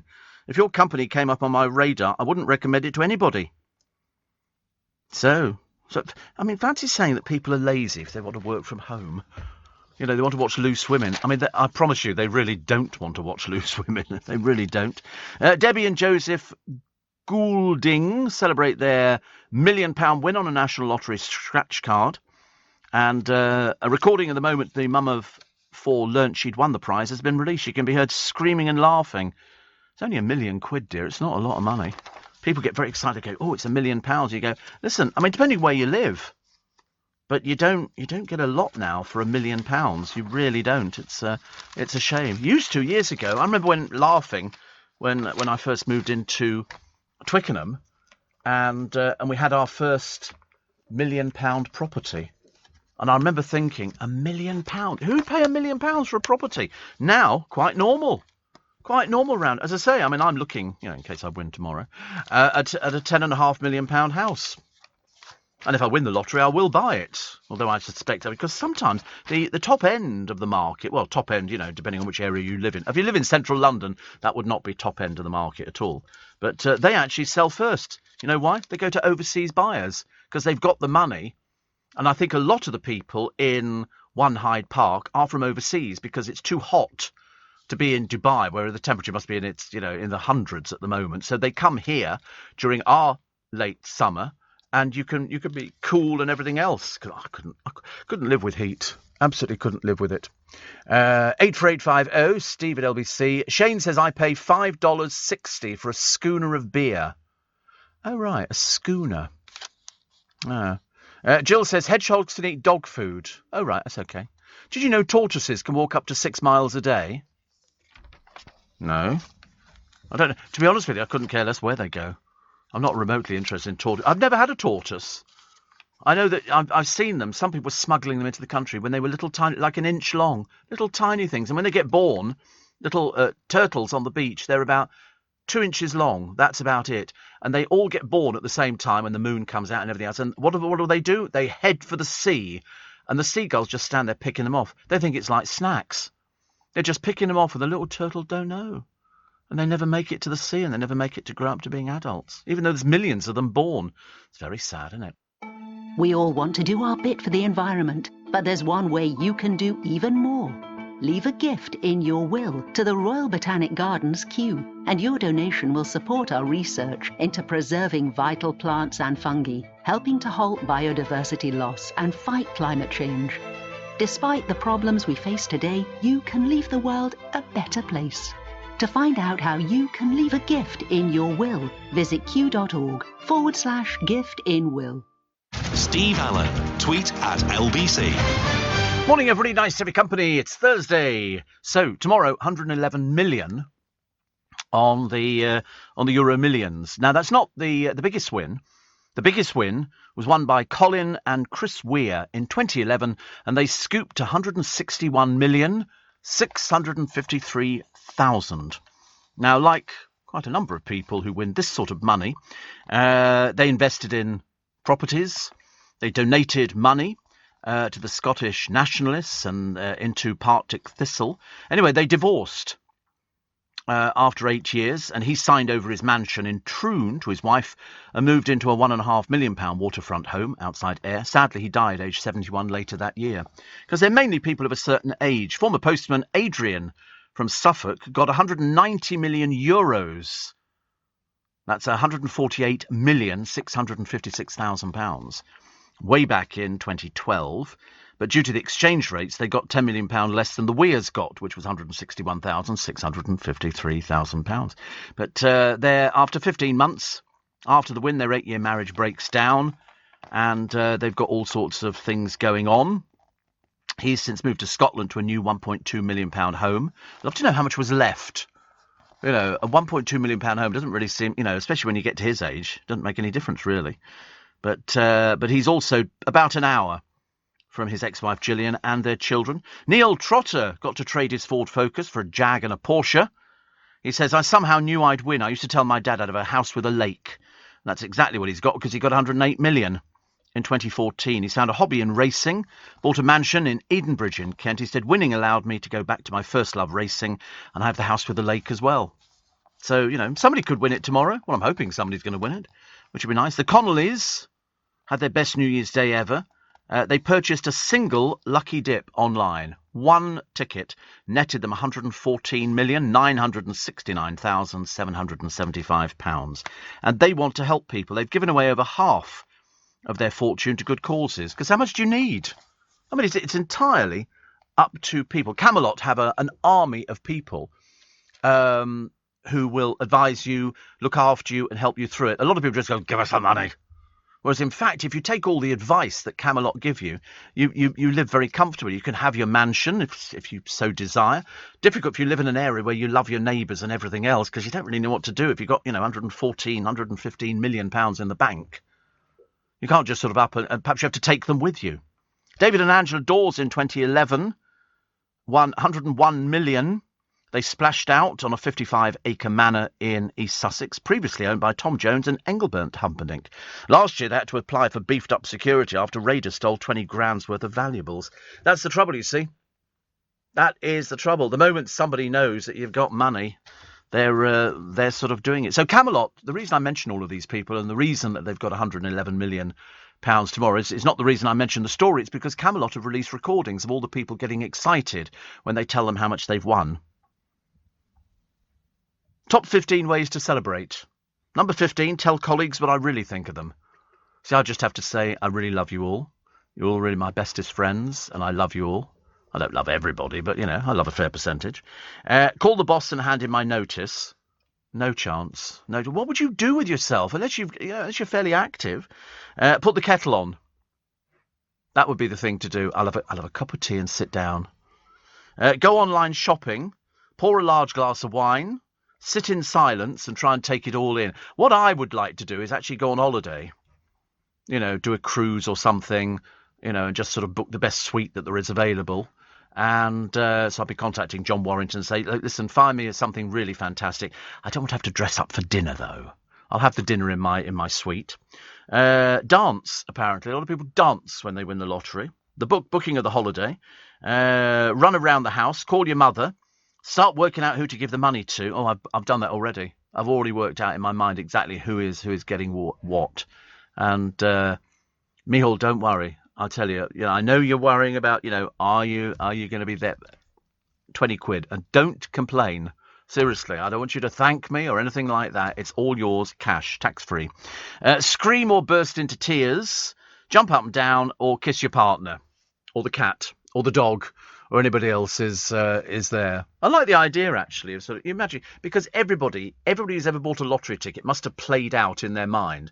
I do know, I can't tell you too much about it because, no, I can't tell you too much about it at all. But Camelot have advisors. These are people who have won money on the lottery before, big amounts of money, and they use them to go round to somebody's house who has won money, to say to them, listen, this is what to expect. You will get people texting you and tweeting you and all sorts of things, begging you for money and all the rest of it. And so we know there's this person who is a lottery winner who goes around to people's houses who've won, and he will explain to them how the system works. Okay, and he has one couple that he's looking after. They're elderly. They have a substantial amount of money. They won, I think, in excess of 30 million. They've not touched it. They won it a while ago because they're terrified of going out and spending money. They're elderly, they're very elderly, but they're terrified of going out and spending money. And you think, well, give it back. What's the point of winning it? We all save a little bit of money, but if you win something like £30 million, that's going to make your will change a little bit, isn't it? Roger says, somehow I don't think you need the advice from Camelot. Oh, well, I've played it out in my mind. I know the house I'm buying at the moment. Mind you, next week could be another house. But this week it's that house. I know the car. I've seen the car, and I'll probably take a holiday. No, I won't take a holiday, but I certainly wouldn't give up work. I'd be bored out of my mind. There's a limit to how much spending you can go out and doing. And I quite like to have days where I just go back, put my feet up on the settee, and have a little doze, which is nice. So I can come in here looking refreshed and energetic, bouncing around. Being sort of Mr. Popular, and but that's the way it goes, actually. So if you do buy a ticket, as I say, the couple who won 115 million on one ticket, they only bought one ticket. What are the odds of that? I might do 20 quid, 25 quid on the lottery for tomorrow. I don't know. Haven't quite decided, actually. 84850 steve@lbc.co.uk. Will in Stockton says, please put a shout out to my son Steve listening to your show whilst going home from Bryce Norton to Lancashire on his weekly commute. That's a commute, isn't it? That is a commute. And Steve, says Natalie, we were sitting in an outside beach restaurant in St. Lucia when the turtles hatched. The staff had to turn all the lights out as they were coming into the restaurant instead of going towards the moonlight. Also, we live in Sandbanks in Poole in Dorset. Nice place if you want to spend your lottery win. No, I've seen the houses. They're too close together. Too close to... I've seen the house I want. And it is close to other houses, but not directly. You know, your outlook is a big, huge garden. It's just full of grass and trees along the side of it, and it's very nice. It's got a swimming pool. And as I say, it's 10.5 million quid, which of course seems ridiculous. I can imagine some of my friends saying, why have you spent 10.5 million quid and you've got 8 bedrooms? And you go, yeah. And they go, when are you going to fill up 8 bedrooms? I say, I don't know. Christmas, probably. I like that idea. Steve, talking about the heat. Although, actually, a lot of people have said that we're in for a harsh winter. So, I don't know. I mean, I don't mind a harsh winter. It doesn't bother me in the slightest, actually. You know, because you can always put a coat on or a scarf and gloves and a hat. And that's it, isn't it? You know. Unless you're Frankie Boyle in Glasgow. In which case, he doesn't wear gloves walking down the street because in Glasgow they shout obscenities at him because he's wearing gloves. I don't think it's just him. I think it's anybody wearing gloves. They see it as a bit sort of mamby-pamby, a little bit girly wearing gloves. Whereas, you know, what is the point? I don't want to sit out there and freeze to death. The only problem is wearing gloves, and I have had different ones over the years, is your phone rings. You've got to take your glove off to answer it. And you can't do it. You get your card out, and you can't do it in the machine. You can't key in things, can you?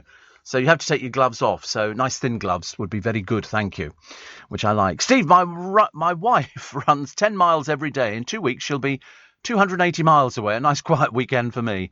It is an old joke. It is an old joke, but still worth repeating. Steve says, Paul, I'd have a meal with all my best friends at Joe Allen's and then go for a cruise for a year. Oh, a year? I don't think I could do a cruise for a year. Oh, I don't know, though. There is that ship, isn't there, called The World, and you can buy an apartment on it, and it just constantly cruises around the world, and you can hop on and hop off it. So it's quite good for elderly people or people who've won a lot of money, although I'm not sure. Yeah, I mean, I don't know. Would I want to live on a ship for a long, long time? Probably not, actually.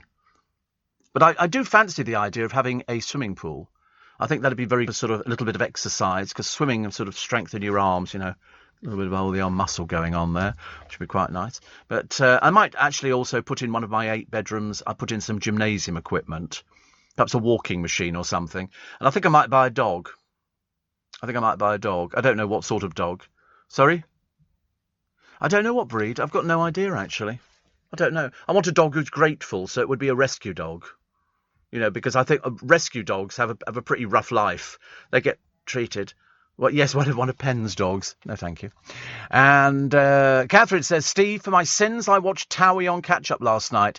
I got halfway through, they were on Sandbanks. Property prices have now plummeted.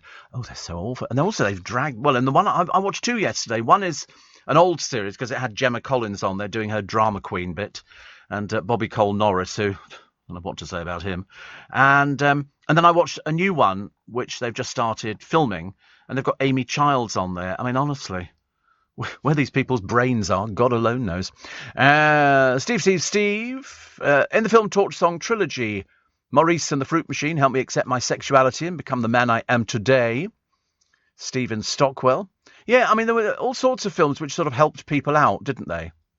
You know, people who weren't sort of sure about coming out. Nowadays, it's almost tedious. You know, somebody goes, oh, I think I'll come out as gay. And you go, oh, God, please don't. Just get on with your life. It's like that dancer in Strictly. You know, he won a bake-off programme about 500 years ago, and now he's droning on about, I'd have danced with a dog to get on this. But you think, oh, God, blimey, honestly. I would take myself to the Maldives, Steve, for a month. This is if you won 111 million. You'd go to the Maldives. You must be able to go somewhere better than that. I mean, you could do a road trip around New York. You could, well, not New York, but around America. You could literally, I'd have to go to John Warrington because he does these things and say, right, I'm going to go away for 3 months while they're doing the house up and putting all the furniture in and everything else. And I think I'd like to go to New York, and then I'll go to somewhere else, San Francisco and Los Angeles, and no, I wouldn't go to Ireland. No, I'm doing America. I'm doing the big tour. I don't need to go to Ireland. You're over here. I don't need to travel there to go and see your mammy. I can, say here. I mean, if I wanted to eat goose for Christmas, I'd have gone somewhere else, I think. But that's what they have at Christmas. He goes back. It's a bit of a treat in their family. Oh, we've got goose again for about the umpteenth blooming year. Next door, where the farm is, he's kind of counting his geese on a daily basis, wondering where they're going. Steve Allen. Tweet at LBC. Morning. Apparently an English setter, says Roger, is a very docile dog, good looking.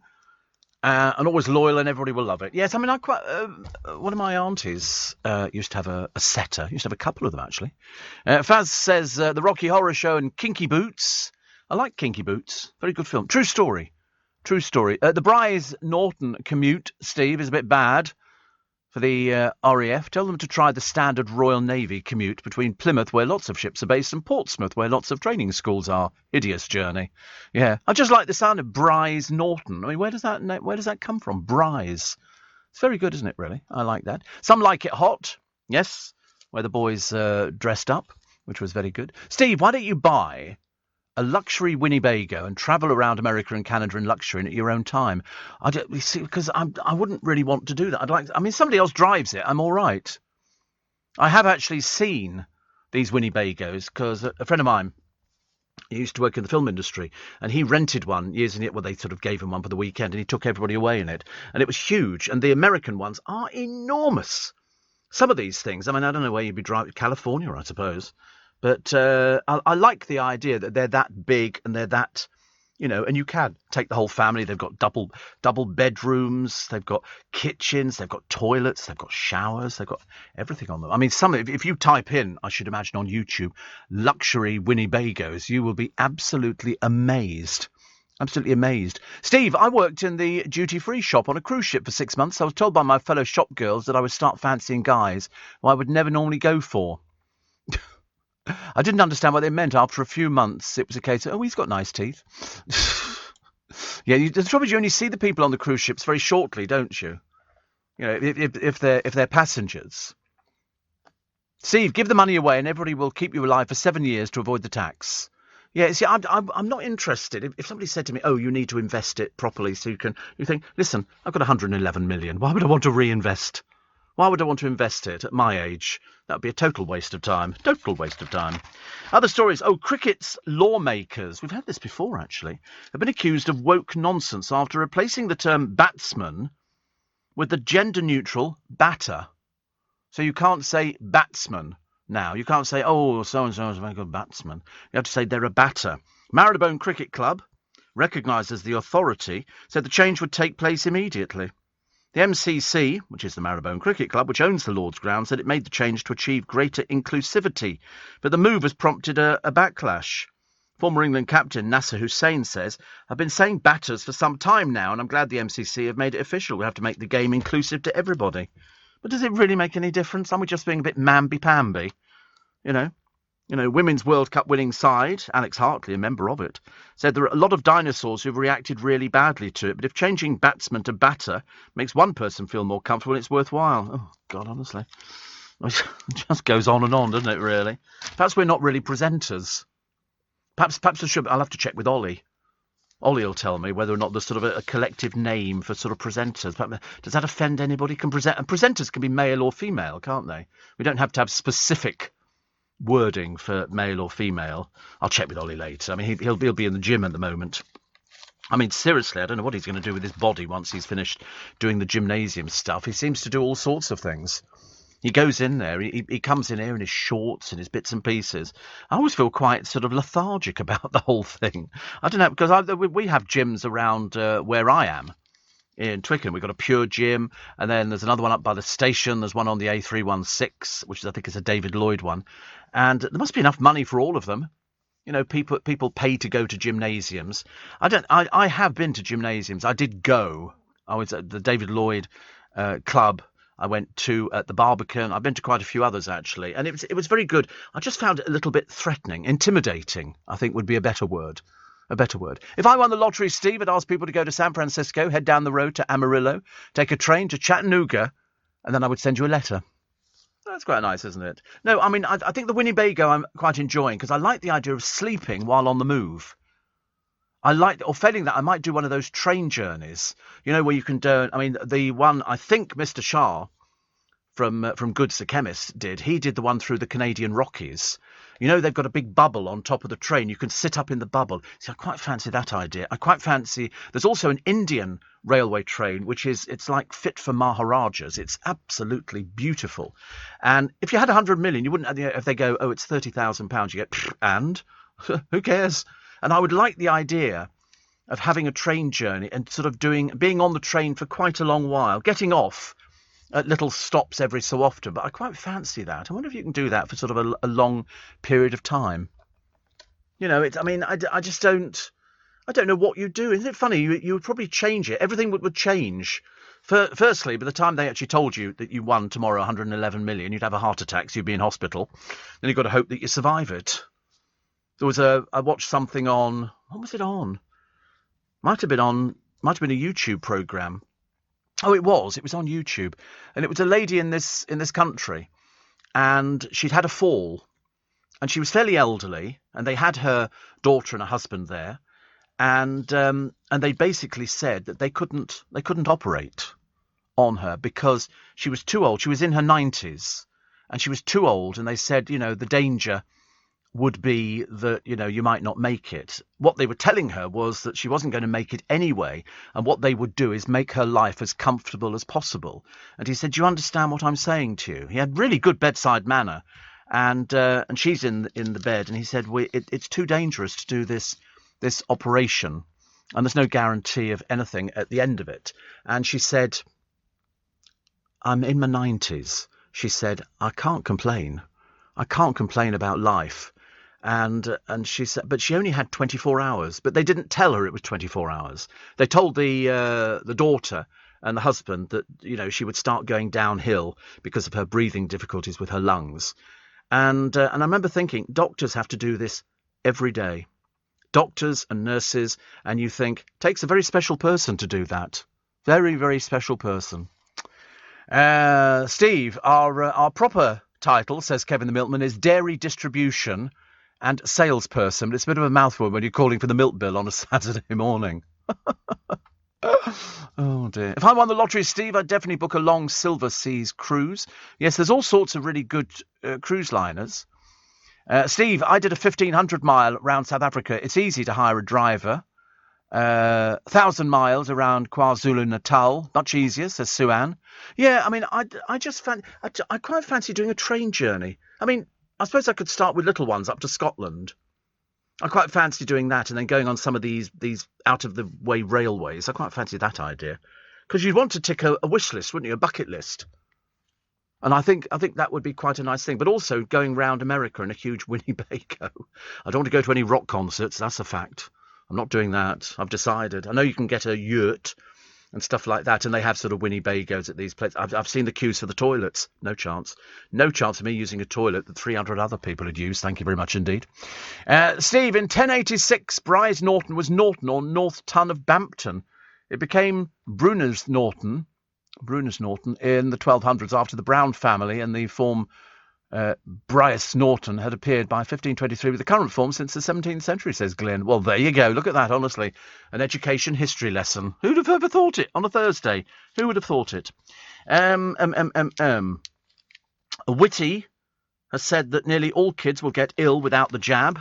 They're basically trying to encourage you. Did you see that thing the other day? Was it in America? They had a big car from a funeral home driving around saying, don't get jabbed, please. We need the business. Basically trying to encourage you to go for the jab. I'm just waiting now for the phone call or the text message to tell me I'm getting the booster jab and I've got my flu jab as well. Hope so, which is very exciting. Right, we're going to take a short break for the news at 6. And after the news at 6, if you missed the programme yesterday or the day before, we have our New York City giveaway for Make Some Noise. We're going to send you and a friend to New York to stay there. It'll be sort of a few days break. You can go on a helicopter ride. Oh, too wonderful. And at the same time, we're raising a lot of money for Make Some Noise. And that's where you come in, because you are the saving grace of it. So we'll hear about that just after the news at 6. We take more of your texts and emails on 84850 steve@lbc.co.uk. Plus, there's a picture of the Prime Minister wading into a row over the Security Pact as he lapses into franglais and tells the rival to get a grip. Oh dear, honestly, we just don't stop arguing, do we? This is LBC from Global, leading Britain's conversation with Steve Allen.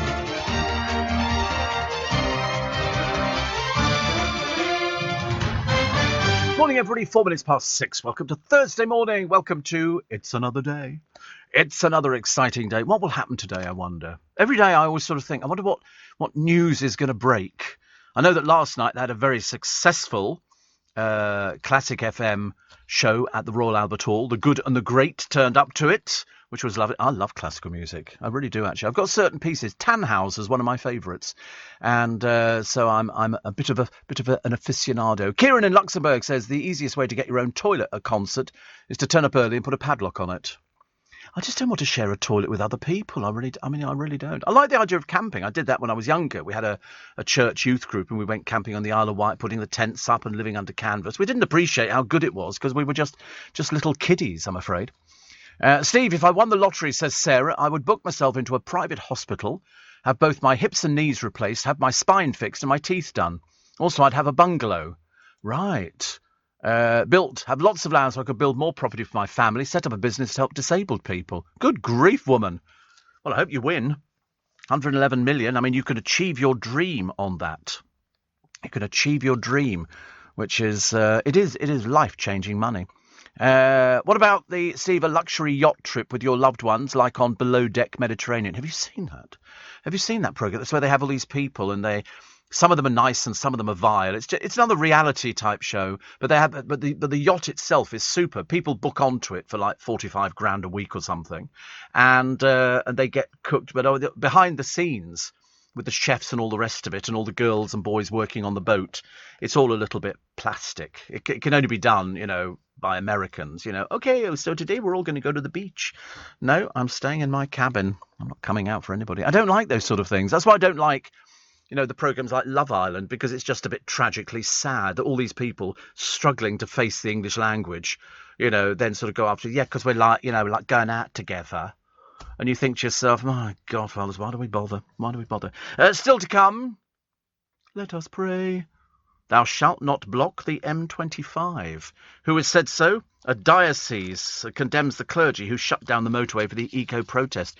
Some of these people who've been... You hear what one of them has done before?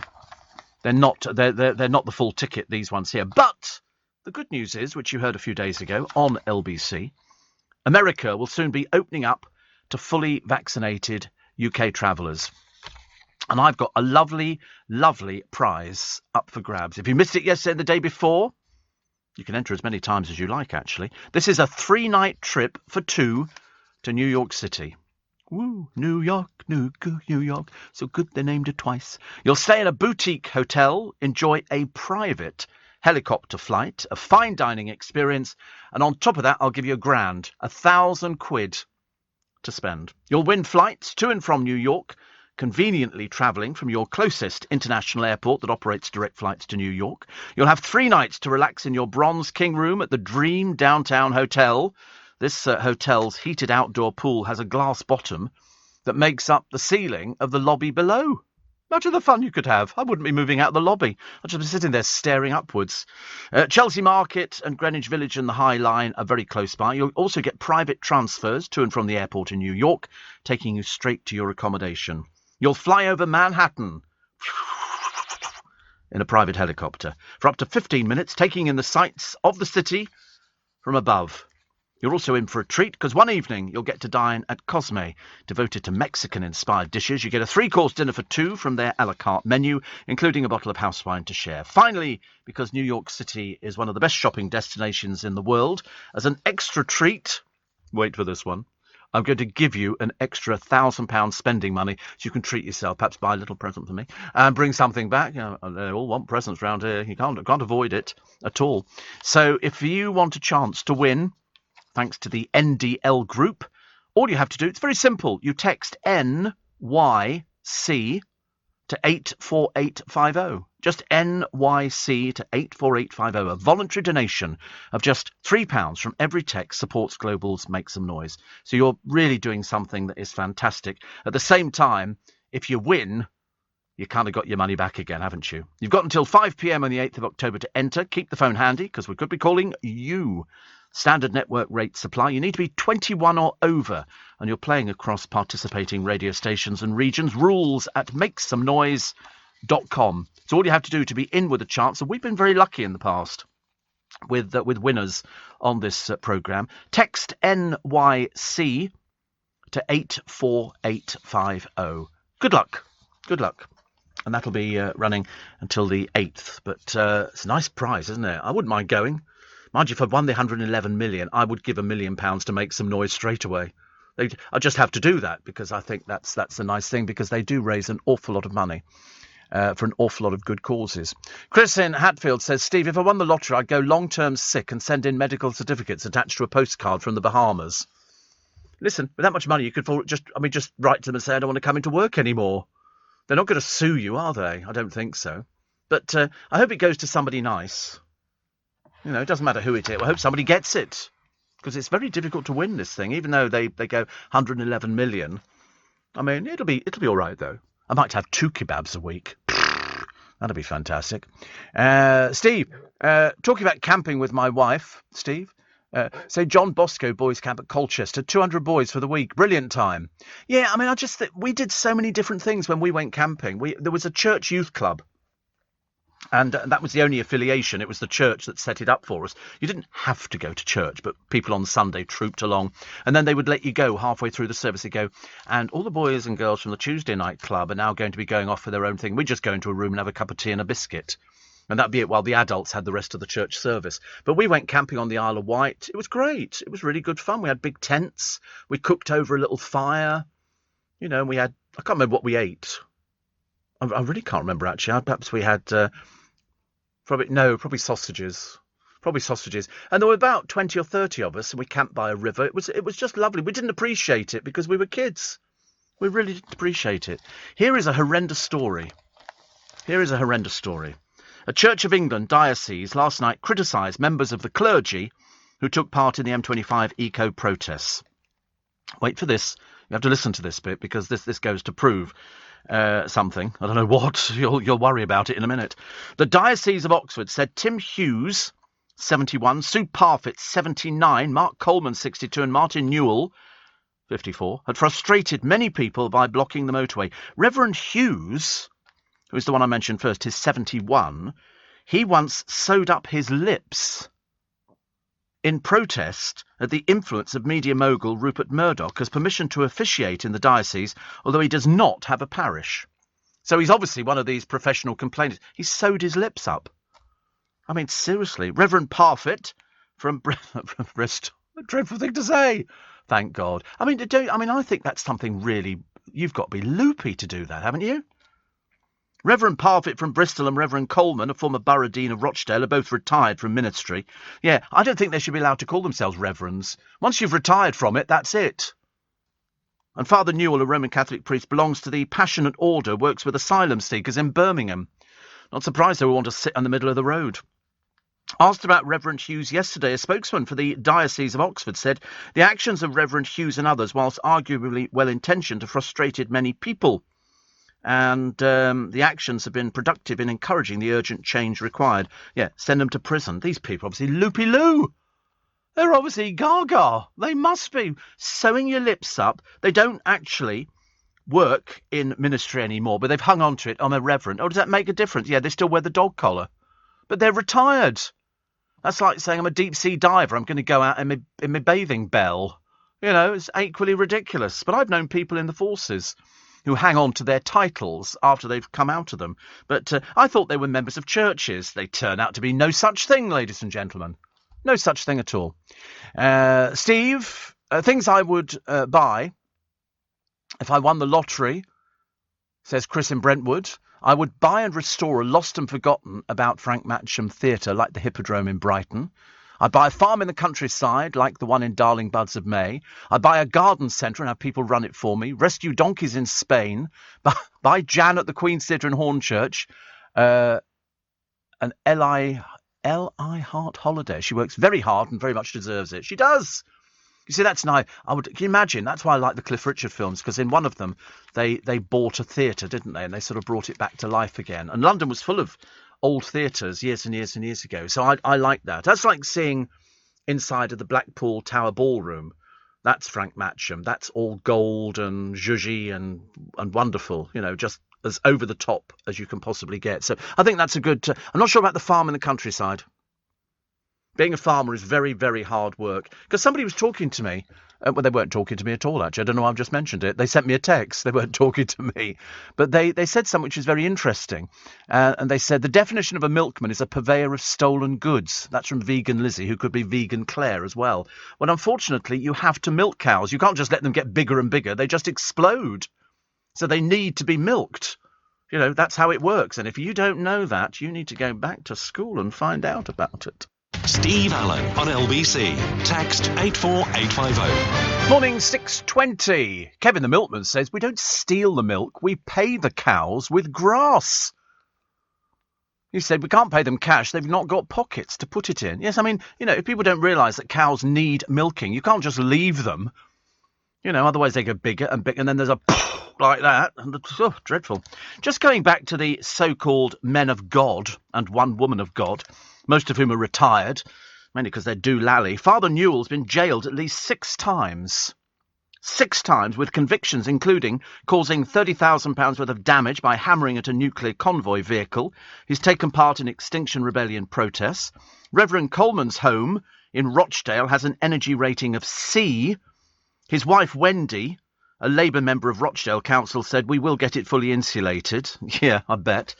And Reverend Hughes' own semi-detached home scores only an E on its energy performance certificate. The Birmingham home that Father Newell was living in until earlier this year has an E rating as well.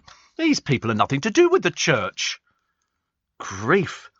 Apparently, neighbours said they hadn't seen Sue Parfitt for some time. Good. One commented she's still on her adventures.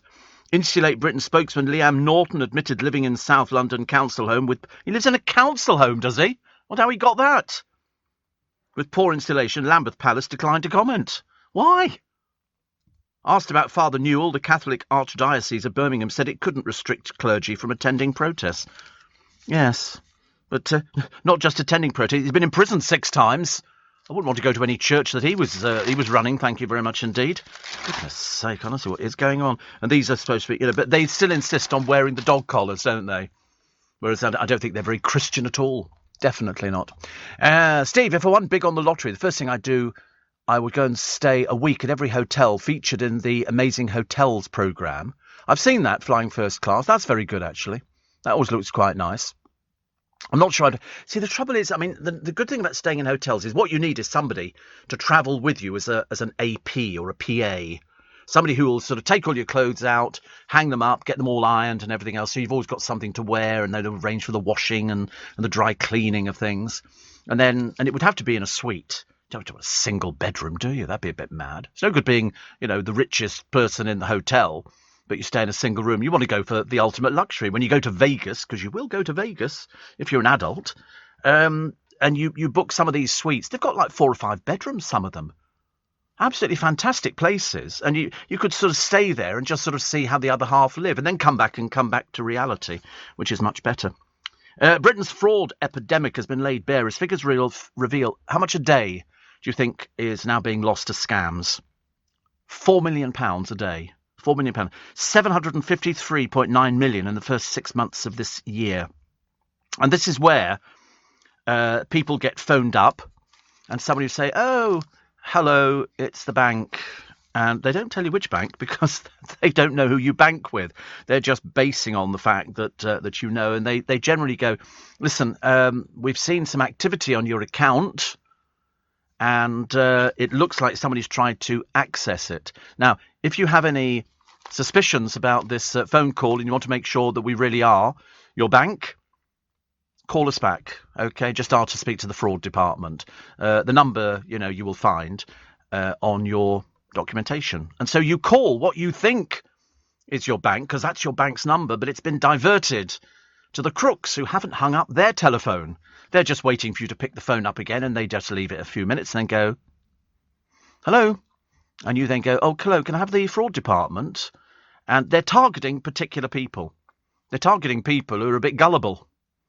And that could be all sorts of people nowadays. I mean, a law student, Millie Tescan, lost thousands of pounds after fraudsters, she's only 20. They hacked into her online account. She got thousands of pounds in it. Her Santander accounts were drained of £1,800 before the thieves racked up huge phone bills in her name, forcing her to pay eye-watering fees to get out of the contracts. Santander refunded her losses, but she says she's still out of pocket by close to £3,000. She comes from Darlington in County Durham. She said, I'm very careful about scams. I don't click on any links from texts. They stole all my savings from my job and my student loan I was saving up to go away to Australia, but now that's out of the question. Well, how do they get it? How do they get it? Do they use the same tactics all the time? I mean, just be careful, because if you've helped them in any way, your bank is under no obligation to pay you back the money that you have lost. I mean, robbing banks is no longer a thing. Online scams. Online scams. They did one the other day. It was on YouTube, and they'd actually hacked into the computer of the scammer over in Pakistan, and they were able to see him on his camera. And so they then clicked onto it. He didn't know that he was being watched. He had no idea that he was talking to them, and he was just being all casual with his feet up and all the rest of it, saying, well, I'm from the IRS, you need to pay this money, and how would you like to pay? You know, and all the rest of it. And they're watching him. Then they told him they were watching. He couldn't get off screen quick enough. He immediately put his hand over the camera on the thing, and one of his mates had come over and checked, went, oh, God, your camera's on. They were watching it. These people are crooks, but they don't care. 95% increase in losses.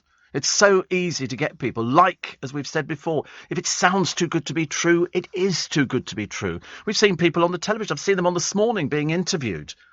People who sort of fell for what can only be described as just basic cons. One poor man, he was fairly old, and he thought he'd won the lottery. The fact that he hadn't bought a ticket for the lottery was neither here nor there. He was totally convinced. They'd said, we're going to bring the money round. And he'd said, oh, OK, fine. And they'd said, but we need £200 to release the funds because they've come in from another country. So whatever it was, they came up with this excuse. And all he had to do was go to the bank and get the money out, give it to the courier who will be coming round, and then he'll deliver the rest of the money to you. As if. But of course, people are gullible nowadays. They don't believe that people are going to cheat them. But they will.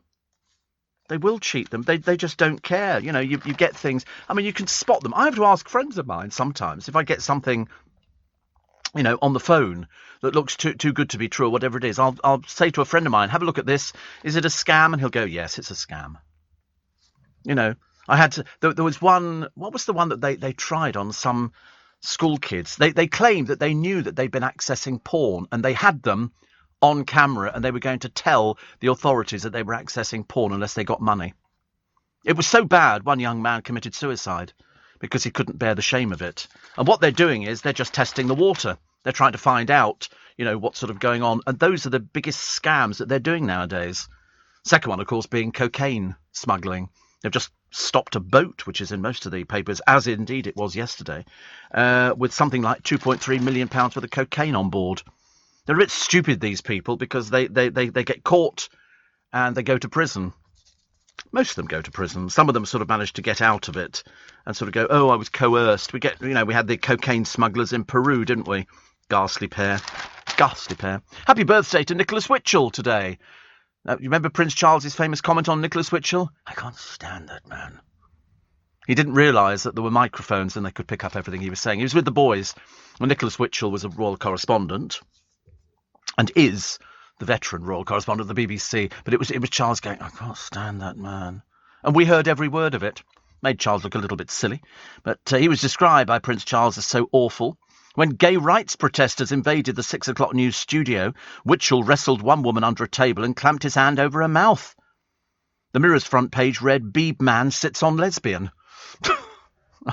Honestly, now we just get people who super glue themselves to roads and doors and things like that. Stupid people. And then they sort of wave, oh, I'm a God-fearing... No, you're not. No, you're not. Also, Baroness Floella Benjamin is 72. And she made her name hosting Play Away and Play School. She's got a damehood, sits in the Lords as a Liberal Democrat peer, and awarded a BAFTA Lifetime Achievement for her contribution to television. She's lovely. So happy birthday to her, 72. Also born on this day in 1897, Walter Pidgeon, the actor who starred in Mrs. Miniver, The Bad and the Beautiful, and also which starred his longtime screen partner Greer Garson, of whom he said, "We did 8 pictures with her and we never had a bad word between us." Pidgeon got his break after Fred Astaire heard him sing at a party and gave his name to Broadway producers. How lovely, how lovely.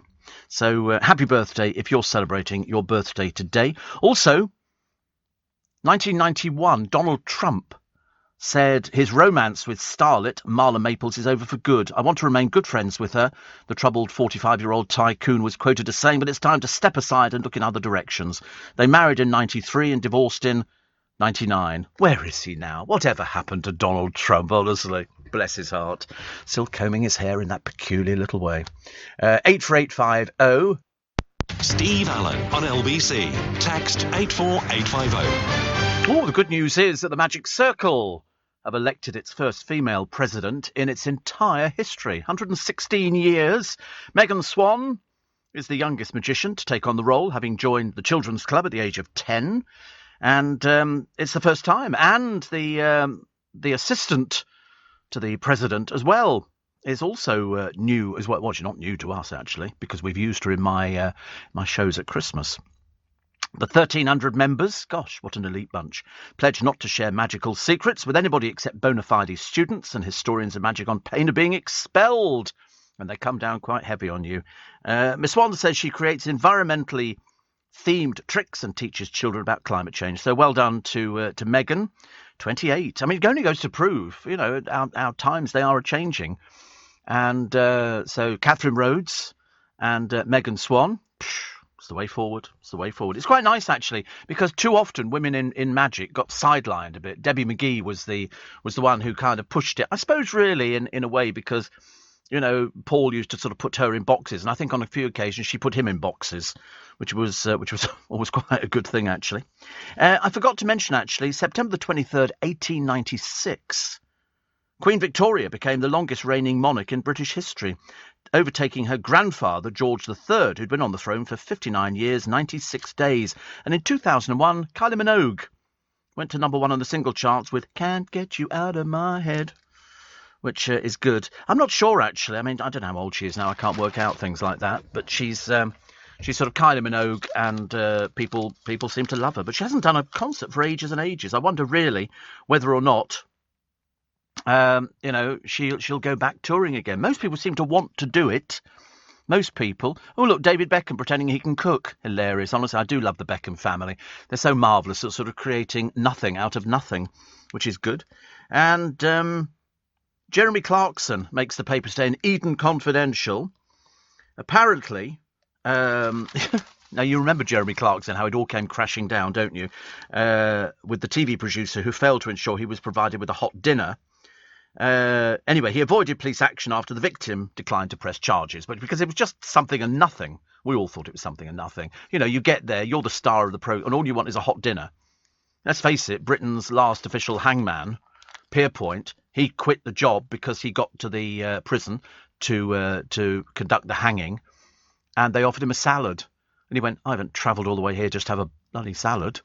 And he quit after. He wrote to them saying, "I was told in the contract you get a hot meal." And they said when he got there, "Oh, the kitchen's closed." So he quit. But anyway, however, with the petrol head facing a battle with the boys in blue over this acrimonious row surrounding his farm shop, we can now disclose, they say in the Daily Mail today, that Thames Valley Police have issued a formal warning about Clarkson's plans to expand his Diddley Squad farm shop, which has already attracted thousands of fans and caused traffic problems. Oh, diddums. Oh, they've got to go out there and look after traffic. Oh, poppets. Clarkson has been a big hit. I mean, he's had the farm for about 20 years. I don't know why they make it out as if it's something new. And also, surely the idea that something's very successful must be good for the area, isn't it? Or perhaps the police don't understand that. What he wants is a lambing shed converted into a 60-seat restaurant. If the application's been made in anticipation of a future change of use, there is potential for disruption in terms of highway safety. Oh, God, honestly, the mamby-pambies in the police force. Well, we have to look at this. You know, it's a farm. There's loads of farms that have got restaurants in there. 60s, they've got them all over the place. He runs the shop with his glamorous girlfriend, Lisa, has told how locals gave him the finger when he walks by because they're so irked by his shop's success. Exactly. Their failures, he's successful. People want to see Jeremy Clarkson. You know, he's bringing people into the area, but if they're all a bit mamby-pamby doing the finger to him... I mean, that was ridiculous. I had that the other day. A woman driving a car. She stopped on the 316... to let a passenger out on a road that was moving, and she was in the left-hand lane, and I remember thinking, you've stopped at a green traffic light to let somebody out, you stupid woman. And so I carried on, going down my little bit. She then tried to cut in front of me, because she wanted to turn right, and I didn't let her, because I was on the lane. Anyway, when I look in my mirror, she's giving me the finger. A stupid woman with chips on her shoulder. She shouldn't be allowed on the roads. It's a shame. You know, I wanted to stop the car, get out and go, I'm a police officer. You're nicked. Pull the car into the side of the road. We're going to crush it. That's what I love it when they do them. The other day, they had one on, I think it was Interceptors. They were going out to check on people with no insurance. And they pulled a little white van, a little bit like a Transit, but the smaller version. And the bloke was saying he was a builder, but he didn't have any insurance on the van. He wasn't authorised to drive it in any way, shape or form, and he was using it as a trade vehicle. Now, if you have a trade vehicle, you have different insurance. You know, it's like, you know, you can't say I'm going out delivering food. You need a special insurance. You have to tell them that you're using it. A lot of people who have little corner shops illegally use their vehicles for going to the cash and carry and things like that. You've got to have special insurance for it. That's how it works. Anyway, he sort of gets out the car and then starts blaming the police officers for stopping him. They were having a pull in, you pull in there. We checked the cars and all the rest of it. And so he started arguing with them. And then he made the big mistake. He swore at one of the police officers. And so he was arrested. And they threw him in the back of a van. They didn't throw him, but I mean, I wanted them to, because he was so rude to them.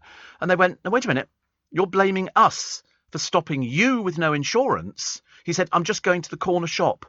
He said, "I'm not working. I'm just going." They said, "You're driving a van with no insurance and you have no licence." So they then came up with the even better classic. "We're confiscating your vehicle." And so he then said, and by this time I couldn't stop myself laughing. He said, "So you're ruining my living. I have to quit now because now I've been stopped for this. I won't be able to get any insurance." And I wanted to say to him, "Well, it's your problem. You were the idiot driving with no insurance out there. You know, if you bumped into somebody or knocked somebody down, goodness sake." But he didn't understand it because he was too stupid. Too stupid. Steve, news crews on the bridge just after Junction 9, westbound on the M25. I don't know if we're expecting more. I think this time you can arrest them and we can just throw them away, honestly. Steve, the scams are the same. You know, IT has just speeded up. People have bought the Eiffel Tower. Oh, I think Tower Bridge was sold, wasn't it? And all sorts of things like that. And I met Floella Benjamin, Steve, years ago when I was teaching at a junior school in Battersea. She was going to cook with the kids. They brought a complete kitchen to the school.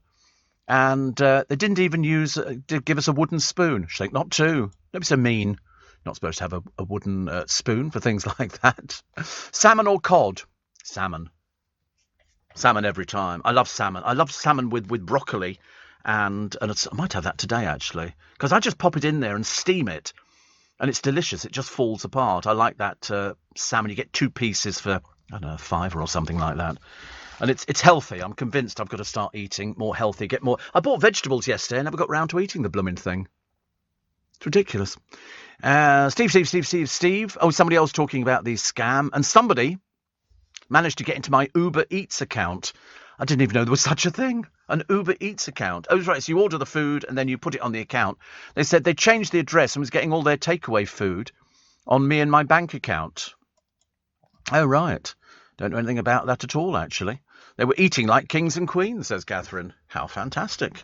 How fantastic. It was funny, actually. When I phoned up to change the time of my car this morning, I was proudly informed by the company I use that they've got 2 addresses on file for me. I said, I don't think you have. And she said, yes, there's 2 addresses. I said, how would that be? Never even heard of this other address. It's down the road from me, but nowhere near me. I wonder whether somebody's hacked into my account. I shall have to find out, actually, and check. It could be an imposter. Aye. We'll have to check, actually, then make sure.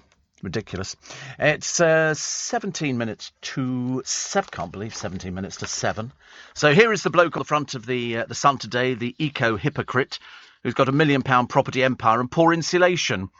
And then he's got a little sign, bless his heart. It says, arrested 4 times because I am in mourning for life on Earth. Honestly, it's so sweet, isn't it? And the T-Rex, why this story's come out, I've got no idea. The T-Rex was far from the nimblest speedster shown in the Jurassic Park films. It waddled along at 2.9 miles an hour. Who cares? It was going to eat you anyway.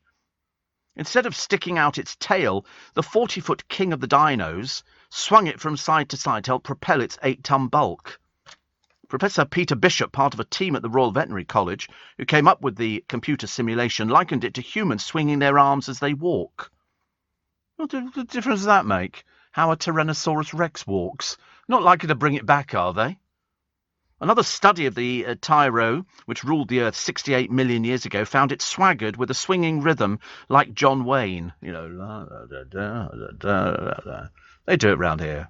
Few people do it like that. Nobody walks like that. But somebody says, I love Jurassic Park, but they depicted T-Rexes running after the Jeep at 40 miles an hour. It's a film. Get over yourself. Honestly, these dipsticks out there. I think you'll find that actually that wasn't correct. The T-Rex would not be able to run behind the car. I don't remember it running behind the car. I just thought it was sort of eating things. They had other things which were sort of running along. It was a very clever film, actually, when you consider it wasn't there. They were acting with nothing. I've always told the story of when I asked Hugh Bonneville about the Paddington film, what were you acting with? And he said, I was acting with Paddington's hat on a broomstick. Somebody would hold it, and so that's where you aimed your conversation at. So then they superimposed, just in case there's kids listening. It's not true at all, and we love Father Christmas. You know, we have to, which is good. Steve. Oh, the Insulate Britain activist storming out, little Liam Norton, who doesn't really have the proper insulation in his own house, but wants to tell you what to do. Then he had a bit of a tantrum with Susanna Reid and Richard Madeley. Susanna warned him because he started patronising her, and she said, don't patronise me. You know, and he suggested she didn't understand climate change. I don't think you understood it either, dear, did you? Didn't do your cause any good at all. Honestly, what with all these sort of so-called men of God and an old woman in the road as well, and now you storming off. Really, you need to get your anger management under control. Steve Allen, tweet at LBC. Actually, it's very interesting when you look through the papers today. They're talking about this fraud, which is a huge problem in this country and probably in other countries as well. So far, £735 million, basically, is where we're up to. At £4 million a day. There's one lady called Alma Burt. Alma lost her life savings of £64,000. She got a fake Lloyd's text in May, and the 6-year-old from Hampshire was instructed to call a phone number to verify a transaction. As it was not unusual for her bank to text, she did so and was caught out by a fraudster claiming to work for Lloyd's.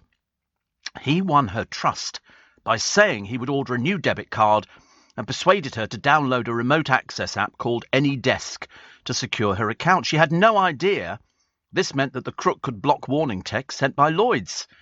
She said, I had no reason to disbelieve this person. He sounded very professional and convincing and said he was transferring funds to secure them. The scammer told her not to hang up or speak to family members or the bank, saying they could be the scammers. Whilst Alma held the line, he made 14 payments. Lloyd's refused to reimburse her because it said she was aware the payments were being made. The consumer watchdog Which got involved and the bank refunded the 7th payment onwards. Which says Alma should be fully reimbursed and advised her to go to the financial ombudsman. Lloyd said, when we blocked the first payment, she told us the payments were for her cousin and confirmed the transaction. Hence, you lose. So here is the hard and fast way to spot a scam. Genuine organisations will never ask for personal or financial information via text, phone or email. If you are suspicious, contact the organisation directly. If you're asked to do any of the following, there's a very good chance it's a fraudster. Firstly, move funds to a new account. Unless you've previously requested this, act fast because your money is at risk. Switch money to a safe account because yours is in danger. Download software to take over control devices such as your phone or laptop. What you have to do is report these. If any of those come up, moving funds to a new account, unless you've previously asked to do that, switching money to a safe account because yours is in danger, or downloading software, there'll be a scam.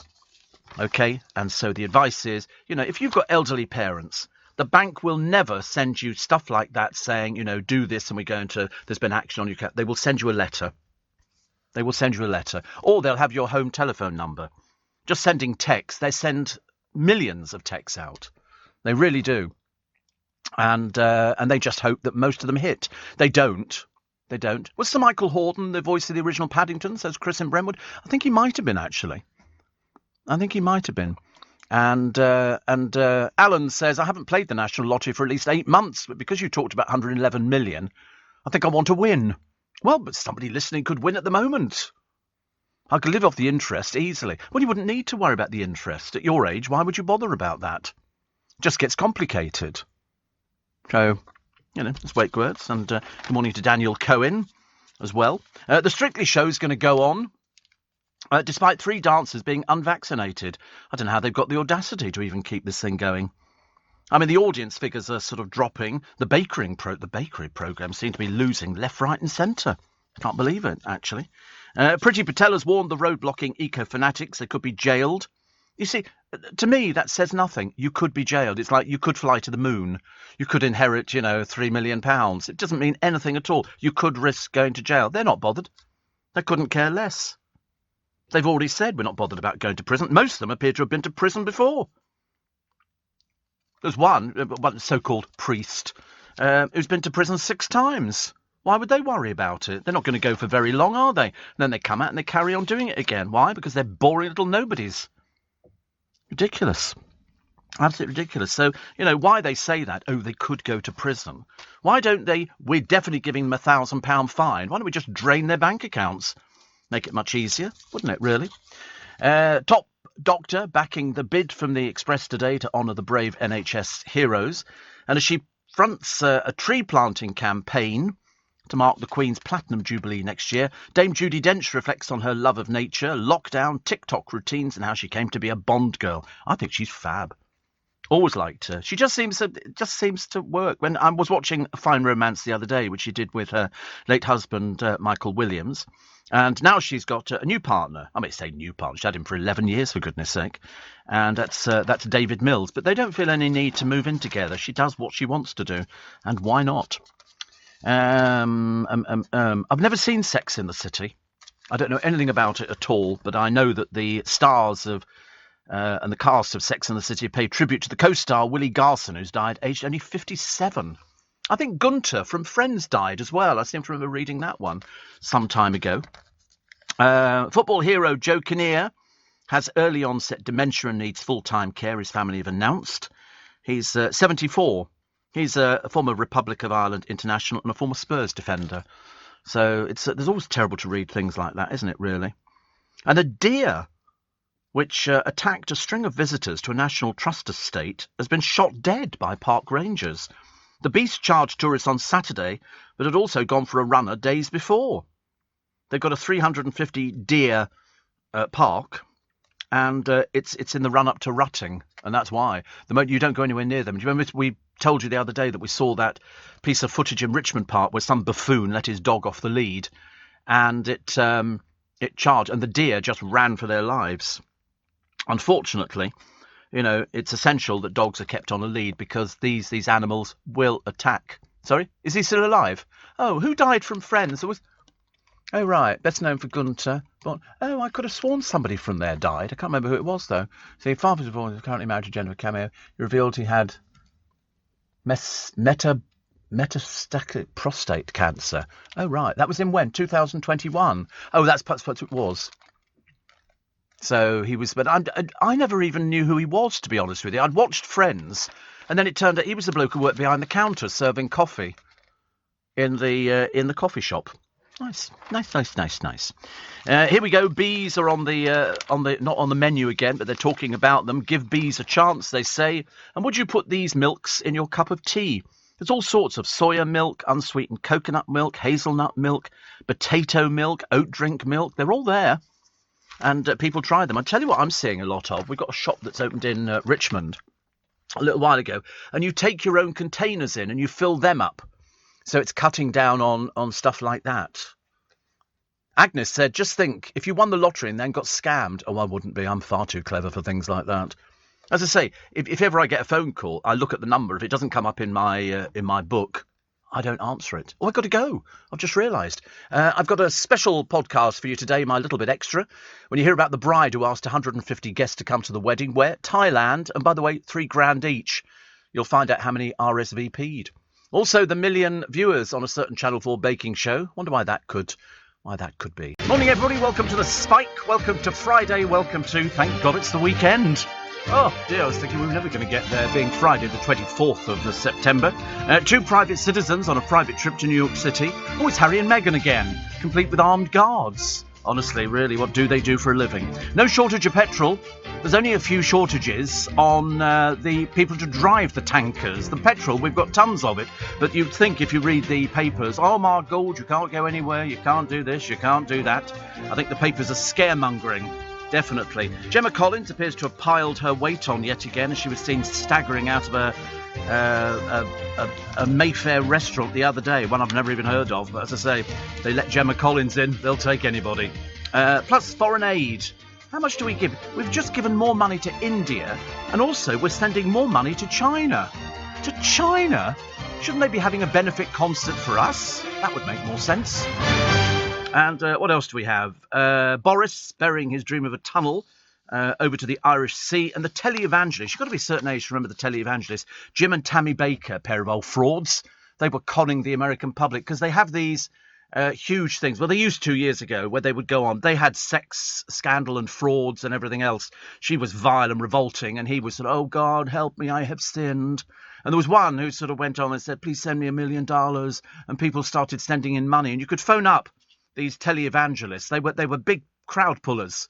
They were for people who had no life, unfortunately. And they would go, OK, would you like to buy a small Bible, $24.95? And then there was a very good clip on YouTube. I think it's still on YouTube, which was somebody who was claiming in one of these televangelist things that they could heal people. And we all know, of course, they can't. They're known as the stand-up, fall-down brigade. But in this particular case, they what do they have? Oh, that's right. You can hear, and I don't know how they managed it, but they were looking through the audience to find somebody. And in the man's earpiece, the so-called preacher, and you've seen them sitting in the roads, haven't you? Into prison, out of prison, into prison, out of prison, into prison, oh, into prison again, which is very good.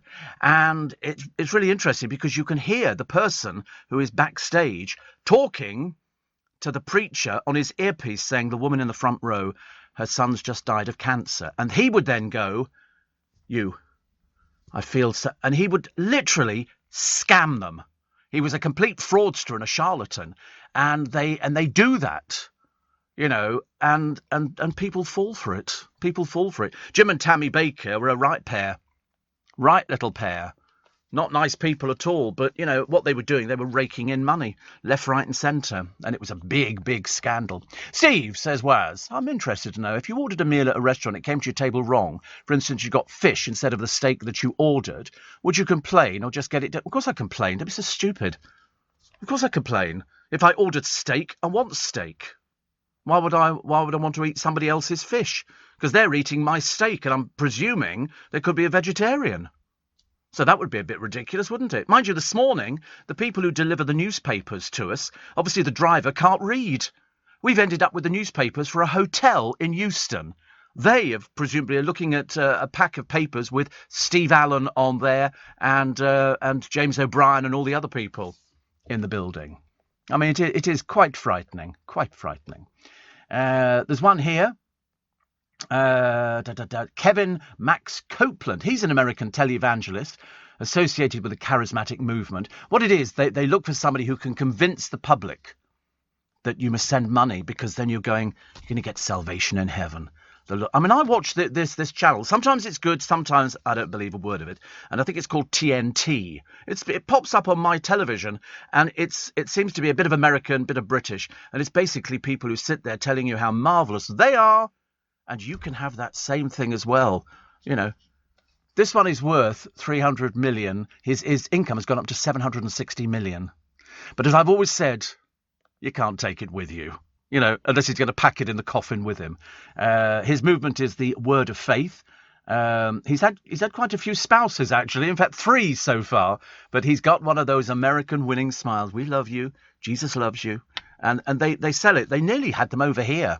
We actually decided that we didn't want them, actually. We didn't want them at all, which was very good. Do you know salt and vinegar? You know, you go to fish and chip shops, and they always go, you know, when they serve you salt and vinegar, and you go, just salt. You don't want vinegar. It's horrible. Anyway, they now make them combined. It's come in a bottle from Sarson's, I think, or one of those big companies. And it's all in one bottle. Salt and vinegar. They've just sort of mixed the salt in with it. It seems like quite a good idea, doesn't it? Because you're only going to mix it up together. A ridiculous woman the other day trying to save money or raise money for the people who are sitting glued in the middle of the road. Sits there stark naked and on the telly. I mean, honestly, talk about looking like a complete turnip. Yeah. New AP on the show this morning. He's a new boy. Okay. They said to me yesterday, they said, you've got a new AP stick. Well, I hate new APs. And we have to ask them the same question. We ask them all the same question. Do you like Christmas? If the answer is no, they never work on this show ever again. In fact, they are shunned to all eternity and have to go and sit in the Theatre Royal Drury Lane singing, let it go, I'm at one with the wind and sky. So come on, Alex, are you a Christmas lover? He loves it, you see. Yeah, love Christmas Day. Yes, yeah. We always want. I just ordered yesterday a load of Christmas films from Amazon. You know why? I'd had 3 glasses of Prosecco and I thought, sod it. So I ended up ordering about 7 or 8 Christmas films, including some I already had before, because they do all these box sets. The box sets are really cheap, like £3.50 for all the versions of the Father Christmas story, where they want to believe he's the real Father Christmas. And of course, I mean, you're left in no doubt as to whether he is the real Father Christmas or not. And I love it. It's just one of those sort of things. And I still get excited about them. I've started buying Christmas stuff already. And my friend, DVDs, yeah. Yeah. I mean, seriously, you just type in on Amazon, Christmas DVDs, pages. Pages and pages and pages. But some people hate Christmas. Some people really, really don't like it, and they write to me, bless it, in crayon, most of them. Dear Steve, they always write, you know, and you always think, they can't spell, dear spelled D-E-E-R, which always makes me feel hilarious. And they go, why are you talking about, somebody said to me the other day, shouldn't you be talking about healthy food as opposed to sausages and bacon and stuff like that? And then, why don't you mind your own business, you beaky old bag? It's got nothing to do with you. You know, if you don't like it, go listen to something else. Why don't you go listen to your own voice? You know, that would make far more entertainment. But I mean, I would definitely complain if I got sent the wrong food. But I was just saying, actually, I don't know if Alex heard it. We went down to get the papers. They've delivered a hotel in Euston's papers to us. That's how blind the driver was this morning. So unfortunately, and this is where it might all go pear-shaped, I'm going to send other boy down to pick up some of the papers because I've got Nick Ferrari's papers. Yeah. So it's a hotel in Euston has now got all the papers for LBC. And what we've got is their newspapers. I mean, so perhaps the bloke can't read who was delivering them. So I've got Nick Ferrari's newspapers here. And when Henry comes in soon, he's going to want to go through the papers. So we're going to have to go and nick the hotel in Euston's papers from downstairs. In between that, Burley, which is our computer system, started playing up. So there is no extra podcast today. There's no Steve Allen a little bit extra because it won't allow you to record. It's not Friday the 13th, is it, or something? Have I missed out on this one? No, it's not Friday the 13th. It's okay. But at least the new boy, and he is a new boy, enjoys. He's good to his mother, you know, things like that. He's very excited. I did a thing the other day about my other producer. I've got so many producers. Joe, his mother went into hospital, And we didn't know what it was, and he wrote to me, and he said, because we do communicate, and he said she's having stents put in. Well, of course, I'm the world expert on stents. I've got 8 of the blooming things, and so we were talking about it, and I did it on the programme, and he wrote to me yesterday saying, thank you so much for doing that, he said, because it saved me phoning all my mum's friends because they heard the programme, so now they know what she's in hospital for. If you're thinking of having stents, because it's the only way you can get through it. You don't want to end up with angina and stuff like that. It's they can obviously do it fairly. If it's anything to do with the heart, they seem to be able to do things fairly quickly. Because they were saying there were loads and loads of people who are not getting the operations in hospital, but stents. I mean, she only went in the other week and she's had the operation already. And you do it, you're awake. You can actually see for the first time in your life what your heart looks like because it's on the television screen directly above you. It's a kind of thing that you sort of think you got your arm out here on a bit of wood. It's obviously a bit more sophisticated than that, so that they can feed the line in with the stent all the way up your arm. I mean, I thought it was going to be open heart surgery, but it's not. It's not as dramatic as that. They just feed it in, and then they do them, and it's got a little camera on the end of the wire. I mean, the camera must be the size of a pinhead, and they can see, and you can see your heart go. And you think to yourself, well, keep going, for God's sake, like that. It's terribly clever. I mean, I've had, over my years, my fair share of hospitalisations. I've had things done to me that you can't even imagine in your wildest dreams. Was I sedated for the stents? No, they just give you, you're not sedated, because if you have a heart attack when you're under, they can't bring you back. So you're awake when they do it, but they give you, but you don't feel anything. They give you painkillers, and so your arm is a little bit numb. So that's out straight away. And they do it, and it's terribly clever. I mean, and they do it now in so many of the hospitals. At one time, it was very specialist. Now, lots of people do it. Down the road from me, the hospital there has been doing it for a few years now, and they're excellent. You go in the morning, you hope that you're the first one to be done. Because it's about an hour and a half, depending. And then they send you back to your bed. You're still fully clothed. Well, I wanted to take my clothes off anyway. I mean, I love that in hospitals. Give me the gown with no back on it. Yeah, whoopee. I don't care. And there's all these people gowned up and masked up in the operating theatre. I'm quite familiar with operating theatres now, and I'm quite comfortable in them.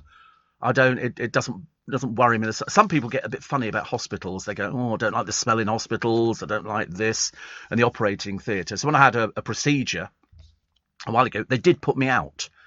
And I've not been put out for a long while, as they say.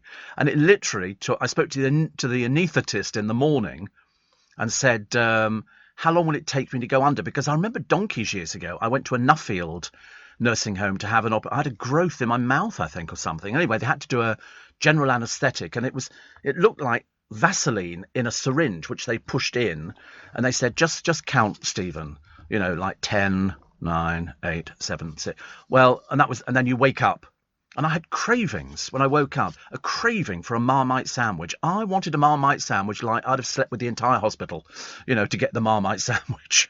And I did, and I probably threw it all back up again, which didn't help. It obviously had a reaction with the anaesthetic. But the last time I had anaesthetic done, I said to the anaesthetist, I said, how long will it take to put me under? Thinking he might say, well, 10, 15 seconds. It was less than 2 seconds.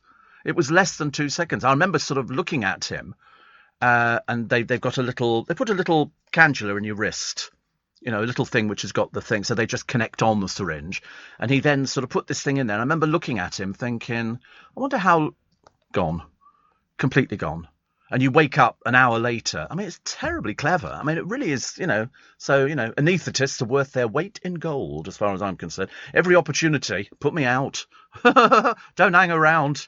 Although I do work in this building with another fellow presenter, not on this station, and he's terrified of hospitals, terrified of them.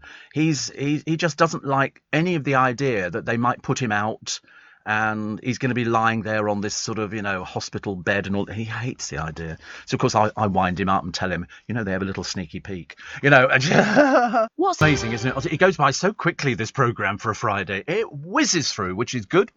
84850 steve@lbc.co.uk. Somebody says, don't you share your newspapers with the other presenters? Pass them around, says Jill. No. Share? Are you mad? No. I share them with James O'Brien. I share them with James O'Brien. But actually, the funny thing is, I've seen stories that I've done in the morning which pop up on the television programmes. They're obviously listening to save them going through, because most of them can't read. You know, and they go through the papers, but they go, Steve's going to pick out the stories that we're going to want to do. And so the next thing, you hear them on Loose Women, you hear them with, Holly Willoughby and Phil and everybody else, which is always quite good, actually. The amount of people who were talking the other day about the people gluing themselves to the middle of the road. And I did say, after Priti Patel said, they may go to prison. For that read, they won't. OK, but they're not bothered. They couldn't care less. 4 of these vicars, so-called vicars, most of whom are past retirement age and don't have anything to do with the church anymore, but still wear the dog collars. One of them's been to prison 6 times. He actually, at one point, I think, sort of daubed paint over something, caused £30,000 worth of damage. And these are people of God. Which I find very worrying. Very worrying. Do you like roast potatoes, says Robert. Why don't you mind your own business? Do you like roast potatoes? It's like saying, do you like going to the moon? Having returned twice because they haven't put enough salt and vinegar on, I was given a full refund in spite of the fact I'd eaten 3/4 of my fish and chips, says Reggie. I'd have thrown you out. I'd have thrown you out. If somebody started eating their food... Oh, blimey. Clothes off. Here we go. Getting down to business. Woo-wee. How did they persuade you to do this morning? Have they offered copious amounts of money? Oh, it was just for me. Bless your heart. Thank you, Alex. Oh, that's so nice. I like that, actually. What's wrong with Andrew Neil's hair? Nothing. Didn't he cry on television yesterday? Andrew Neil cried on television when they he wanted to know what had gone wrong at is it GB News or whatever, or GMB? I can't remember. Anyway, he sort of cried about it. I hear producers there are writing out their CVs and sending them off elsewhere as fast as they can. I mean, the audience you can count on one hand. It's getting very embarrassing, honestly. Poor soul. Poor soul. Mind you, that's why radio scores. You can be in the car. You can't have a television in your car. You can, as long as you don't see it. But no, definitely, you have it. Oh, do you remember we told you about Napoleon's hat? One of his tricolour, or whatever they call them now. And they were hoping it was going to fetch like £30,000 or £40,000 at auction. Guess how much it went for? £1.1 million. But it was owned by Napoleon. We had Nelson's sword that came up the other day, which exceeded the expectations. There's a phenomenal amount of stuff which is coming up at auction. I've always wanted to do that. I've always wanted to go to auctions. There you go. Napoleon's hat. You imagine, he actually wore that. And it's got his DNA on it. He actually wore that hat. They said, they said could fetch up to 2 million. It didn't. It went for 1.1, I think. But even so, it was worn by Napoleon. I mean, the other thing we've got coming up, some Marie Antoinette jewellery. Marie Antoinette, who was beheaded on the guillotine. They took her out. And yet, funny enough, isn't it? It shows how times have changed. The Palace of Versailles, where she lived, is now the biggest tourist attraction they've ever had. I've never been, but I've got a huge book on it, a big colour photo. It's beautiful. I mean, they had money, whereas obviously a lot of people in France didn't have any money at that particular time. So they were very brave, these people. They shaved her head off and they took her on one of these tumbril carts and they just beheaded her. And then her body was just thrown in a pit. You know, it must have been a dreadful shock to these people, but the bracelets look lovely. It's got so many diamonds in it. I mean, you know, it's the fact that we've still got stuff like this. I mean, she died in 1851 and the jewellery collection was divided among 3 nieces. I was surprised they managed to get it out. I was surprised they managed to sort of save anything and it wasn't sort of taken by the mob who sort of stormed palaces and everything else, poor soul. She probably wore wigs all the time, so the shaving of the head was not obviously a particular problem. But these 2 diamond bracelets, entrusting to a friend. We've had all sorts of things over here. Anne Boleyn, we had her prayer book we saw the other day, which she carried to her execution. They didn't waste any time, did they? They really didn't. They took people there, and we've still got these things. They've still got them. They weren't sure if the prayer book that we've got was the one that was taken by Anne Boleyn to her execution, but she definitely had her rosary beads, which you remember were nicked from Hever Castle, I think. Well, they think they've got somebody who they're talking to about it. It's about 3 or 4 people.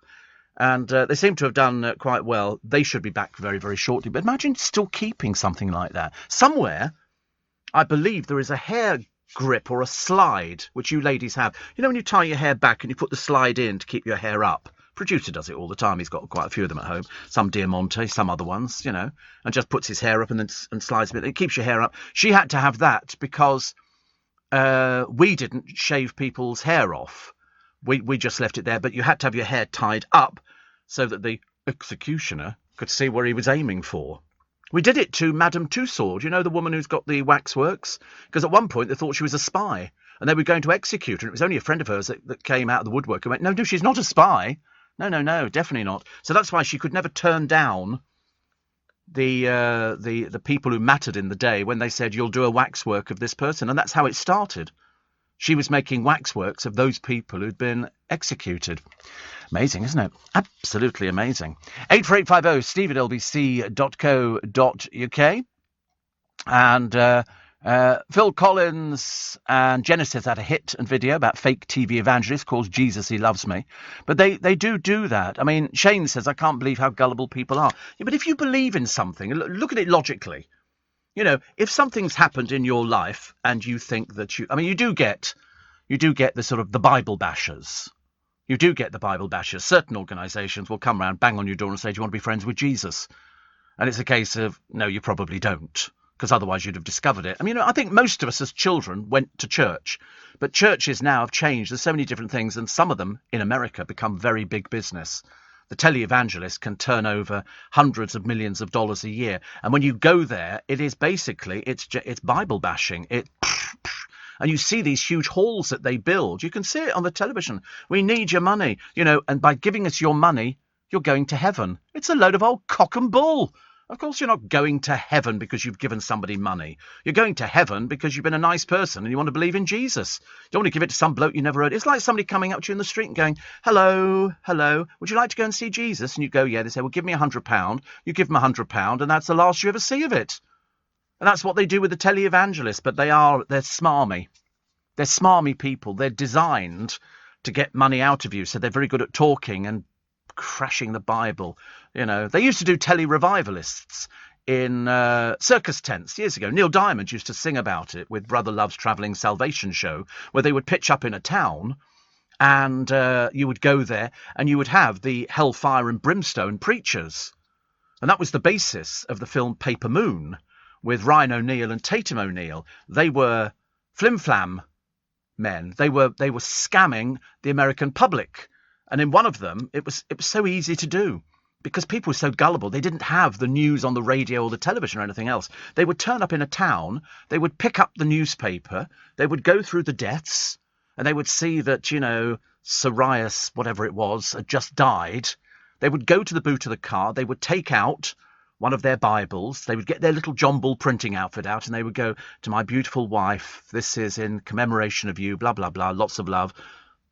Sobrius, or whatever his name was. They would go to the house and they go, oh, sorry, is Mr. So-and-so in? And the wife would go, no, he's passed. And they go, oh, that's a shame because he ordered this deluxe Bible from us and he's had it inscribed to you. Are you his wife? Yes, I'm the wife. Well, he had it inscribed to you. But of course, every single person went, oh, I'll buy it from you. How much is it? That'll be $2, ma'am. And that's all they were doing. They were just reading it out the newspapers. I'm led to believe, in fact, I can tell you it's true, there is another group of people who go to the courthouses in this country. And if you go to the court in the morning, you'll see a list of all the cases. And it will put down, you know, so-and-so is up on this charge. And it will put their address down. All they do is write the addresses down and go round to these people's houses and go, listen, we represent so-and-so church. And, you know, if you've had any trouble lately, maybe we can help you through it. Without the person who's answered the door doesn't know that they've been to the courthouse and they've seen that they're due in court on a misdemeanour of, you know, road traffic offences. It's dreadful. I've discovered another one the other day in Twickenham. I tell you, I couldn't believe it. I couldn't work it out. All of a sudden, this particular estate agent, their boards started popping up all over the place. You know, I mean, noticeably. And so a friend of mine said, have you noticed all these boards? I said, strangely enough, I have. He said, I phoned up he said, to have a look on their website. He said, they haven't got properties in this block for sale at all. I said, no, of course they haven't. What they've got is, that's a free advert for them. And they actually put them up on the buildings. You then phone up and go, oh, have you got a flat there? And they go, oh, no, that one's gone. But we've got another one round here. So it's a bit of a con, really. We actually had to threaten one of our local estate agents years ago for putting up all these boards on the side of the building. They would come up there at night, hammer in, wood, and then they put their signs on there. And we said, and we sent them legal letters. We said, if you don't come and take these down tomorrow, we're charging you £100 a day, okay, for defacing the building.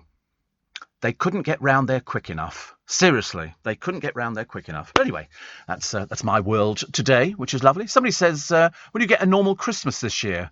I don't think so. We might not have turkey. There might be a little shortage of... But, please don't panic over it. I did tweet yesterday. Please don't start going out and bulk buying and buying the toilet rolls and all the rest of it. There is no problem with toilet paper or turkeys or pigs in blankets or petrol. It's just they haven't got enough tanker drivers. They're not like driving a normal lorry. The tanker driver is somebody a bit more specialist. But that's all they've done. They've closed down temporarily a few BP stations, and the papers are turning it into, oh my God, you won't be able to go anywhere. There'll be no turkey for Christmas. You can have a miserable time staring at the walls, But at least you'll have LBC.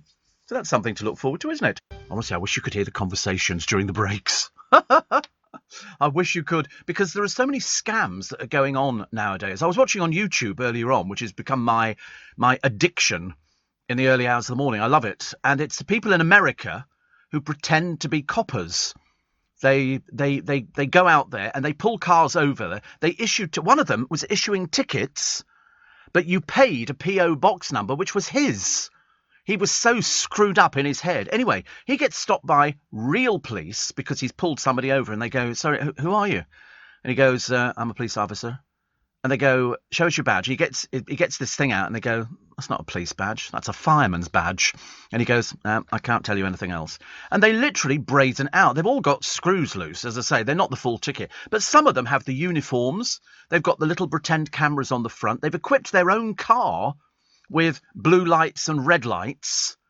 And they pull people over. And I remember thinking, how mad do you have to be to go out and do that? And they pulled a bloke... I think it was in this country. They pulled him in. He was driving what looked like a police car, but it wasn't a police car. And the real police officer pulled up behind him in a lay-by. And they it turned out he was an ambulance driver, and he did this part-time. And they went, what, so you're a police officer? Yes. And you think to yourself, you can't be that stupid, can you? And you think, yeah, you probably are, actually. He seriously believed he was a police officer. And he went out there telling people off for speeding and stuff like that. He had the lights on the car and everything else. And they suddenly worked out after about less than a minute, that this man was off his chump. There was no way that they were going to let him get away with it. But, what do you do? As the new boy said to me, he said, if somebody stops you in what looks like even a plainclothes police car now, there's loads of those going up and down the motorways to try and catch people. I mean, what do you do if somebody pulls you over, they get out, and they look like a police officer? They've got a badge and they've got all the bits and pieces, and says, turn around, I'm going to put handcuffs on you. What do you do? Do you comply? Or do you go, I don't think you're a policeman? Because you wouldn't know. You can tell that because people happily hand over their money to fraudsters on the telephone nowadays. So if you can get away with that, you can get away with pretending to be a policeman. Have you noticed nobody ever pretends to be a fireman? You know why? You can't park one of those fire engines on your drive. There's just not enough room. Not enough room for it at all. But a little pretend police car, one of them had sprayed his lights different colours in sort of blacks to make it look as though it was a part-time police car. And they said, you've been hanging around hospitals, haven't you, giving tickets to women? And he went, no, I haven't. And they went, yes, you have. Your car's been seen there. And he said, well, maybe somebody's pinched it. And you knew from the way he was talking, he was mad as a corkscrew. I mean, seriously, he was so mad. Henry, we've got a story. Henry's just texted me. He likes to keep in touch with me, bless his heart. He said it's our favourite day today. Because you know what today is? Come on, what's today, Alex? You know what today is? Yes, it's Friday. Good. Yes, it's good. Well done. But it's better than Friday. It's better than Friday. Come on, what is it? Something to do with food? No, we do have food. We do have food. Woo! Do you not see any chocolate? Oh, we'll produce some chocolate. It's payday. I love the way you forget. Conveniently forget. Oh, it's payday. Is it? Oh, dear. Oh, dear. But, yeah. Oh, did you manage to get some papers? No? What do you mean, no? What? There's only the Metro. All the others are Financial Times. The China Post? Good God in heaven. Perhaps we can find out where the rice has gone up or something in price. Wonder why? Oh, because it's a hotel. Oh, have they? Oh, God. But Henry, when you come in, there's a slight problem with the newspapers. Just I tell you that now. OK. Don't want any tantrums or anything. Because I've had to nick Nick's papers because, obviously, the hotel's papers, they only have the FT and the China paper, and so that's all they would have in a hotel down at Euston, isn't it? But which hotel is it? It's a well-known hotel. We do know which one it is, yeah. It's a well-known hotel. But that's what they always say, would you like a paper? And you used to get, on aeroplanes, they'd always go, would you like a newspaper? Says the stewardess leaning over, so her bosom is practically dropped in my tomato juice. And I go, yes, and she goes, Telegraph? And you go, no.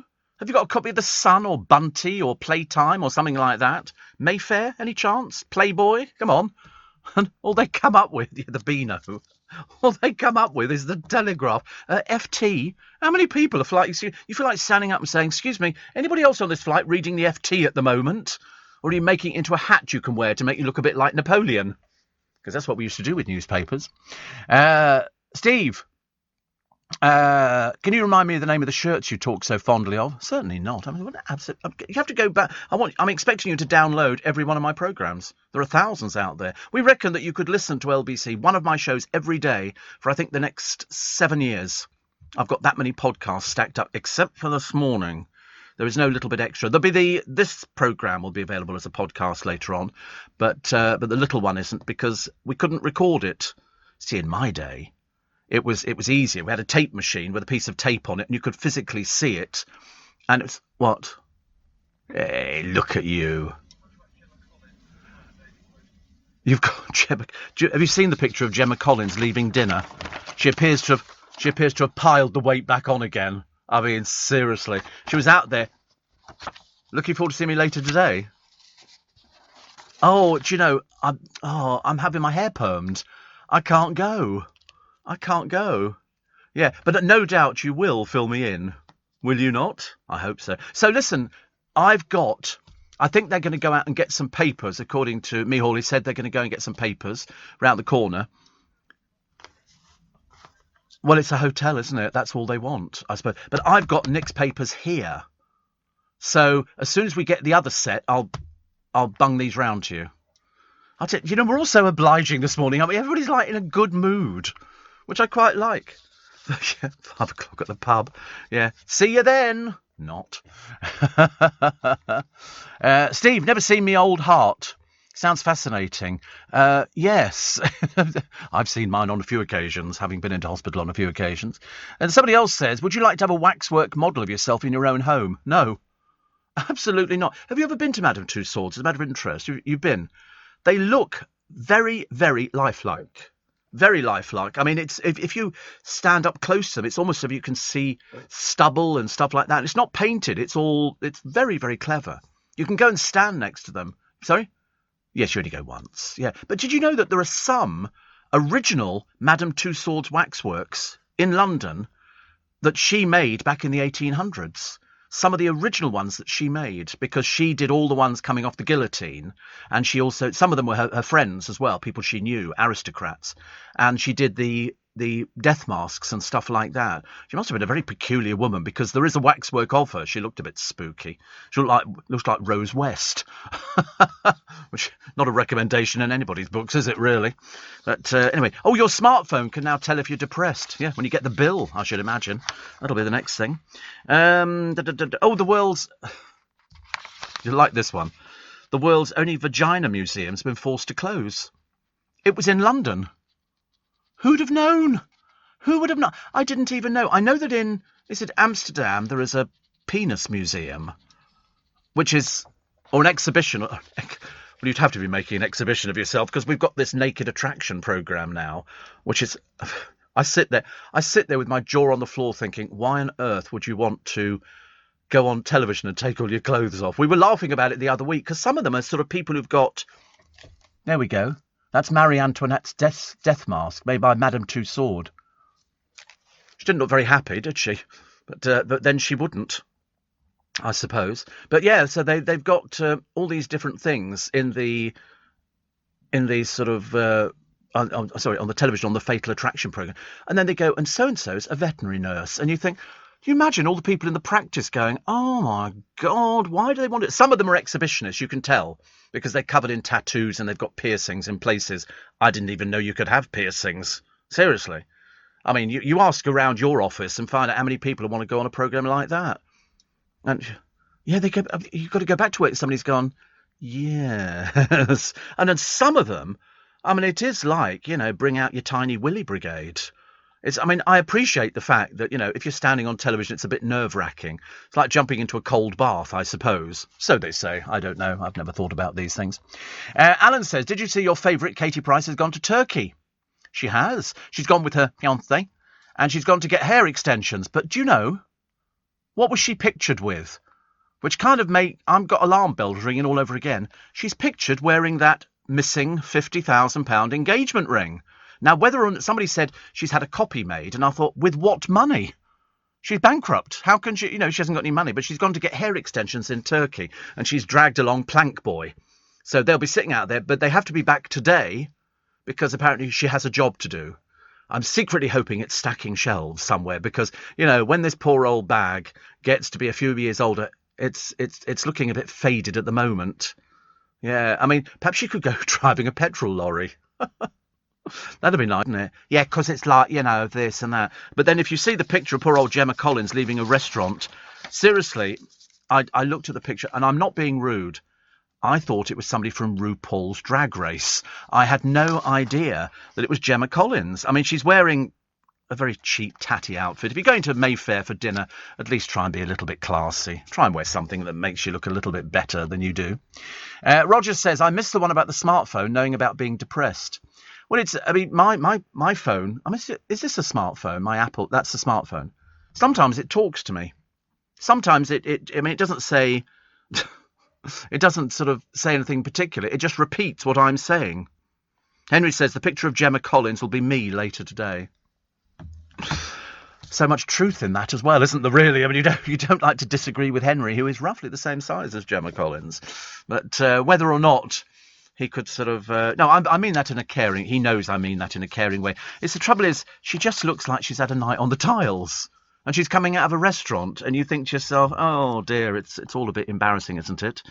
Henry says, that new boy Alex looks like he'll be okay on your programme. Well, I don't know. People wrote in to me. A friend of mine wrote in, who works for one of our sister stations, and said, you will look after him, won't you? Well, I don't know. Listen, I'm not here to look after people. I'm seriously, I'm not going to mother these people. They come in. They do the job, and we give them a shilling and a cup of tea, and they go home, and they're very happy, and they tell their friends that, they've worked on the radio. I wonder how many people, I've always wanted to find out, actually. It's an odd one, this. How many people who work in radio as producers really want to be presenters? I think that's an interesting question, because yes, I could think of one already, Henry, can't we? But anyway, I never said it. But it's true. You do find people. Years and years ago, I applied to Capital Radio. They had a job for a producer, and I thought, if I apply for a job as a producer, then I can get in as a presenter. And I was interviewed by them. I got an interview, and I was working on LBC at the time, as I had been for most of my life on Earth. And halfway through the interview, the woman who was interviewing me, a woman called Sue, she said to me, it was quite clever, actually. She said, are you applying for this job so you can get into Capital Radio? And I thought about it, and I thought, there's no point in lying. I might as well. So I said yes. I was just sort of thinking to myself, where do we want to go? I did go to Belgium once. We walked for miles just for a plate of chips. Just for with mayonnaise, for a plate of blooming chips. I couldn't believe it. I could have stayed at home and cooked it myself. And have you ever been barred, says Mike, from a neighbourhood pub without being notified. And how do you think they could do it and get away with it? Says Mike in Staffordshire. I've got no idea. I've never heard of people being barred. The only reason you'd ever be barred from a pub is if you behaved badly. I can't think of any other reason why you would be barred from a pub. I've never been barred from a pub. Why? Because I don't really do pubs. I'm not sort of a pub. I mean, I've been in a few pubs round here, but that's, I couldn't do it now because during the week you've got to get up for work and you've got to get home and stuff like that. But no, I mean, I have heard of people being barred.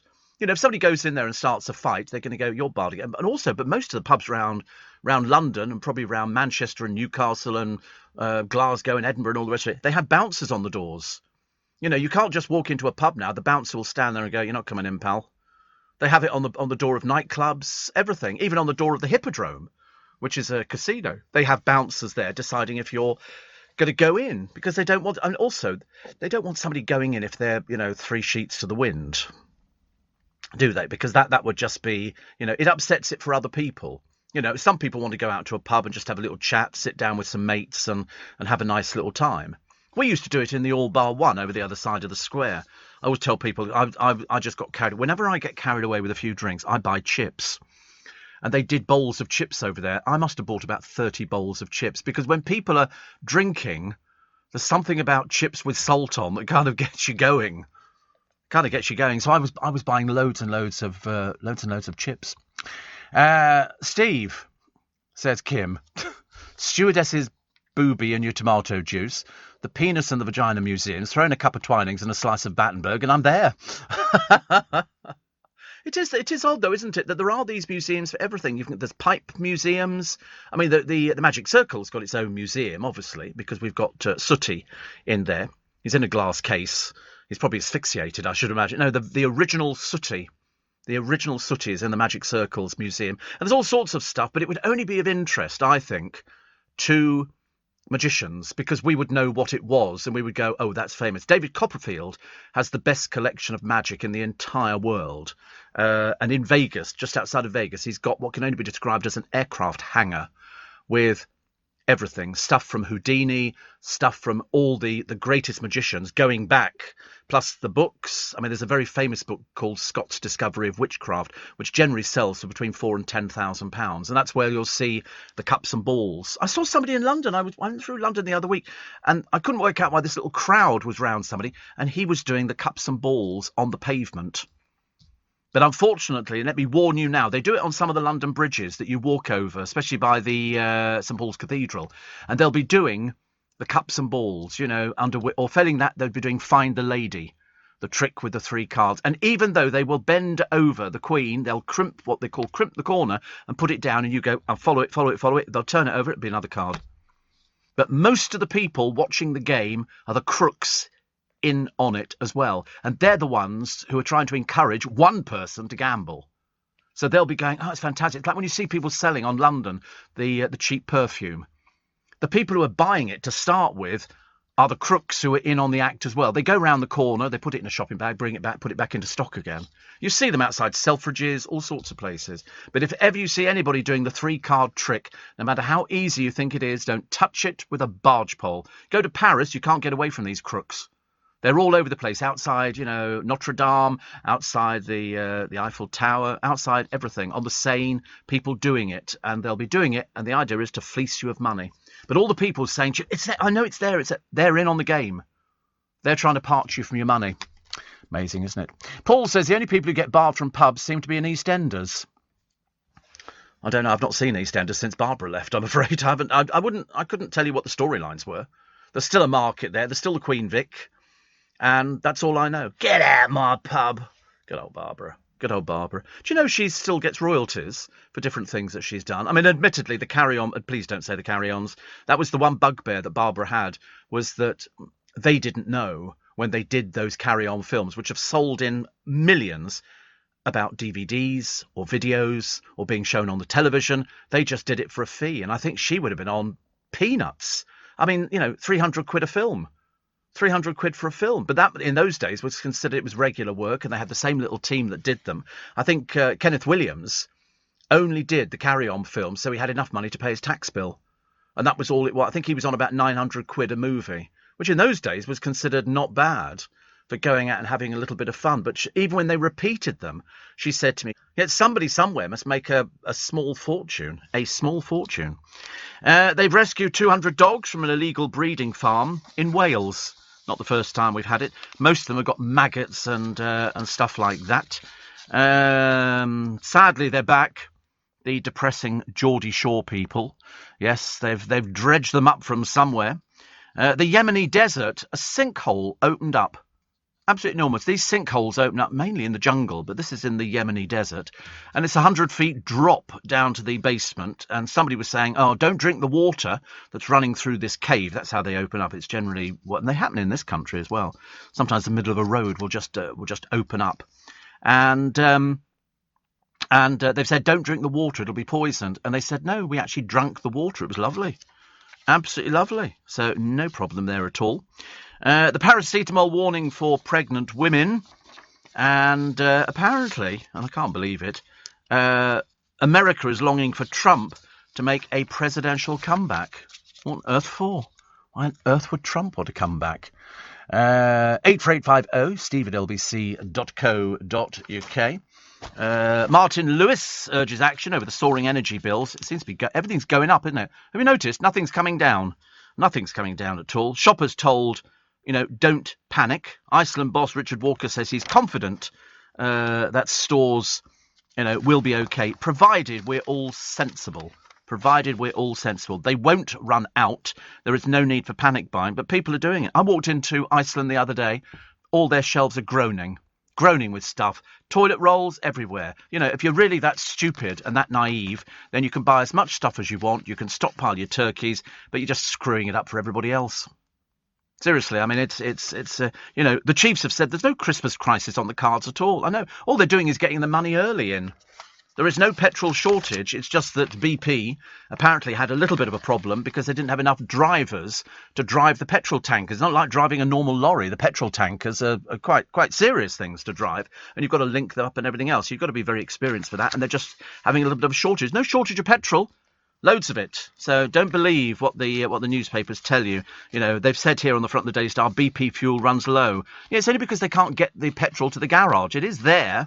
They have it. We just need more and more drivers. Make it a lot easier. What else have we got in the papers? Heating bills rocketing. And they say the weekend is set to be hotter than Spain. I've never thought about being hotter than Spain, but I suppose we could manage it. Jeremy Clarkson's facing calls from locals to shut down his farm. It's only because he's hugely successful and they're all failures. They had to call the police out the other day, and the police have sort of told him, I'm sorry, you're very successful. And he goes, because he's on the television. He's got a farm. He's had it for 20 years. And he wants to put in planning permission to open up a restaurant and everything else. And the locals, the mamby-pambies, not on my backyard, they're furious because thousands of people are going to his establishment and they're not bothering with what they've got. The warning has been issued to West Oxfordshire District Council. The residents are raging over the impact of his 1,000 acres on their once peaceful lives. Oh, diddums, honestly, you must try and get over yourselves, mustn't you? Little peaceful life, is it living out there? God in heaven. Gets worse and worse and worse, doesn't it? Here's this peculiar woman the other day. She's called a naked green activist. She's on this site where you pay for somebody to get their things out. To be honest with you, I mean, badly bleached hair and sitting there in front of Philip and Holly, holding a No More Empty Target. She perched her bare bum on the sofa. Most people were only bothered. They weren't bothered about her getting her boobs out because it's a bit sad and tragic at her age. But they're more worried about they should have put plastic on the seats. You don't have somebody sitting there with their bare bottom on a seat, do you? Not opposite Phil. And so she'll have her little bit of publicity and then we'll all forget about her. Do you remember Erica Rowe? Come on, what did Erica Rowe do? Erica Rowe was very famous for about a nanosecond. Yes, at the rugby in Twickenham, she got her huge boobs out and ran across the pitch. So dated and so naff. There was one who did it on This Morning show with Richard and Judy when they were up in Liverpool, who ran onto a map that they had with Fred Talbot, a bloke stark naked. Judy missed it completely. Not like her to miss something like that, but there it was. But I think Richard noticed, and he used to turn up on television programmes to see how many programmes he could appear on running naked. Everybody, welcome to Friday, the 24th of September. It's Steve Allen's Early Breakfast on LBC. So the papers are full of dreary old Harry and Meghan again, I'm afraid. This time they go to New York. It's apparently a private visit, but there were armed guards with them. Why? I've got no idea. They're not really known over there. He's not known. They were snubbed at, for their Oprah thing. They didn't get anything for that at all. But I thought they hated the press. That's why they left this country. And here they are courting the press. So a little bit hypocritical. The Queen's Hymn to Praise. Now, I don't know about you, but I like watching songs of praise. I didn't realise how it worked. That you'll go to a church, and quite unique in this country, you'll see it full.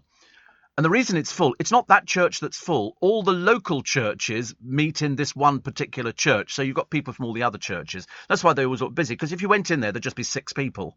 Nobody goes to church anymore. People do it, at home by themselves, or they found other ways of doing it. You don't have to go to church. But when you do songs of praise, and they have the hymn competitions and everything else, which Aled Jones has done for years, that I like doing. That I love doing. Because, he just does it so well. But they put all these people in. Sometimes they have a little orchestra or a little group in there or something like that. I don't like the modern services. I'm a bit traditional. I want to hear traditional hymns. It's like Christmas time. I want to hear traditional carols. I don't want to hear modern carols. They've never written anything as good as some of the stuff that was written ages and ages ago. Mirror this morning. How to protect yourself against inflation. It's going to hit everybody. I don't care what they say. Your bills are going to go up. Prices of everything's going to go up. I think by the time we get to Christmas, and I have said before, basically because it was the advice from all the people that matter. If you're trying to buy children's toys and you see them in a shop now, buy them now.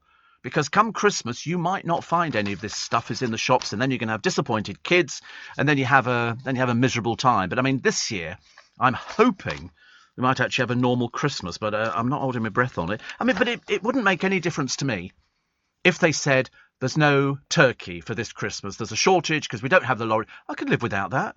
You can have turkey any time you want. Just go and buy chicken or something like that, or gammon, or anything that you want to have for Christmas Day. Potatoes you can buy in advance, about a month in advance. Have a sack of those, and then just do them. The pigs in blankets you can go and buy all over the place at the moment. They're everywhere, and you stick them in your freezer. Most stuff lasts for 3 months in your freezers. We got October, November, December. Easy peasy. What else do you need for Christmas? Nothing. Gravy. You could probably buy gravy and freeze it. I should imagine that freezes quite well. So in theory, if you're clever and you're a little bit thrifty, you can go and sort out Christmas. I mean, I don't know. I bought mince pies in, but I don't know whether you can freeze mince pies. I'm not sure. Hang on. Look at them next door. The little tongues are hanging out. Do you like mince pies? These ones here. These are melt in the mouth. All butter short crust pastry, deep filled with vine fruits, cranberries, clementine and cognac. Okay, but can you freeze them? Actually, it's very interesting. This is the first time I've ever read it on the back of M&S. Oh, it's suitable for vegetarians, so that's good news. But do not. There you go. It's suitable for freezing. You coming for one now? Yeah, okay. But you can freeze these, and you can freeze them for up to 3 months. But it says here, made in the UK with vine fruits from Turkey and Greece and butter from more than one... Yes, can I help you? What do you want? What's the matter? Mince pies. Mince pies. Mince pies. Do you know you can freeze them? There you go. Thank you. Big ones or little ones? Bigger's better. There we go. Let's have a look at the little ones, because these are exactly the same as the big ones. Can you there you go, suitable for freezing. Eat within 3 months. Store in an airtight container. Freeze by the date mark shown. And this one is 27th of night. So you just freeze them before their sell-by date, and everybody's happy. So in theory, we've solved your Christmas problem this year. You can go and buy your turkey, which is frozen, and you just put it in your freezer, and you can keep that. That's okay. The gravy you can freeze. The potatoes you can go and buy nearer the time. Your clementines and stuff like that. I mean, not going to be freezing those, but you can go and buy those. I mean, I've got some nardicots today, which are quite nice, which are like clementines and stuff like that, which are very nice. Not very expensive. You can get frozen veg. You've got all of it. Nardicots, they're like these. So they're sort of a bigger version, but they're easy peel. And they're nice. Do you like things like that? You like those? Honestly, they don't have much going on in their family at Christmas, Alex. I have to tell you, they have goose, and I say they have goose. Next door's farm have lots of geese, but they seem to be depleted on a regular basis. So they've been having geese for ages, and the farmer's going, 1, 2, 3. There's another 3 gone missing. Where do they go to? They've not flown away, that's a fact. Steve, Mike says, carols from Kings. No, John says that.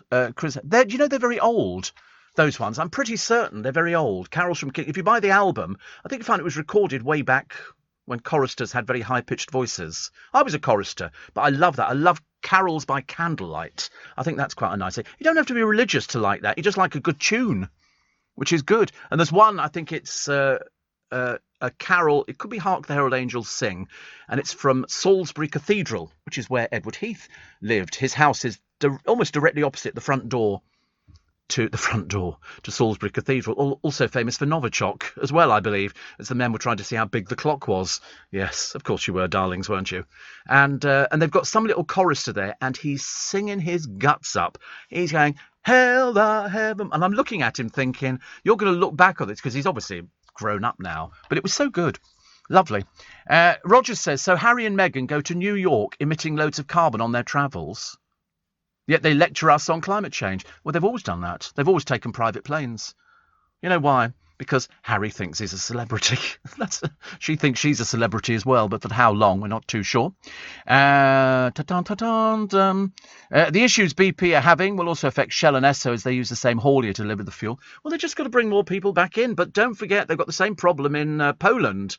And all the way across Europe, they don't have enough drivers for these things. But listen, it's been like this for weeks and weeks and weeks.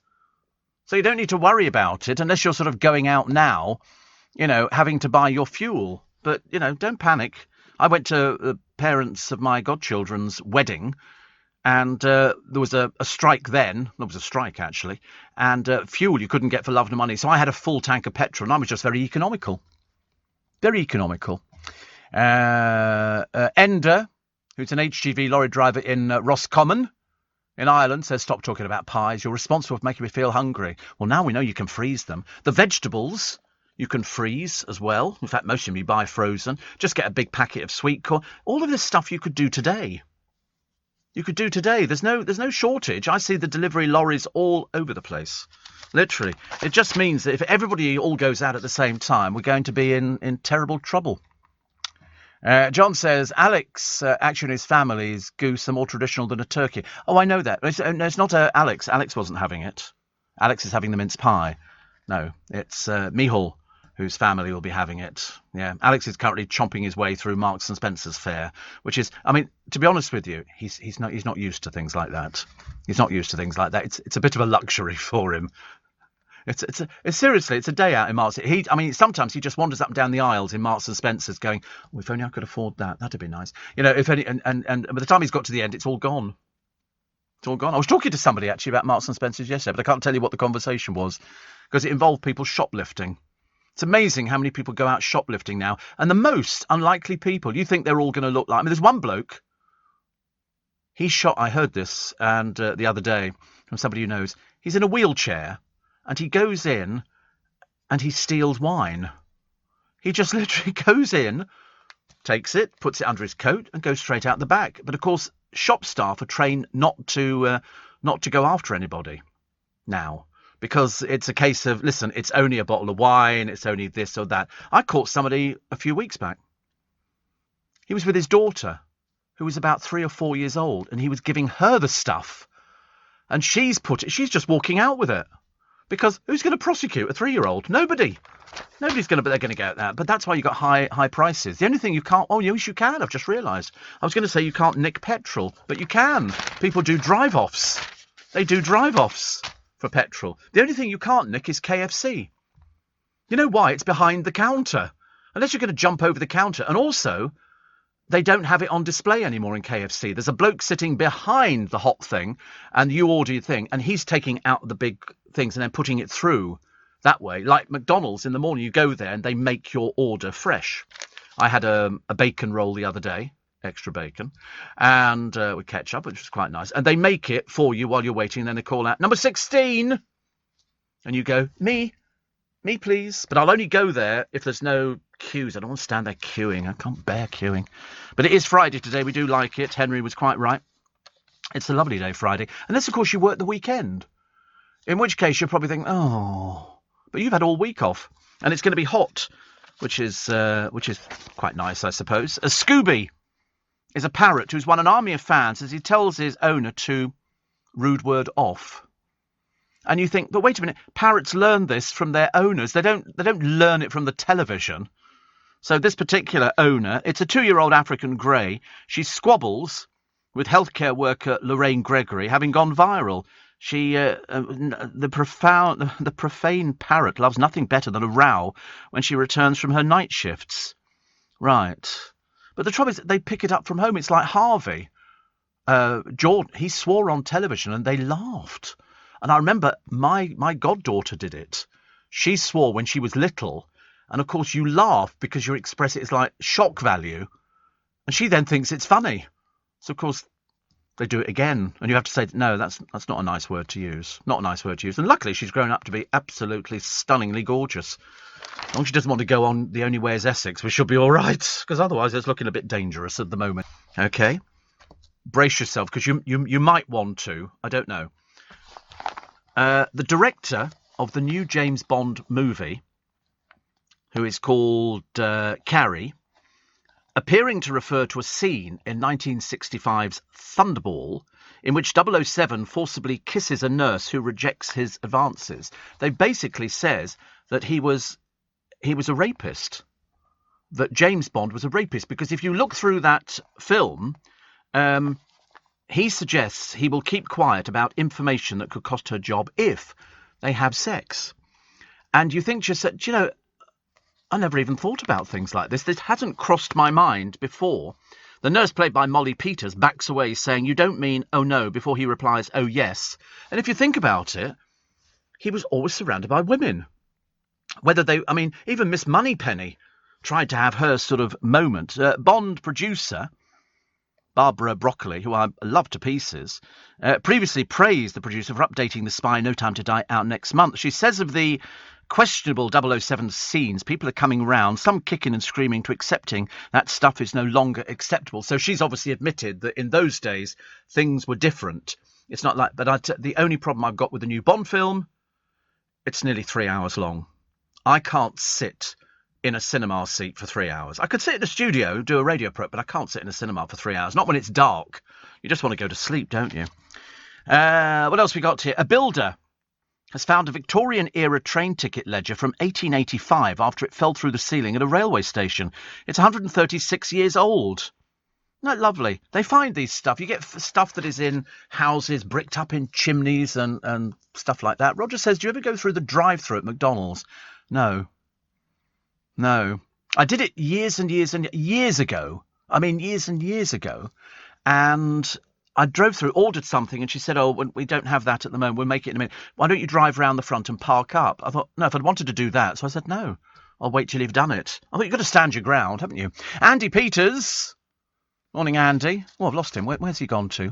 He says, "Oh, Steve, there's always there's my QVC show today at 4, full of festive foods." Oh, Andy, don't tempt us with the festive foods. What have you got? Have you got mince pies? I don't know how many mince pies the boys have eaten already, but once Alex gets the box open, he's like a man possessed. You know, he can get through 2 or 3 mince pies with no difficulty whatsoever. We love it when Andy does his QVC show today. And I think he's still giving away money, isn't he? Has anybody won the £1 million today? They're giving away £1 million. And as I say, they couldn't trust me with that. But tonight on the lottery, it's 111 million. Which is, that's worth playing for, isn't it? That's worth playing for, provided you can afford to play things like that. Somebody said you go to midnight mass. No, I have been. I have been to midnight mass, but I mean years and years ago. Years and years ago. I quite like it. Although people used to complain. They go, you don't go to church all year. Why'd you go for midnight mass? And I've gone, what's it got to do with you? Not as jealous as people who sort of can't go there because they don't know how to do it, which is a bit of a shame. What else we got? Steve. Do you think any of today's celebrities will get out of bed for 300 quid, says Roger? Oh, yeah. Oh, yeah. That's how much the Jeremy Vine show pay for their guests on there. 250 quid. 250 quid. But then if you do sort of one of those, then you do it this morning, or you do... I mean, Dawn Neeson must be a multi-millionaire by now. Hey, Dawn? She must be. She's on every time you turn on the television or the radio. There she is again. It's all. I'm not all fee paying, but that's how people made their money years ago. There were all sorts of people. People in England walked 220 miles each last year, the most since current records began in 2002. I've got one of those apps on my phone, and it tells me how many steps I've done, and I'm never too sure. I don't know how it works it out, actually. I've really got no idea how it works it out. But it says, yesterday... Oh, I must have done a bit more than that, surely. So wait a minute. Oh, no, go away. I think I did about 4,000 steps the other day, which apparently is not very good. Somebody will actually tell me that it has to be, I think, 10,000 steps a day, isn't it? Or something like that. Also, the step length. Did you ever think about that? I never thought about how wide your steps are when you're walking. But so far today, I've done 649 steps. It's not really much, is it? I mean, I feel a bit guilty, but then I'm not supposed to be healthy, not at my age. I'm supposed to be sort of going around cemeteries and thinking, that looks nice. And, I wonder how comfy I could be under that tree. You have to think about things like that. They were talking about it. Tom Swarbrick was talking about his son last night on the programme who said to him, will you die? And he said, yes, at some point I will. And he said, I'll miss you. His son is 6. I don't think I even knew about... They must have the most interesting conversations in Tom Swarbrick's house when his son asks him about dying. Because I thought about it years ago. I mean, I don't have any issues or anything like that about dying. It doesn't bother me. As long as it's quick, who cares? But as I say, all those people who I read them out on a regular basis now, they go, oh, here's somebody who's an anti-vaxxer. Somebody who was so anti this, and then they caught COVID and they died. And just under, how many the other day? Wednesday, 166 people died of COVID. So for all those people who are sitting on buses and the trains without a mask on, you could be next. You could be a statistic, which you don't really want to be. Given the choice of living or the other option, living's good. Living's very nice, thank you very much indeed. We've got 1,000 people on special beds at the moment to help them breathe in this country. 135,000 have died so far, approximately. And people go, oh, it's all gone away now. It's all right. You can go and hug people and kiss them. Well, I've tried it with the producer. He's having nothing to do with it. Seriously, I couldn't believe it. I thought, it'd be all chummy, and we're in show business. And, oh, no, nothing of the kind. Show them a mince pie, though, I tell you. That opens up all sorts of corridors, doesn't it? Lewis says, I average 37,000 steps a day at work. What do? Do you work in a gym or something like that? 37,000 steps a day. My friend Helena, she's super duper fit. She never used to be. She won't mind me saying so. She was 2-ton Tessie O'Shea. She was big. And then she got into this fitness thing. She's changed her diet. She's changed everything. Every day she goes either for a walk on Brighton seafront or a run she's lost so much weight. Now, I feel a bit of an embarrassment, but 37,000 steps a day, look, sounds like you work in a gymnasium. If I worked in a gymnasium, I'd probably, but unfortunately I work in a job where you sit on your bum and you just talk into this, microphone, and it's all very exciting, and I sit here talking into it in Leicester Square, and apparently up the country, Glasgow, Edinburgh, people hear the same programme. Unbelievable. How does it work? How does it work? I mean, how does it take my voice, send it out on a sort of satellite, and it must be all jumbled up because it's very messy and windy up there, and it gets to the other end and you can hear what I'm saying? How is the Outer Hebrides? Andy Peters went up to Scotland and he could hear us up there. Unbelievable. Unbelievable. He says he's doing the million this morning, so you can do it standing up. I can't. No, you can't. No. I saw a programme, it was called... It was a series on television of a bloke who was a radio DJ, and he did his programme standing, and then he walked around the studio. How that happens, I've got no idea. Andy Peters is doing the million this morning on GMB. He said, then QVC later today, yes, got mince pies around 5 p.m. See, now you know you can freeze them. It's good news. And Andy Peters he'll have all sorts of chocolatey things and stuff like that. Although if you look at him, you wouldn't believe that he eats anything at all. He must eat really, really healthy. Oh, that looks nice. Is that a toffette or something? Oh, it is. It's a toffette. How clever of me. I recognise these things. But mince pies, I like. But I might have some today with custard. I should have brought some, or squirty cream. I love the squirty cream. Ooh, all over yourself. I love it. I tell you. It's like having a shower, isn't it, in a bath of cream. Lewis says, I'm a bin man. Ah, that's why he does 37,000 steps a day. That's good, isn't it? Steve, the new Manhunt, sends Shane with Martin Clunes, is on Sunday night at 8:30 in Sydney. I shall be watching, which is good news. Mike in Staffordshire, it's very funny, but I can't repeat it. And thank you very much indeed. Thank you for sharing. Have you seen today's special value on QVC, says Alan? No, I mean, I do catch QVC most days. I catch most things, actually. So I'm always amazed at how many television programmes I seem to actually get hold of. And somebody said, did you see this? And I go, I did, actually.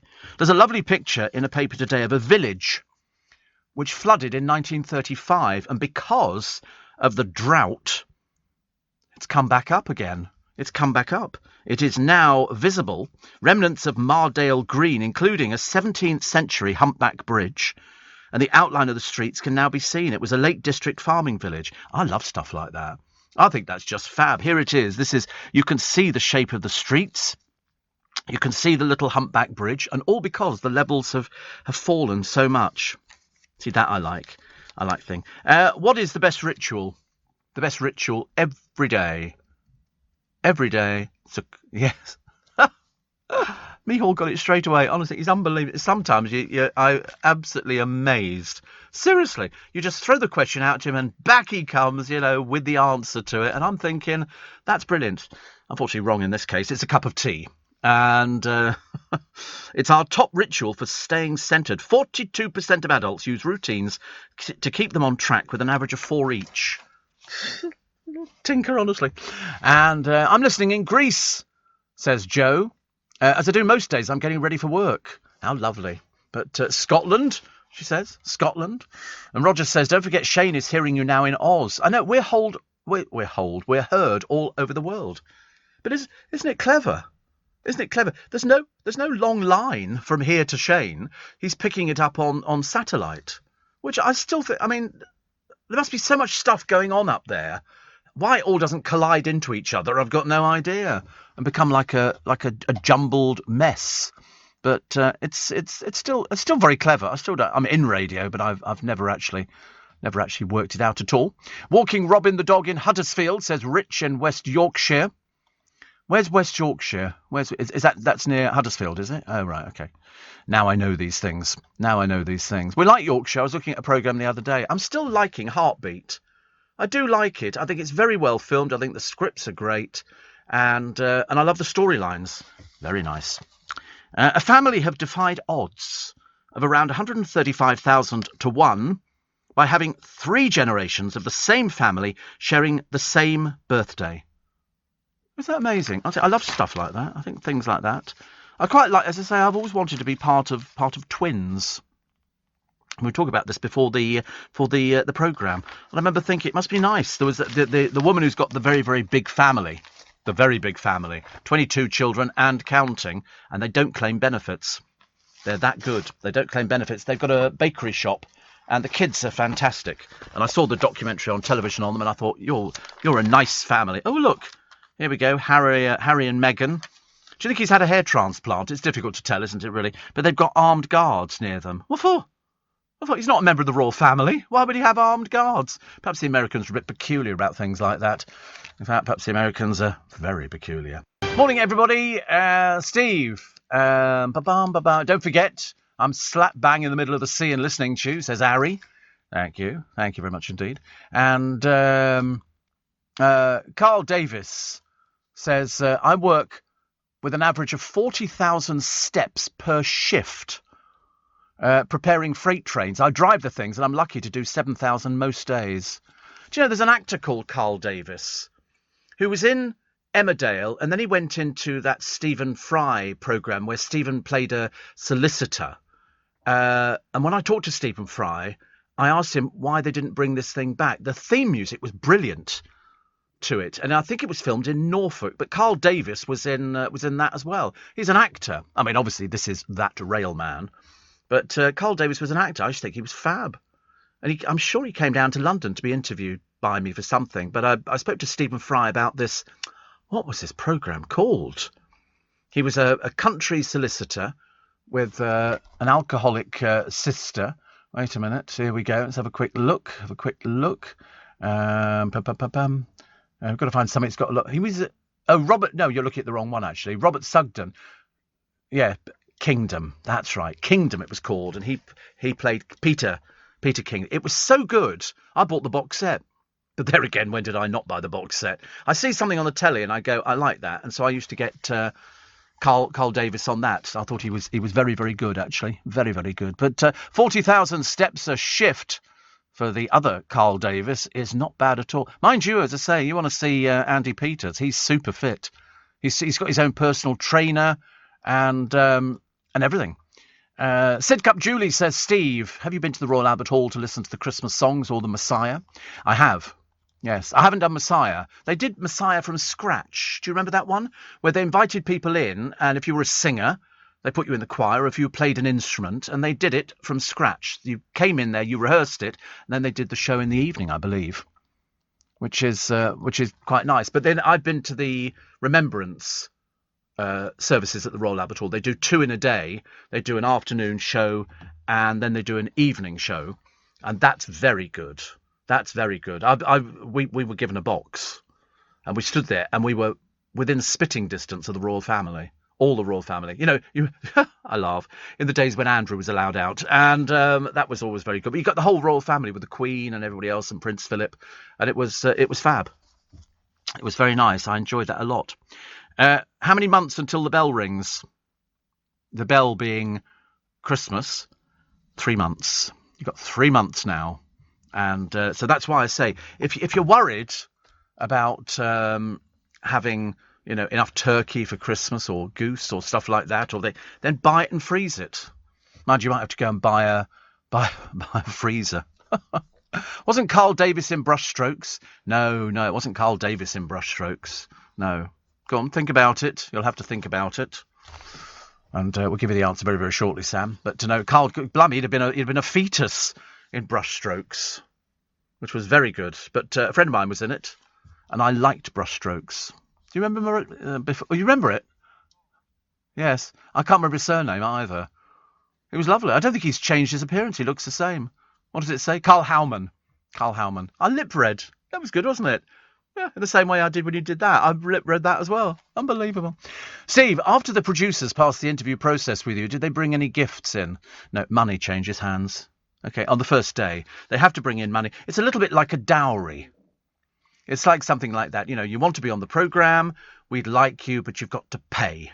Okay, and and it works like that, actually, in quite a lot of jobs. Not necessarily in this industry, but I've always said to somebody, if you want to, get on and you like the sound of radio or something like that, offer yourself as work experience. Because that way... And you have to write into somebody and make sure you don't make any spelling mistakes, so use spell check. And you write in and you say, listen, I'm very interested, I'm going to college, blah, blah, blah. I can offer myself as a work experience. And if you fit in, you'll know. Because they will tell you nowadays. There's no room for slackers. There's no room for sort of, I don't want to do that, or I'm too tired to do that. We don't really have the opportunity to do things like that. It's very, very cutthroat, very hard and fast. But the quicker you learn, the quicker you could actually be earning money out of it. Some people come into the job, they've got no experience whatsoever. And some of them make it. Some of them actually start being offered shifts for money. I don't know, can't believe it myself. We offer them money and they have that and they spend it on things like razor blades or something, I don't know, clothes. Well, maybe not clothes in the case of my particular producer, because he's very excited. I think this is his first month's pay packet. Of course, he doesn't realise I should be taking a third out, but I mean, that's just, that's for being allowed to be on the programme. It's good, isn't it? And he also said I could go round for Christmas lunch if I was at a loose end. Yeah, I'm going there for goose, which is lovely. Chris says, why did they not do any more series of Kingdom? I've got no idea, but I mean, it's so good. Did you get yourself a Christmas hamper every year, says Martin? No, I have had Christmas hampers before. I got one year. It was a Christmas trunk. A Christmas trunk arrived in from a company. I can't tell you which one it was. And my boss said, there's this trunk. It's got champagne. It's got glasses. It's got dressing gowns. It's got just about everything in it. It was in this building. In this building, it was delivered, and I looked at it, and I mean, I'm quite a generous soul, and I said, well, I tell you what we'll do. Why don't we distribute it to the staff? And so people got tickets, and then, you know, if you could then have a pick out of something out of this huge trunk that arrived in, which was lovely. I'm always like that, because you can't take everything home. If somebody very kindly sends you things, you know, I'll be as generous as possible, you know, and make sure that people get things like that, which is nice. That's what it's all about, especially at Christmas time. Now fluoride to be added to all drinking water.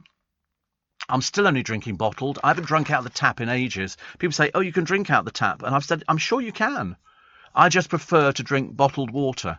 And I've got 2 cases of bottled water in the car at the moment. And we have tins of water here in the fridges, fizzy or still. I was always told, because it's an artificial fizz, so I always go for the still water. But I love water. I've been told to drink more. I don't mind. Do you know, I used to be a bit funny about fizzy water. I can drink anything. I could. Oh, right. You can get. Oh, right. Taps that make your water fizzy. Oh, yes. I've seen one advertised on the television. Is it called Cooker or something? They're not cheap, but it will do hot water. Like our taps here will do hot water and ice cold water, but not fizzy water. In here? Oh, right, that's what I said. No, I mean, I've been to all the kitchens, but they're lovely here. It's, I mean, years ago, you stood there boiling up a kettle, waiting forever and a day, and then you have to go, oh, my gosh, I'm on air, I've got to run back. But, no, not bad. Not bad. Oh, the first fall in men's life expectancy. Start panicking, Alex. This is not looking promising for Christmas. Life expectancy for men has fallen.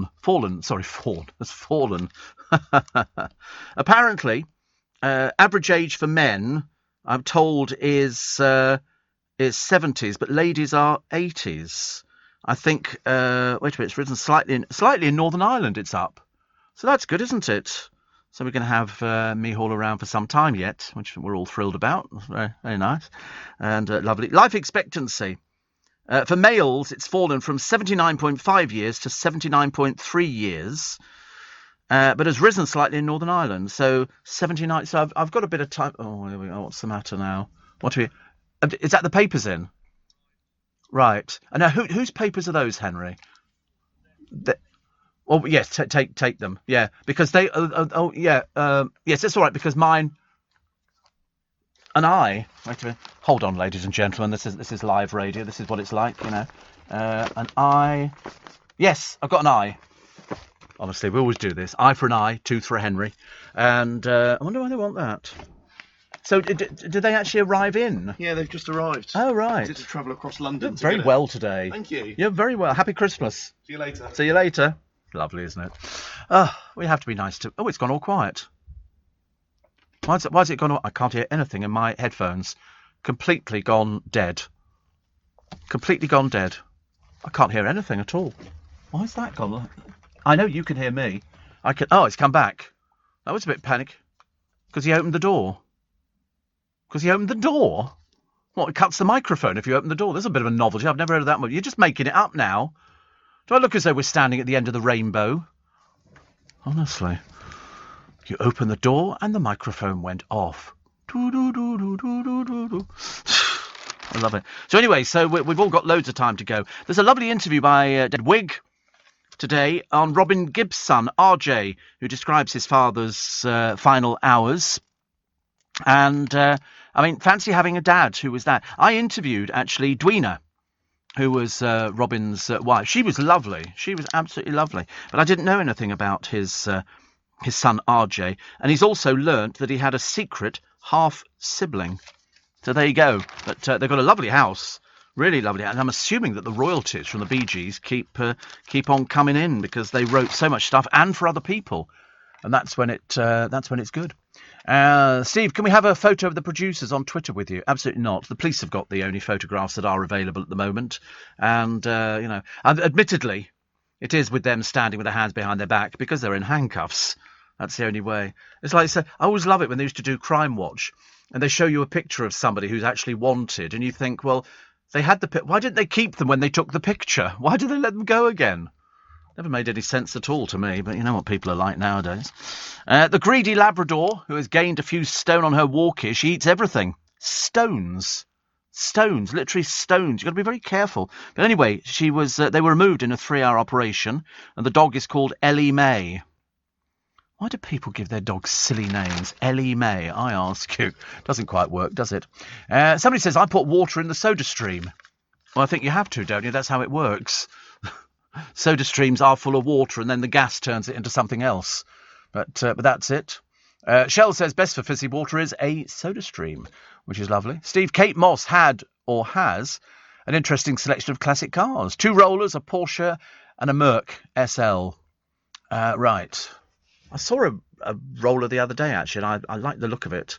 It was a nice colour, and I remember thinking, oh, that's not... Parking it would have been a nightmare. Bad enough with my car, but, you know, we get there. Steve Allen, tweet at LBC. Morning, everybody. 10 to 6. Steve, my nan at 93 years old, and as EastEnders they come, has passed, and it's the celebration of her life tomorrow at the City of London crematorium. 93. I mean, that is what they call a very, very good innings. She never went abroad, never drank, and brought up 5 children, 18 grandchildren, and 26 great-grandchildren. Blimey. That's what you call a legacy, isn't it? That's what you call a legacy. I think that's amazing. Happy birthday today to Helen Lederer from Ab Fab. And as a child, she was a fat female child version of David Frost, who did her own sketches. She claimed her best paid job was an advert for Finish, which involved spending half a day placing a tablet in a dishwasher again and again and again and again. She's 67 today, so many happy returns to Helen. And to Jack D. The stand-up comedian, actor and writer from Kent says his default setting is mildly depressed. For his first gig, he took along a motorcycle helmet. If I didn't get enough laughs, I thought I could just walk through the audience as if I just delivered a pizza. Love him to pieces. Also, the first episode in 1995 of Pride and Prejudice, starring Jennifer L. and Colin Firth, was shown. And September 1973, the 24th, Lord Olivier was attacked at his Brighton home by an intruder. Olivier, though a cut above the eye, gave chase, brandishing a metal drama award. The 66-year-old actor said, I shouted at the man to come back. He had the full benefit of my most heavy invective, but he carried on running. Can't do it. How impertinent. How impertinent. Did you hear about supermodel Linda Evangelista? Yes, she went for a reduction thing, and they say it's left her sort of scarred. But I've seen a picture of her. She's still beautiful. Some people are very lucky, aren't they? They go, oh, actually, I'm scarred, and I shall never be able to do this, never be able to do that again. And you look at the picture of her and you think, well, actually, you look pretty good. Look pretty good. Wine investors can toast their success after vintage bottles beat designer handbags and rare whiskey on a list of the best luxury investments. I've seen the people. I like that posh porn where they sort of have people go in and try and pawn a handbag or, you know, paint. What is the matter with him, honestly, today? Is he on? You're not on paracetamol, are you, or something like that? I don't know where he gets it from. You say something and you look up and he sort of looks like the Cheshire Cat. And you start thinking, have I said something wrong? Perhaps I'm facing the wrong way. But anyway, on this posh porn programme, they had a woman who took in there, it was a painting. Anyway, whatever it was, she got like 50 times more than she was expecting. It ran into thousands. And people take stuff in there and they say, oh, I've got a Steve Allen signed photo. And they go, well, I couldn't offer you any more than 10p for that. But people go in there and then they put it. You either sell it to them or you pawn it. In which case, then you're paying interest, and then you go back and you pay the interest. But there is the company in America called Posh Porn. The business doesn't exist anymore. But the queues outside their shop every day for people going, I want $200 for this, and he goes, well, I can't offer you $200. I can offer you 10. And they go, I want $200, and they stand there shouting and screaming obscenities at this man and his family. And or they'll come in. One of them, she said, these are diamond earrings, and they're very, very valuable, and they're from, what did she say they were from? From the Great Depression or something. You know, they were my grandmother's. They're worth a fortune. I want $500. And he looks at them and he goes, no, they're not from the Great Depression. And she goes, yes, they are. And he goes, no, they're not. And she stands there and starts bawling him out. And he says, no, and he said, I can tell you they're not. He said, because they didn't do this cutting of diamonds during the Depression. They did another cut. Of course, she was too stupid to realise. And so she stormed off out there. And you get people saying, oh, somebody told me on the phone I'd get $400 for this. And he goes, well, they have to see something first, you know, if this was top notch. But I have to tell you, this is fake. And they go, no, it's not. They go, yeah, it's fake. It's a fake watch. And he goes, no, it's not. This is gold. He goes, no, this is gold plating that's rubbing off. He said, it's fake. He said, it's of no interest to me. He said, it's not worth any money. Not worth any money at all. And some people obviously go in there. They're on their last legs. QVC currently showing a singing Christmas hat. Oh, they've got millions of them. I saw it the other day. The best one I've got is a singing Christmas tree. Which is fab. Very good. Gary says, I'm an anti-vaxxer. Much prefer a Henry. Oh, we all prefer a Henry round here. Got to book tickets for Frozen. Frozen the musical. The special effects are brilliant. You'll love it. And it's at the Theatre Royal Drury Lane, a theatre which has staged battles and all sorts of things on its stage over the years. During the glory days, I don't know if they're sort of still alive or not, serving the Lord back in the 80s, America's most popular televangelist, Jim and Tammy Baker, didn't let old-fashioned Christian virtues like modesty and thrift get in the way. They once had Rolls Royces for a Christmas party. They spent $8,000 flying in truffles from Brussels.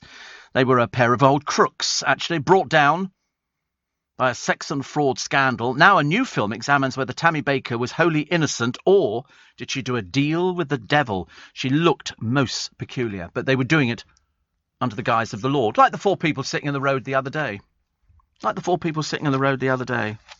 Ridiculous. He pocketed $3.4 million. They were claiming tax deductions for a beachfront flat and everything else. Many expected Tammy to be charged too. That was the big talk. How could she not have known? She was wearing fur coat. She was wearing rings. I mean, she was an ugly woman. And in 92, she filed for divorce, saying, for years I've been pretending everything is all right when in fact I hurt. I can't pretend any more. She never returned to televangelism, but still sang and preached, and showed she could make the same mistake twice with men. Interesting. And she went out with one bloke, second husband, also jailed for fraud. But she started collecting the spectacles of dead friends and relatives, sometimes wearing them in the belief that the eyes are the heart of the soul. I'm not even sure if she's still alive. Can you check for me on Tammy Baker? Baker is the unusual spelling of Bakker. And I can't remember because, I remember the case very, very well indeed. And I thought they were ghastly. Absolutely ghastly. He was more ghastly. He was more ghastly than she was more ghastly. Whatever it was, not so good, actually. And here she is. She's now Tammy Faye Messner. Oh, my God. What does she look like? Oh, she died in 2007. Crook. Always like to see that word, dead. Always makes me feel a lot happier. She was a weirdo. She was really a weirdo. Born Tamara Faye LaValle. That's what I like about the Americans. They've got these kooky names, haven't they? But it was this, done in the name of the Lord. And as I say, it was just not done in the name of the Lord. Another one it says here, Boris telling Macron in French to get a grip may have puzzled him. Apparently, la grippe in French is the flu, says John. I don't know why we're bothered about upsetting the French. They've always upset us. They don't do anything about the people coming across the channel. They're not interested. They burnt sheep in the streets before now. They're deeply unpleasant to us. I don't know why we're even bothering. I think what we should do is sort of say, right, that's it. We're closing down the Channel Tunnel. Make it a lot easier, wouldn't it, really? Who's on tour? They're already booking for Christmas Carol Sing-Along, which is Jonathan Cohen. I grew up watching Jonathan Cohen on the television.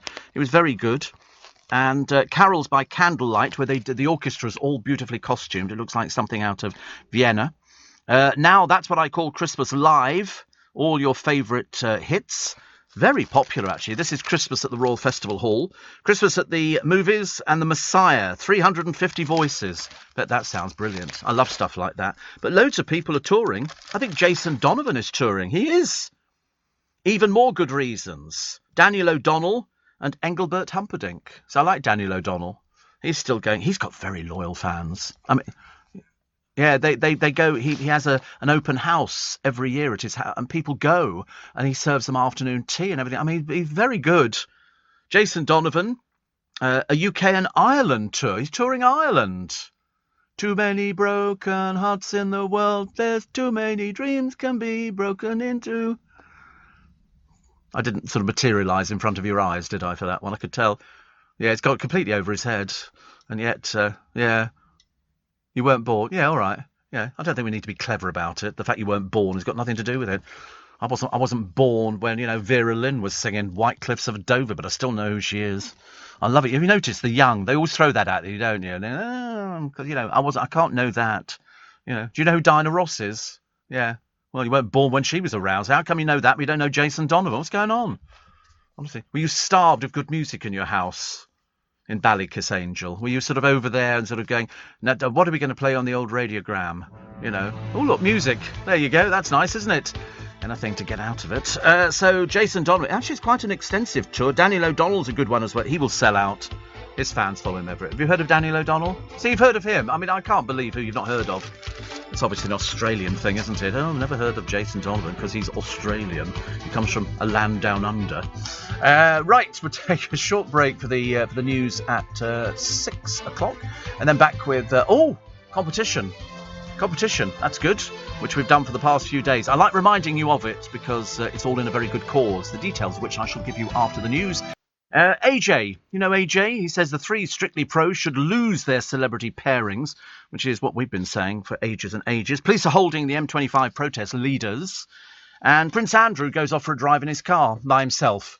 Life must be very lonely, I should imagine, being old Andy at the moment. And a postman, I've had one of these for ages and ages, has delivered a postcard 48 years too late. Hardly worth bothering, is it? How does that... I mean, do they lose it in the post office? I've got no idea. The Bay City roller, Les McEwen, £1.5 million he left. We liked him. He has a book out. He has a book out, and very good it was too. Talking about his life in the Bay City Rollers, talking about his bisexuality, talking about what it was like, and how they didn't think that they got the money that they should have had. Which was a bit of a shame. I think they claimed they were missing millions in royalties, but I'm not sure if they wrote anything. I'm really not sure. Brits have gone mad for Lidl's clothes. You know Lidl? Well, apparently they're doing a range of clothing, and people have said, "Oh, it's fantastic." You've got all these clothes. They've got a picture of somebody wearing it. It does look a bit of a hodgepodge, I'm afraid. Also, Geordie Shore is back. I mean, it really looks so depressing. The boys just look fairly ancient, and the girls looked ancient when they started first time round, and not a clue how to apply makeup. It really, I mean, it was almost embarrassing. There's a picture in just one of the papers today. You don't have to suffer too much with it, because I know that people don't like things like that, even though we're sort of watching the reality shows. What else we got here? We've got Manchester City fan Noel Gallagher getting grips with David Beckham and his hair. Very funny hair he's got at the moment, David Beckham. I can't work it out at all. And they posed for a snap at the premiere of the Oasis Nebworth gig. What on earth old Davy Boy Beckham was there for? Isn't he building a stadium or something in America? I'm still waiting for that to happen. But we're never too sure. And Madonna's daughter, Lourdes, looking all thigh and mighty. She's a model, apparently. The most bizarre-looking model, but definitely a model, they tell us.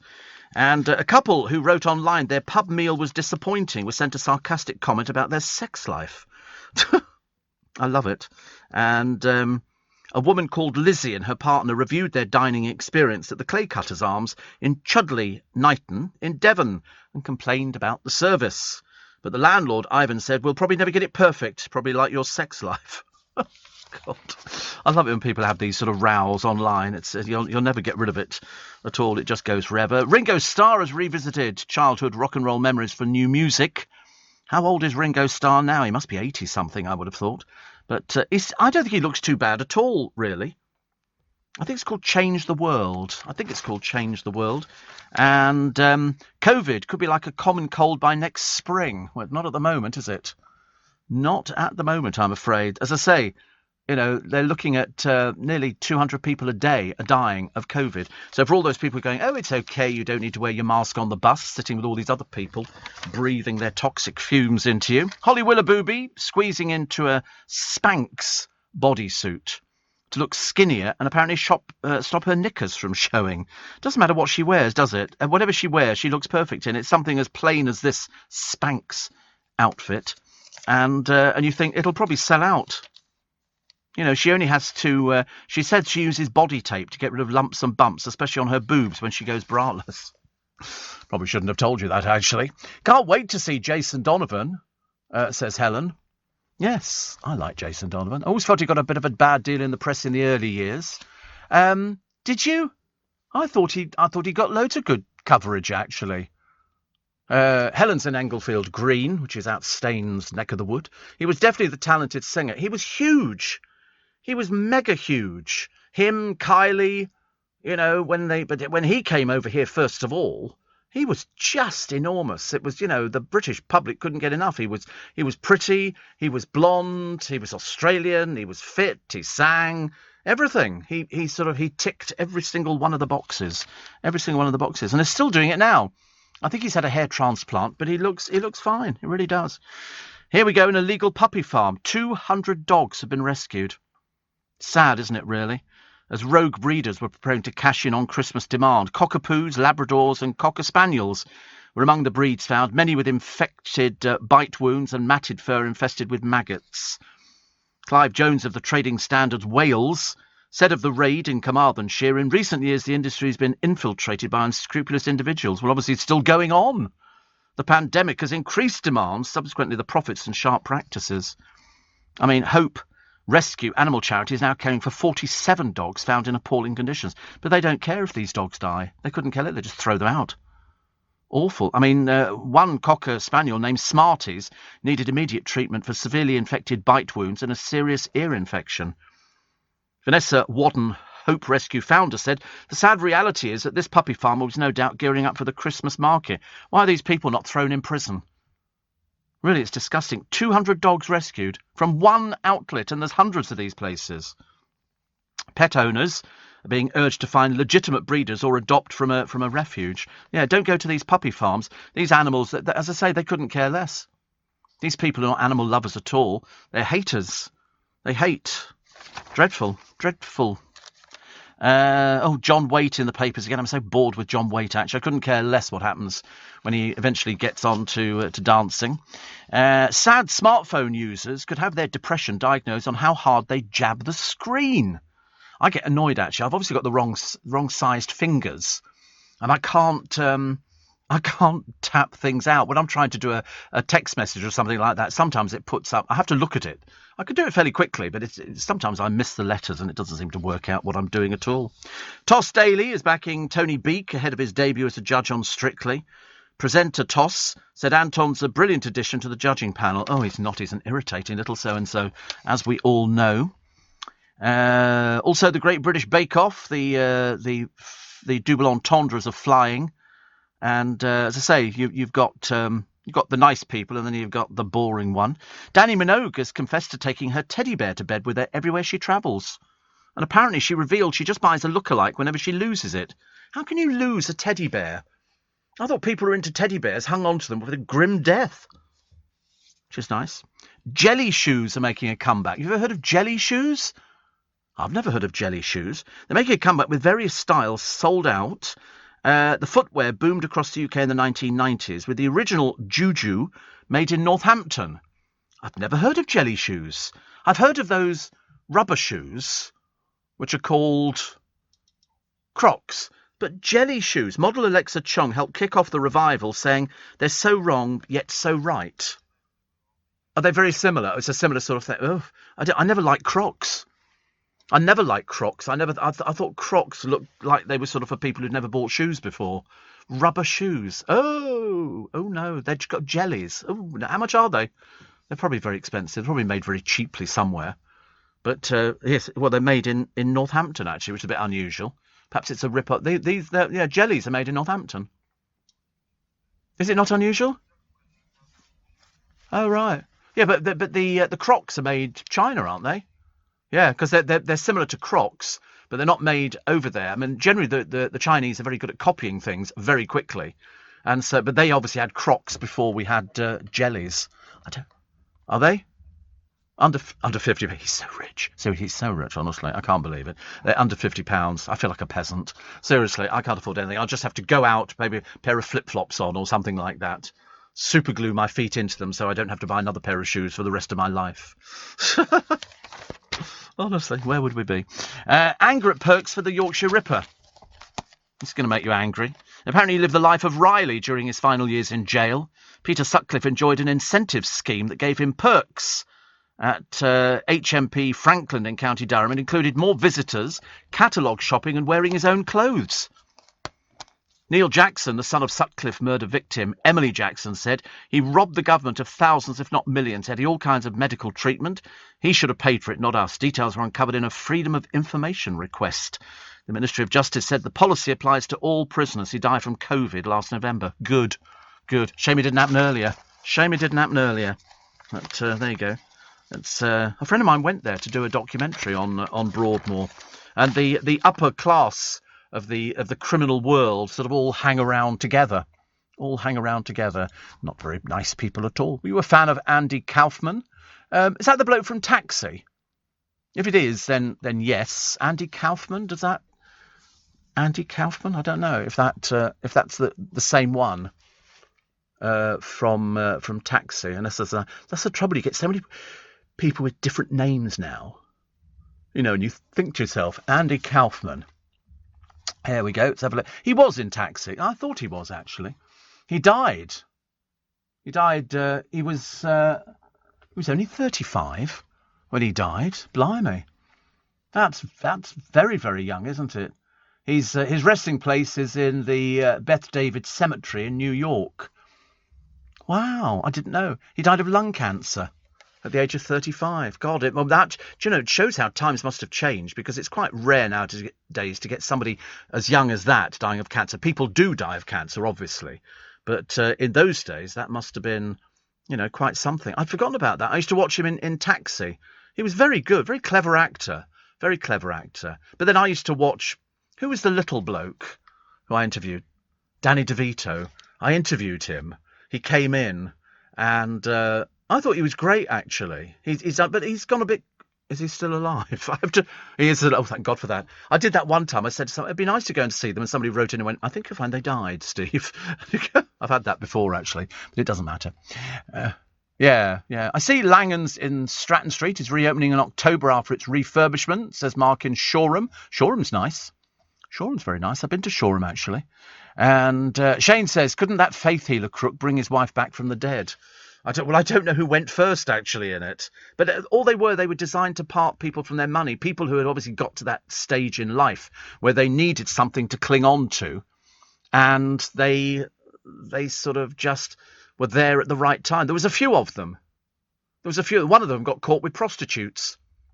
Not in in that particular relationship. One of the other evangelists, he got caught with a prostitute, and he went on television going, "Oh Lord, I have sinned." And I thought, you old crook, honestly. Yeah, that was what it... But when you looked at how many thousands of people were there, but you could phone up and book either a handkerchief, or you got a crucifix or a Bible, and they all carried prices. Would you like us to say a special prayer for you and all that kind of... You had to pay for that. It was just a money-making thing. The Americans went crackers on it. Absolutely crackers on it. And I've seen it a few times. As I say, I would never buy into it. But I don't mind watching things like that. When you look at Geordie Shore, is there something the matter with them up there? Why do they dress so badly? It's apparently Geordie Shore is back. They go, why I? Because you have to do that if it's Geordie Shore, they say. And the new series will be all about them finding love. I think the only love that they've got, especially looking at some of the girls, is looking in the mirror. That would be the only love they have, because they're so shallow. And seriously, one of them, I mean, God in heaven. It's like the blokes. Is this what they're wearing up in Geordieland at the moment? These outfits, ripped jeans on the boys. Please. They went out years ago, love. Honestly. And also the fake tan. It's like looking at Joe Swash in the mirror. The man who's about as funny as nothing. Nothing at all. Waterloo Road's making a comeback. Axed after 6 years, based around a comprehensive school. Denise Welch was in it and Jill Halfpenny. Casting for the new series yet to be announced, but they're going to run for it. They say, director of BBC drama, Piers Wenger, says Waterloo Road is the perfect lens through which to explore post-COVID Britain. Oh, God. In other words, it'll be a cheap programme or something like that. Dame Joan Collins has joined Instagram. She's in a social media war with Jane Fonda and Goldie Hawn. Appearing on YouTuber Patricia Bright's series, If I Can Tell You Just One Thing, Joan said, "Do you know how many followers I have? It's pathetic. I have 237,000 followers. Jane Fonda's got 4 million and so has Goldie Hawn. Well, Jamie Oliver's got 6 million. 6 million. So there you go. I love it. I love it. When you get all of these things and you start to watch. But some people have got millions and millions of followers, which I love. Nice to have your company. Danny DeVito was married to Rena Perlman, of course, from Cheers, also in Taxi. That's where they met. But they separated. I thought they were together forever. Strange, isn't it? But you always get these things wrong. So looking at the other stories in the papers today, Johnny Depp emerging from his San Sebastian hotel after claiming his career had been harmed by the spread of cancel culture. And he's fighting a defamation lawsuit against his ex-wife. $50 million. Beginning to look quite interesting, isn't it? We like things like that. Ed Sheeran back at number 1 again. His 14th number 1 single in the UK charts. Well done, Ed. And looking well the worse for wear and looking a little bit ravaged, unfortunately. Poor old Gemma Collins with smeared makeup. Goodness. Honestly. Fancy allowing somebody like that to go into a restaurant with smeared makeup on. What was the other thing I wanted to tell you? There were so many good stories in the papers earlier on, and now I've lost half of them, which is a bit of a pain, isn't it, really? Apart from the new fears of petrol shortage, there is no petrol shortage. The only thing they don't have is the driver shortage, because it doesn't have the same impact in the newspapers. If they put down, we can't actually get the petrol to the garages at the moment, but there's no shortage of it. No shortage at all. Here's dreary old Harry and Meghan. Don't mention the fawning city bigwigs. 2 private citizens on a sightseeing trip to New York. Yeah, they're nothing to do with the royal family. They're out the royal family. He was the one who opted out of it. But of course, he loves the attention, as indeed does she. But let's wait and see how it pans out, shall we? Bosses need to start paying more. I don't know how that one's going to work out at all. And Camilla. 1 million mammograms missed. She says, I've seen close family and friends fight cancer. Sadly, some have now gone. I wish a Maggie's Centre had been there for them all. And that's from Camilla. We like Camilla. She seems to make a lot of sense. Stylish to a T. There's a clue in that. Europe's golf wags. Wow, the gala. I'm sorry, if you play golf, you can't. Wags are not included. It's only footballers. Only footballers. There's all sorts of people here. I've never heard of any of these footballers. Sorry, any of these golf players at all. And it's a picture of them. The trouble is, some of them don't look like wags. Whereas if you see some of the footballing wags, you know that they can only be footballing wags, or basically somebody from The Only Way Is Cheshire or something like that, which is a bit bad. Enjoy the last blast of the Indian summer this weekend. I was a bit worried. I thought it was going to rain on Sunday. I thought that's what the forecast is. They said next week you'll find yourself digging out your jumpers. Mehul you don't even need to tell him. He wears them all year round anyway, because he feels the cold, basically. And so he put on it. I mean, it's literally, it's like a cornucopia of the best jumpers that are available in Primark and Lidl. And they're lovely. And he sort of goes in there and buys them. I mean, he's brought his entire winter collection for under £3. It's marvellous, isn't it? And I'm the one who has to look at them every single day. I always, when I'm coming in the car, I sort of close my eyes and drift off a little bit. And I think, I wonder what he's wearing today. And then I come in and I'm always disappointed. Always disappointed. But no, it doesn't matter. I mean, luckily they fit and they look great. And the colours suit you. They're very sort of, very autumnal colours. Oh, the one the other day looked like a bee. He looked like he was about to do an impression of a bumblebee or something. Looked a bit like Joe Lycett. With a beard. I don't think Joe Lycett could ever grow a beard. Oh, dear, honestly. What else we got? Migrants. Now the EU shows us how to do it. a £37 million closed controlled access centre, home for 3,000 arrivals. Like, that's going to be working. 69 Albanians were smuggled into the UK on a converted trawler, was crossing the North Sea, intercepted by UK border force, escorted to Harwich. It had been converted to hold 19 berths, far fewer than the numbers on board. So 70 of them were smuggled in. Where do they go? I mean, I don't know where they go, but at least in the Aegean Sea, they've got this huge place. I mean, you know, they say here 3,000 arrivals. I mean, I suppose it could be. Whether or not people will be breaking out of it, I think remains to be seen. I suspect they probably will be. So the Songs of Praise, I started telling you about the Songs of Praise and how I liked it, but the Queen will be doing a message to celebrate 60 years on air. They used to do an awful lot more religious programmes on the they don't do that. I don't think the rules are in place because they used to have to do so many hours of religious broadcasting. They don't have to do that now. And Songs of Praise is like the last one. This is going to be shown on October the 3rd. At 2:45, it'll mark nearly 3,000 programmes since it first transmissioned in 1961, hosted by, of course, who else? Aled Jones. Catherine Jenkins will be there, Sally Magnuson and David Grant. Oh, there's the one disappointment, I'm afraid. The BBC show, it's the world's longest-running religious television programme. Aled says, he said, it's an honour to be able to share uplifting stories. He's so good at it, and Catherine Jenkins is just wonderful, and Sally Magnuson, but David Grant just becomes an irritant, I'm afraid. Everybody's allowed to like people and to not like various people, and we talked about them the other week. So here's Johnny Depp.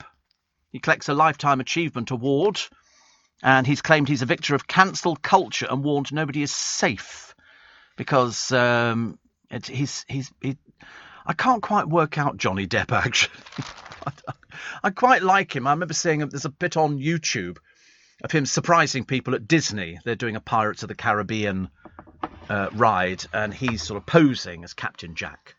And then when the boat gets level, he goes, "Ah, I've been waiting for you." And I'm not sure if the people on the boat actually realise it really is Johnny Depp, or if they think it's just an actor doing it. But he was very good. Then they suddenly realise, oh, it is Johnny Depp. So they start taking photographs and pictures and all the rest of it. So that was quite an exciting thing for them. On stage, if you've not seen it, I can only urge you to go see it because it's well worth it. It's called Witness for the Prosecution.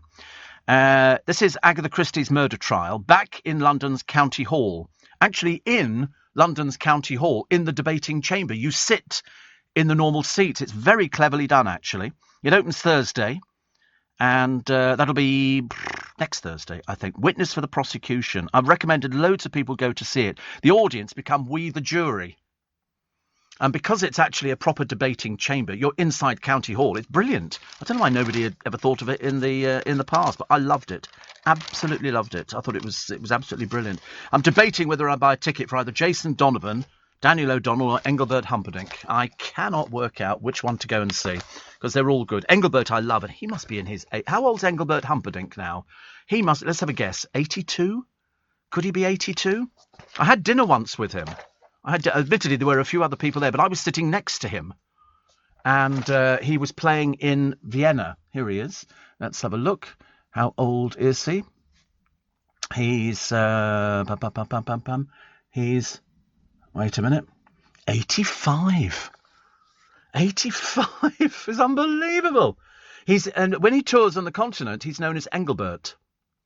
It's over here. He can call himself Engelbert Humperdinck. His real name is Dorsey. Born in Madras, one of 10 children. And I thought he was great. Him, Tom Jones and Gilbert O'Sullivan all had the same agent at one time. And he did represent England in Eurovision. I thought it was brilliant. I thought he was absolutely brilliant, but nobody liked the tune at Eurovision. Mind you, but we don't seem to be particularly successful at Eurovision. Whereas the Irish, at one point, got so desperate they chucked Jedward into it, hoping beyond hope that they didn't get it. Because it cost a fortune to stage the Eurovision Song Contest, and so that they were and they kept winning it. Johnny Logan kept winning it, and then Dana with her all kinds of everything, and it was all lovely. And then Jedward, and we all went, oh dear. But luckily they didn't win, thank God for that. But they jumped around on the stage like a good pair of nincompoops, And people were very happy. But no, Ireland were desperate not to win. We'll do anything not to win so that we don't have to pay for it. I love it. Steve. Re the charlatan preachers, says Jonathan, who's a curtain twitcher. He says they also provide a service for people who believe in such rubbish. But that's how religion works, isn't it? You have to convince people that one of them is going to be right. Come the day of judgment, one of these groups of people saying, this is what's going to be happening on the day of judgment, one of them is going to be right. It's picking out the one that you think is actually going to be right. I mean, I don't know which one it is. I don't know if I believe in heaven and hell. I've got no idea. I don't think I'll really care by that time. Not too bothered. Lovely Matt. He says, morning you. And he says, I'm off for another morning swim with the Dawn Stalkers in Penarth. In Penarth. He says, I'm a regular listener because I'm up at 5 each day for my new routine. If anybody hasn't read the 5 a.m. Club, I highly recommend. Gets better looking every day, does our Matt, who is content director for the Capital brand. He's a super person. He really is. So well done to him. It's nice. At least I like regular people. Very regular. You all right? Happy next door? Good. Well, tell your face. Oh, sorry. I'm just spreading happiness, as one does. I can't believe it's the weekend. I'm very excited, actually. Very excited about the weekend. 6 million viewers apparently gasped as Suran Jones woke up trapped in a flooding torpedo tube in the BBC One thriller Vigil. I've never seen it. It's apparently life on a submarine, which is, lovely, if you like that kind of thing. And they're obviously trying to... But I mean, only 6 million people. There's more people who are doing the Bake Off programme than watching a drama which probably cost about 15 times as much.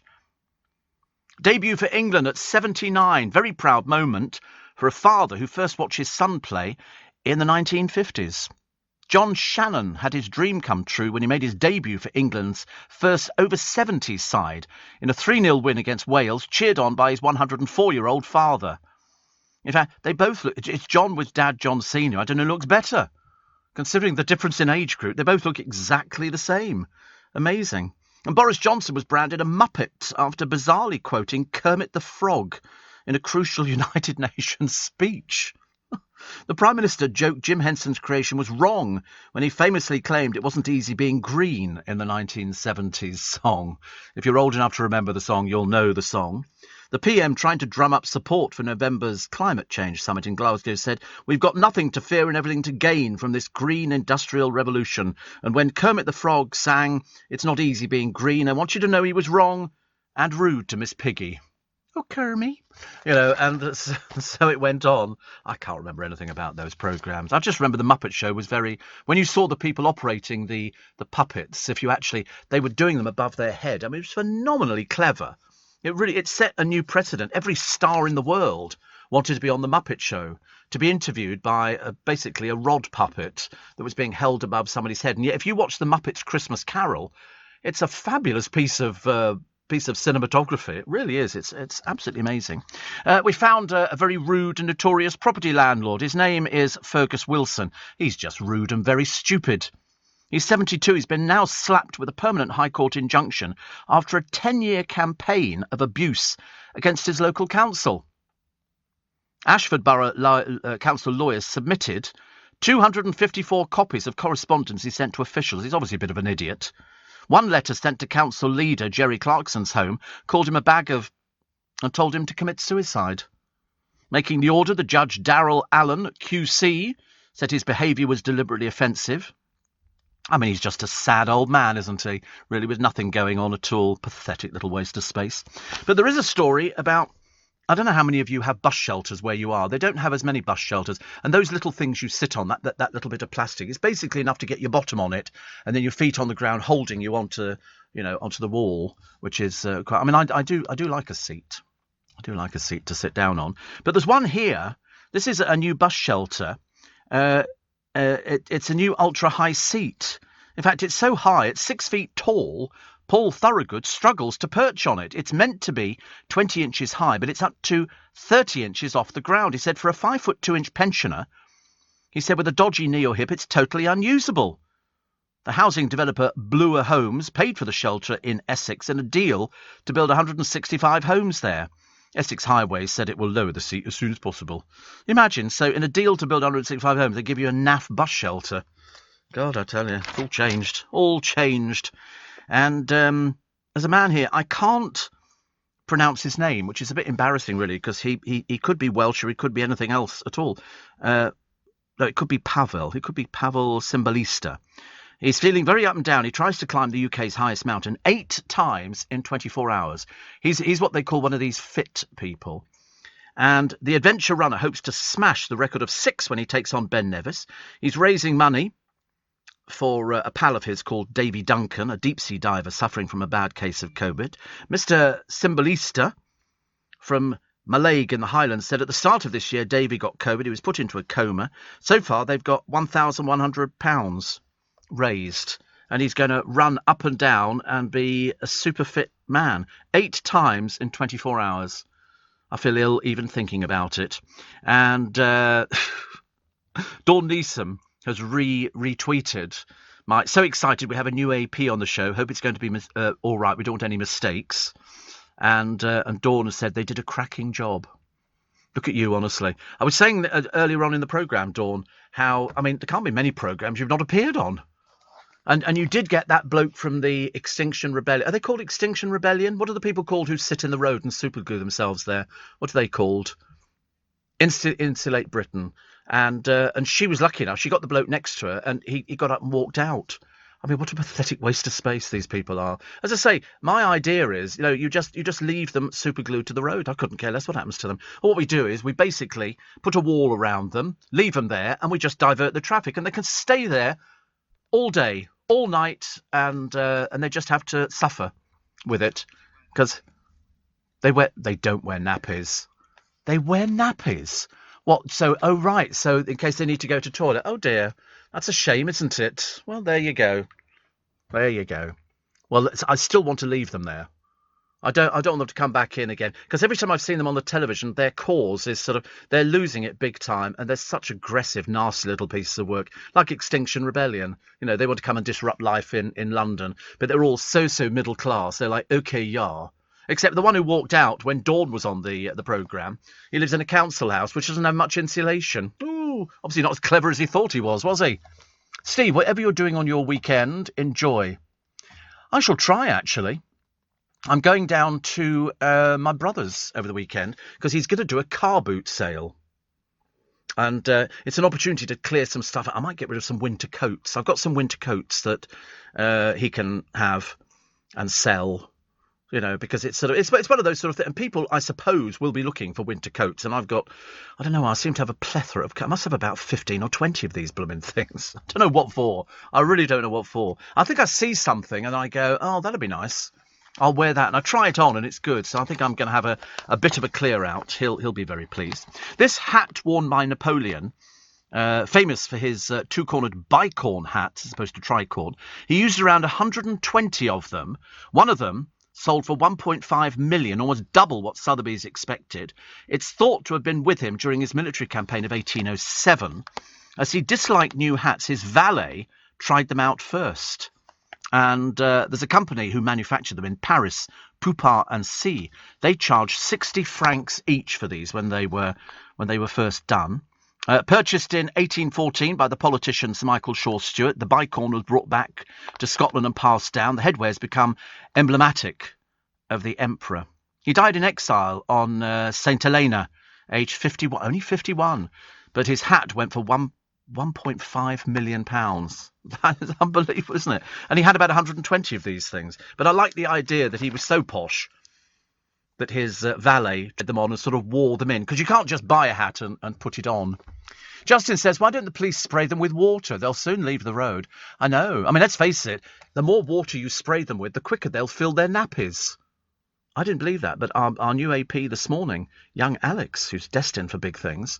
I mean, I predict all sorts of things for Alex in the future. I think you could put him on all sorts of programmes and he would fit in like a well-oiled glove, ladies and gentlemen. But he was the one who told us about the nappies. I'd never heard the nappy story. That's so exciting. I might dine out on that, actually.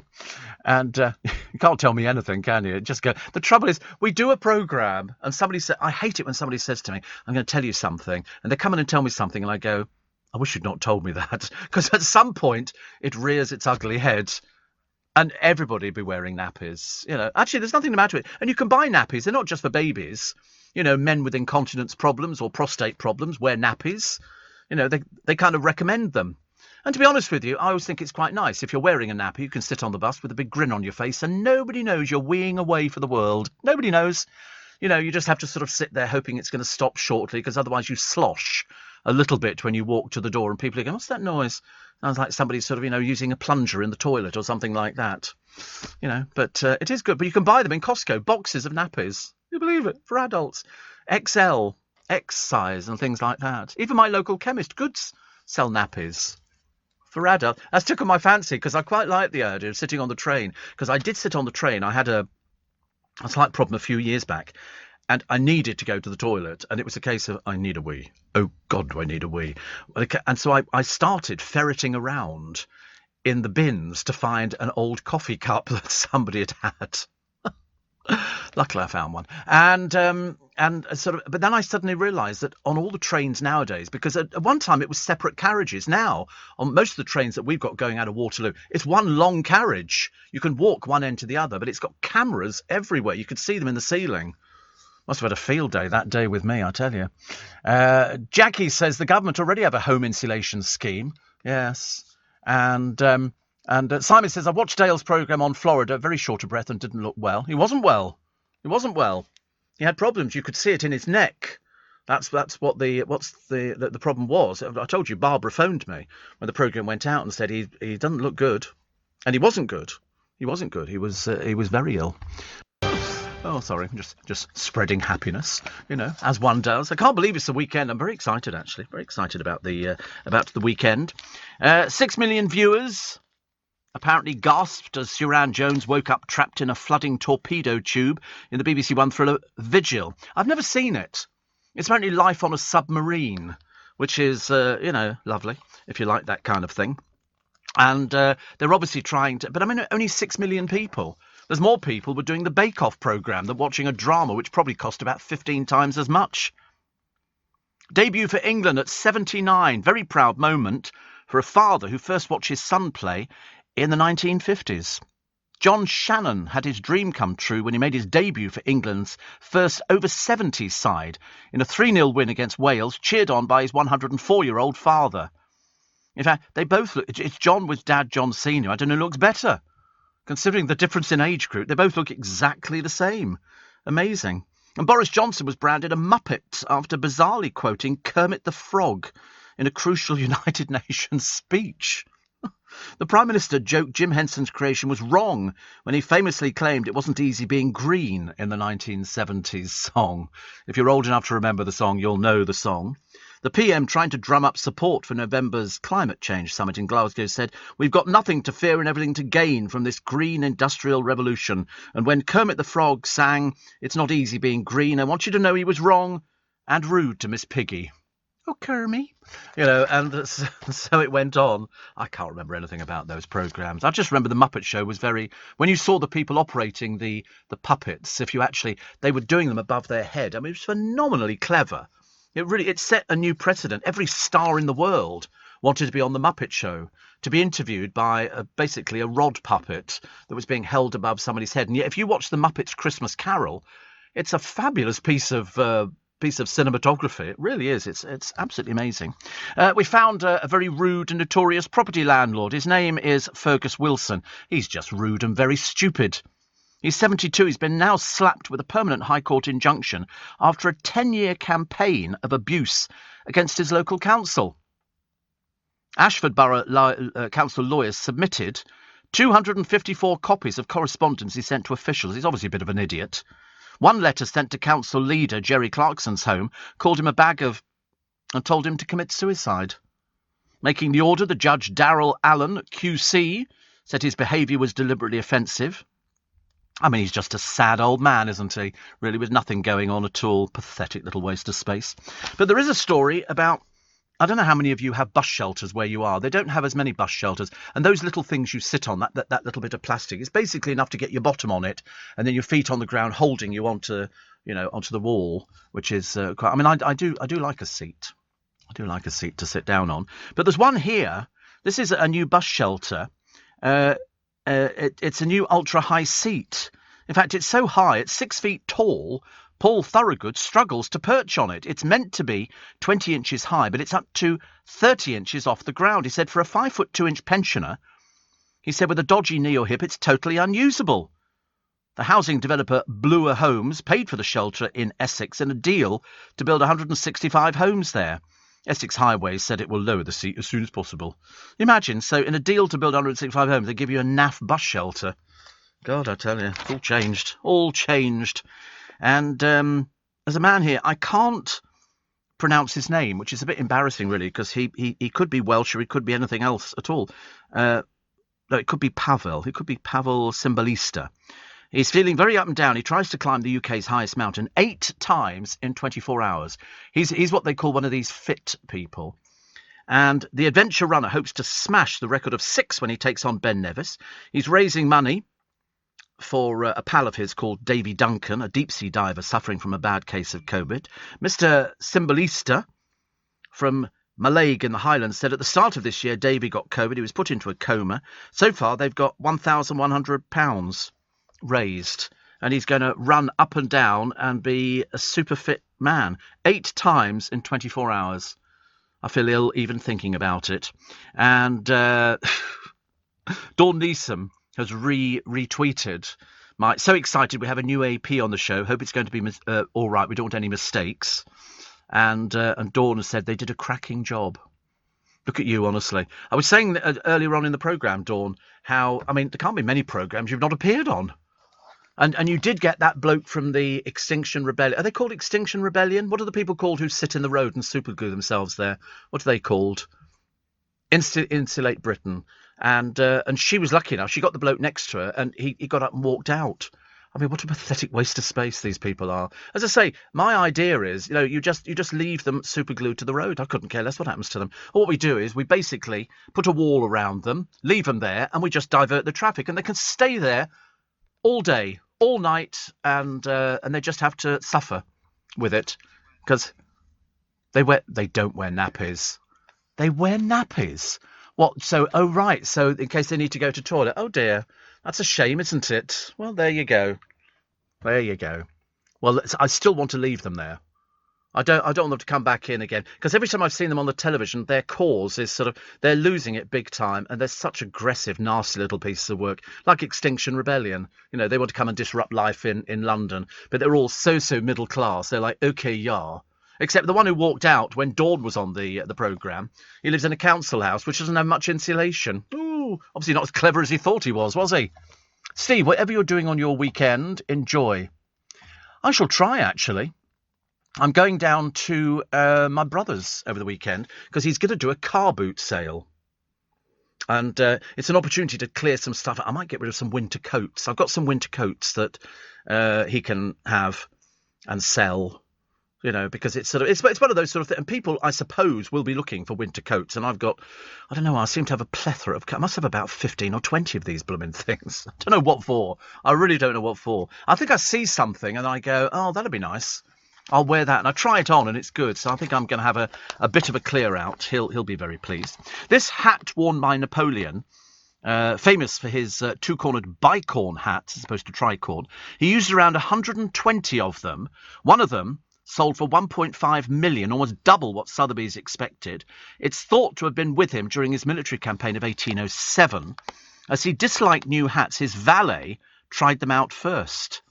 And there's a company who manufactured them in Paris, Poupart and C. They charged 60 francs each for these when they were first done. Purchased in 1814 by the politician Sir Michael Shaw Stewart, the bicorn was brought back to Scotland and passed down. The headwear's become emblematic of the emperor.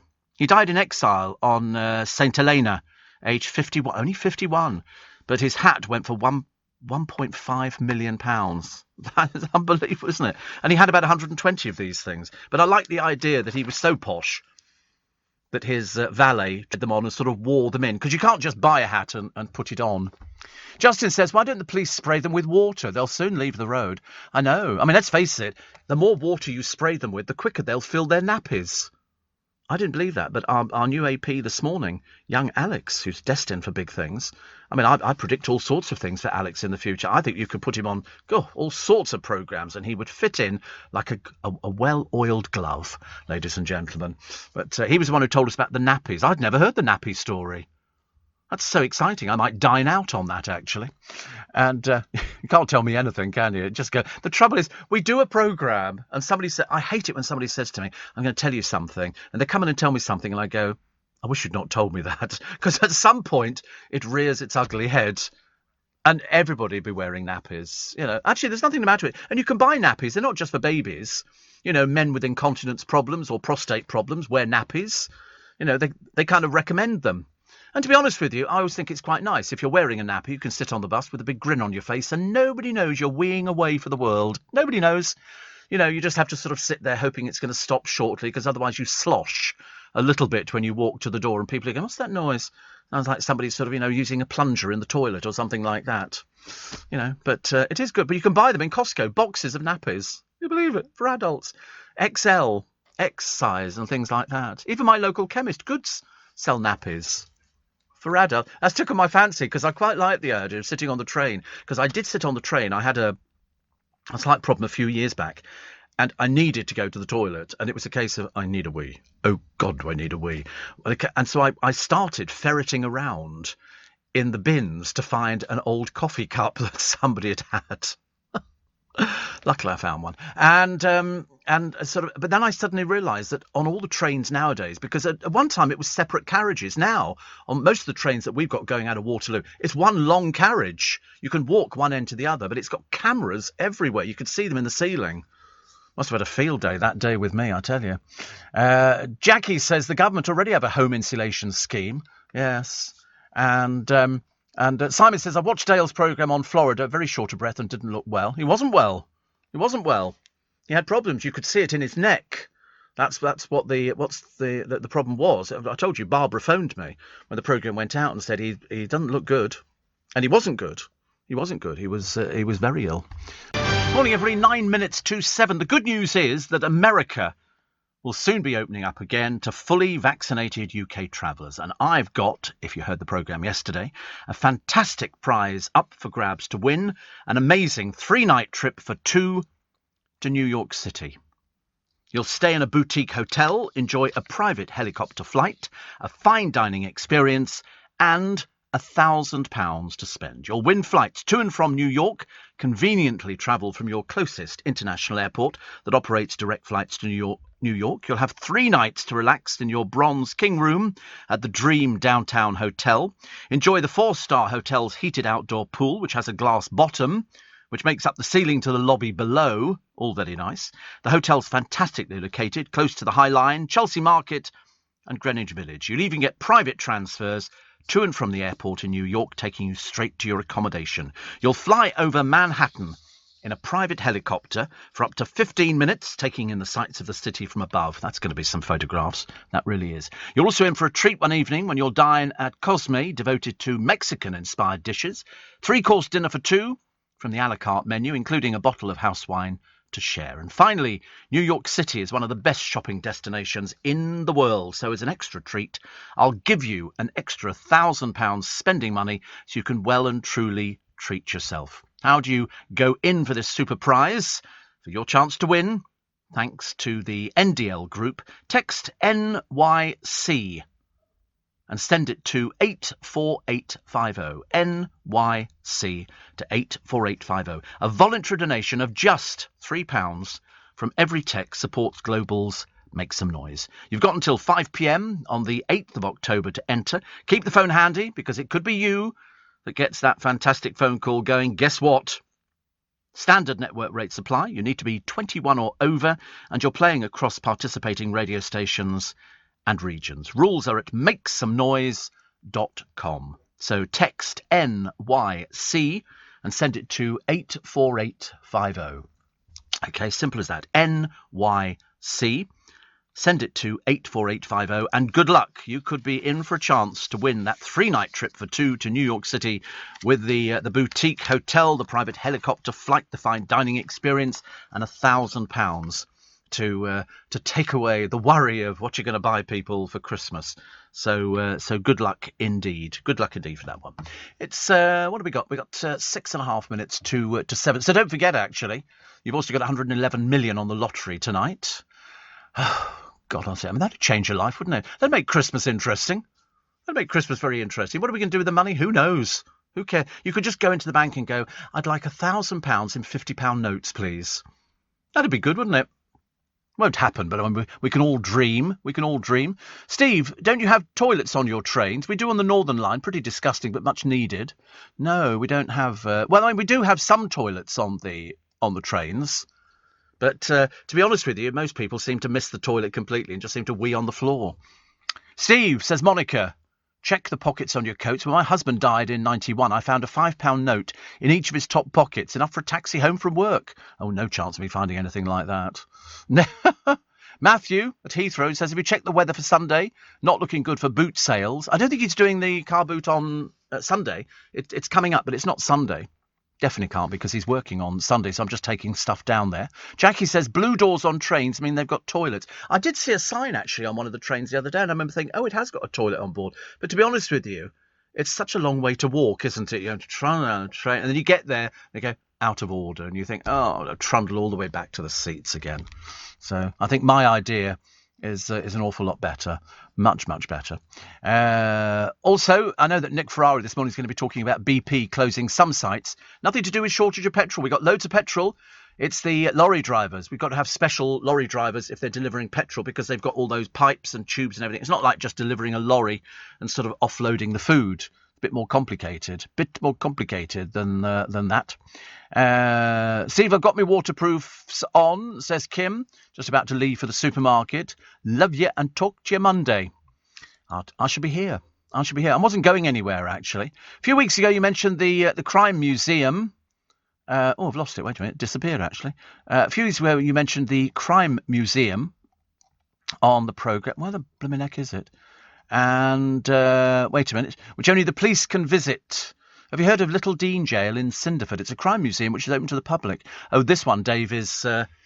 this used to be called the Black Museum, and it was situated at New Scotland Yard, and then it's packed up into boxes. But this is specifically for police officers who are working on similar cases. That's why it's not open to the public. It's only open to serving police officers or by invitation. So they've got stuff in there like the ropes used to hang people, the photographs. They've got the cooker, which the man who cut up his victims' bodies were put on the cooker. They've got that in there. They've got all sorts of things. But not open to the public. There are other crime museums. There's the one in Vegas, which is a very good crime museum.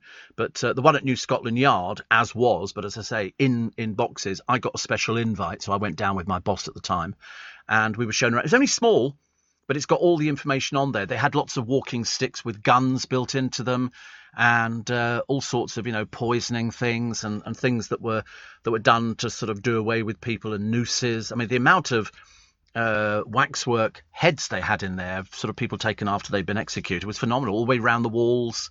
Very interesting place. But no, known as the Black Museum. Now I think it's called the Crime Museum, but not open to the public. And I don't think it ever would be, actually. Don't think it ever would be. Just about it for this morning. There is no little bit extra. And the reason is that the computer had a mare of a day and decided it didn't want to record anything. I don't know whether we didn't feed it enough. I don't know what's going on. Perhaps it had a row at home. Who knows with these things? But it does mean that we shall be back to normal and singing and dancing all the way through on Monday after we've survived the weekend, if we survive it. So one of the papers saying, it's going to rain on Sunday, which I was told, and the other one's going, we're in for an Indian heat wave. Either one, it's and just take it easy. But, take my advice on freezing stuff for Christmas, stuff like the vegetables you can get in now, the pigs in blankets you can get in now, the gravy. Now you can freeze mince pies. I wasn't even aware you could do that, provided you take them out of the boxes they're in and you put them in sort of like Tupperware boxes, freeze them, and they'll be absolutely fine. You don't need to worry about anything else. You can probably freeze all the stuffing for the turkey, and the turkey could be already deep frozen. So at least you've got it, because some people are going to get funny about it, aren't they? They're going to go, what are we going to do for Christmas? And you go, well, it is possible to have Christmas without turkey. You can do it. It's just that, some people like it, some people don't.